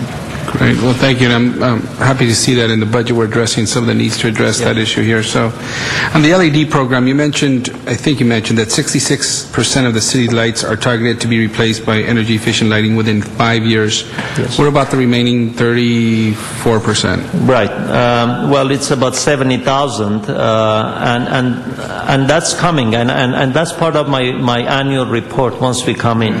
Again, I mentioned the 140,000 are the modern fixtures. Those are the low-hanging fruit, we call them. It's easier to address them. The rest of them are the decorative fixtures, and you've seen it on Spring Street. That technology is not here quite yet, but it's coming. I think by the second or third year, we will come in and we'll expand our program and we will try to address those also. I know that very well. I have a historic home, and most of my lighting is using some odd-shaped light bulbs, and I've been trying to find some energy-efficient light bulbs for that, and I go by and can't seem to find the right ones that would both look nice and provide the energy efficiency. So. But it's coming, Councilman. So within next year or so, I think we'll have that option available for us also. So the remaining then, it's not so much that you're phasing the program, it's more you're trying to find the right way to go about it. So you're targeting those in the next 5 years that you are able to target, and you're trying to figure out how you will target the remaining after.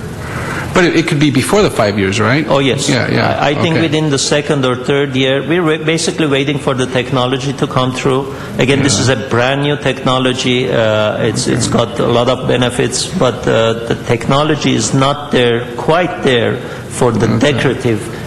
We call them upright or antique fixtures that we have. We have 400 different styles of streetlights in the city of LA, and most of them are decorative ones. And I think by the second year, again, that's why I mentioned my annual report, we may come in and say, well, the technology is here, now we need to expand our program and address the other 70,000. Okay. And so finally, at the end of this program, what savings is the city going to realize? The big picture, the big kahuna, what's it? Well, okay, today's technology, the LED fixture gives us about 40% energy savings. But if you look at the curve for the last 2-3 years for the energy savings for the LED fixtures, it started about 20%, went to 30%, 40%. It's going up. The curve has not flattened out. I think within next couple of years, it's going to get close to 60%. So there's a major energy savings, and considering we pay, city pays $17 million for the electricity that we use to DWP to keep our lights on. It's about $17 million. Every year we pay that money. Now 40% energy savings for $17 million is a huge amount of money. And we haven't even touched the maintenance portion of this. Those lamps last about 10 to 12 years. Our existing fixtures last about 4 to 5 years right now. So there's a major maintenance portion that will be included in my reports starting probably second year. Because I don't think we can realize the maintenance saving right away, but as part of the second year, we will start to see the maintenance savings also. So we're looking basically with today's technology and today's prices, which I expect the prices go down also, about $10 million annual savings. Annual savings. Annual savings every year. And that's a conservative number. That's good news. Well, thank you. Thank you very much. You're welcome. Thank you very much. Thank you, and thank you for getting the letter back to us. And because your department has so minimal amount of litigation, we're not going to add you into that program. Appreciate it. We have the next Bureau of Contract Compliance. And those that are begging to continue on, this is our last presentation. Good, because that couldn't last anymore. For those and while they're coming up, Mr. Richard Sanchez and Daryl Charnas. Hey, Bill.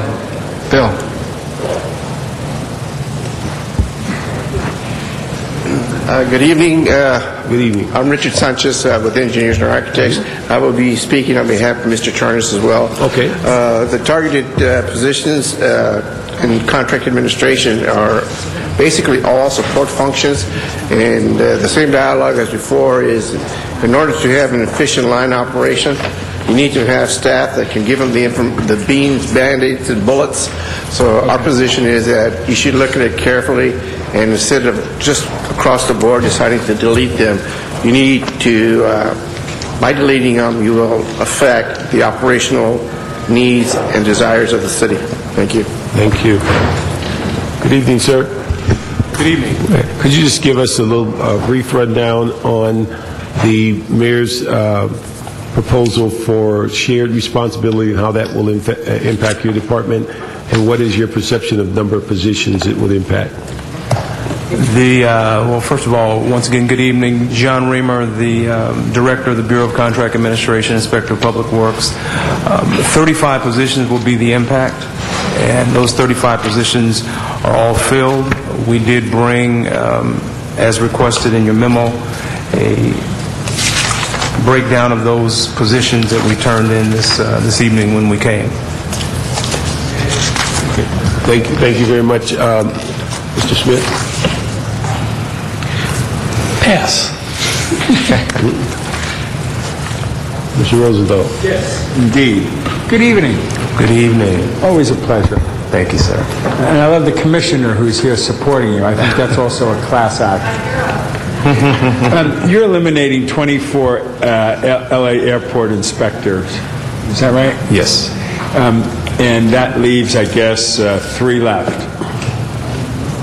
Here's my big question, $64 million question. Sure. Does not LAWA reimburse you for these folks or not? LAWA does.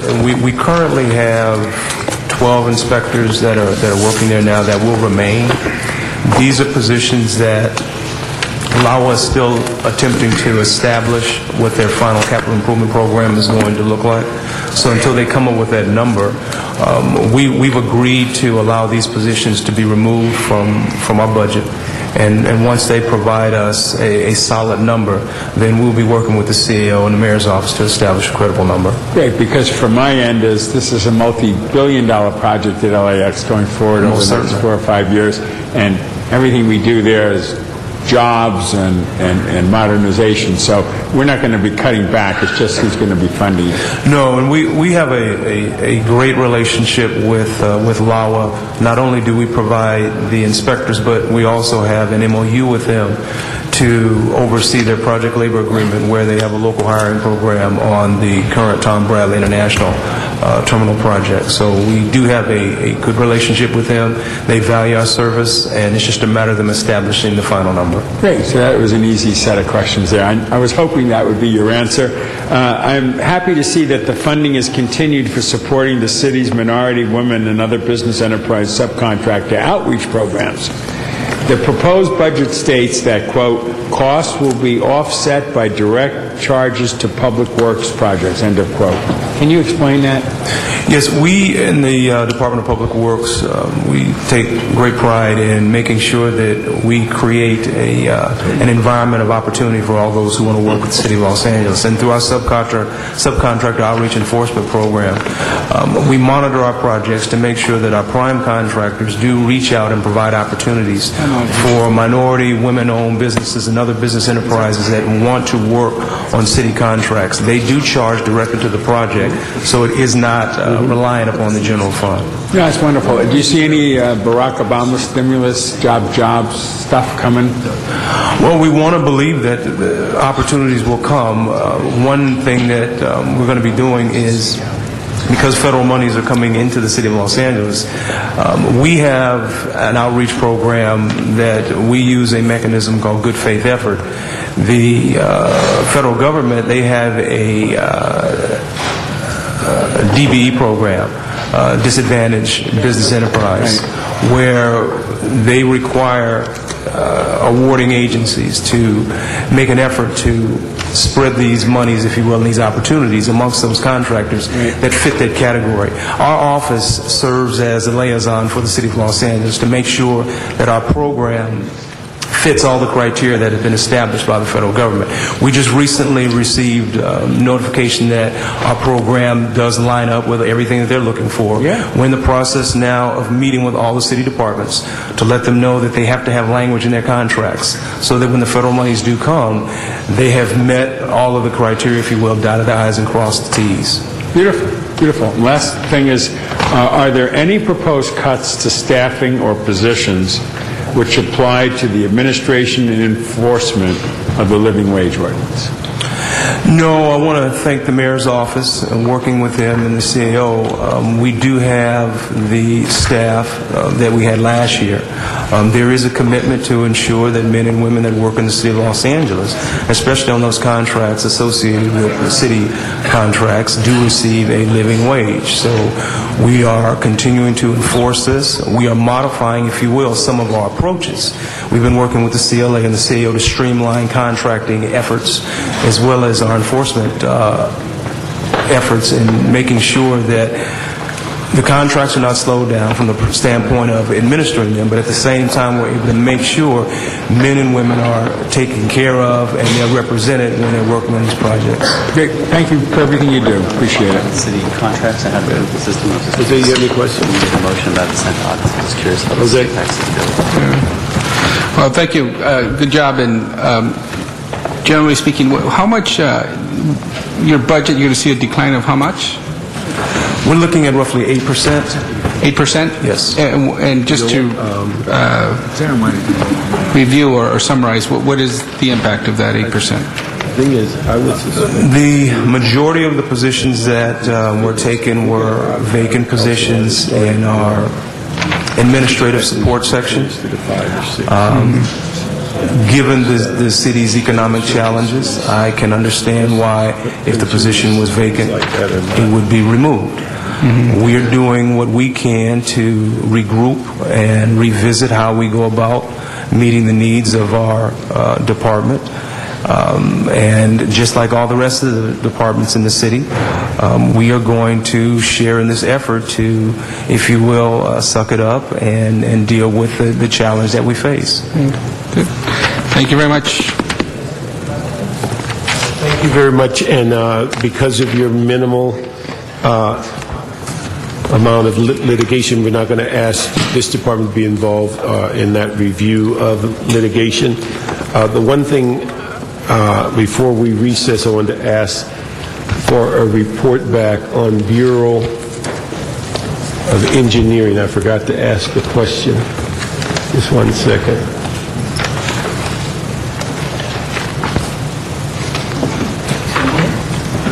I'm asked the CAO, would you just get back to us on this one transfer of responsibilities that deal with the, where is it?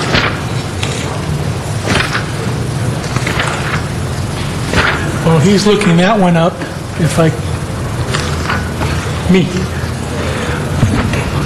Well, he's looking that one up. I guess the CAO and CLA on a report back. I was going to ask this yesterday and I didn't, but on the circumstances with the Animal Services Department and the fact that I think we're one of the only cities in the county that actually does our own Animal Service Department, if we could have a contact with the County of Los Angeles to determine their interest in consolidating our Bureau of Animal Services with theirs, as we've done with our Health Department many years ago and other beaches, as Mr. Rosendahl pointed out. Now might be the time to have that discussion. The item, like a report back, is page 600. Item number 30 deals with the transfer of the land records function from the city clerk. I'd just like to get a sense of the workload that is currently in play and whether this transfer is going to increase the efficiencies or whether this transfer is going to cause a greater delay as it relates to that function. Okay, thank you. And so we'll recess until tomorrow at 1 o'clock. And for the public's knowledge, we'll have Environmental Affairs, General Services, ITA, Personnel Department, Department of Pensions, City Employees Retirement System. And if council runs late, we will start 30 minutes after council.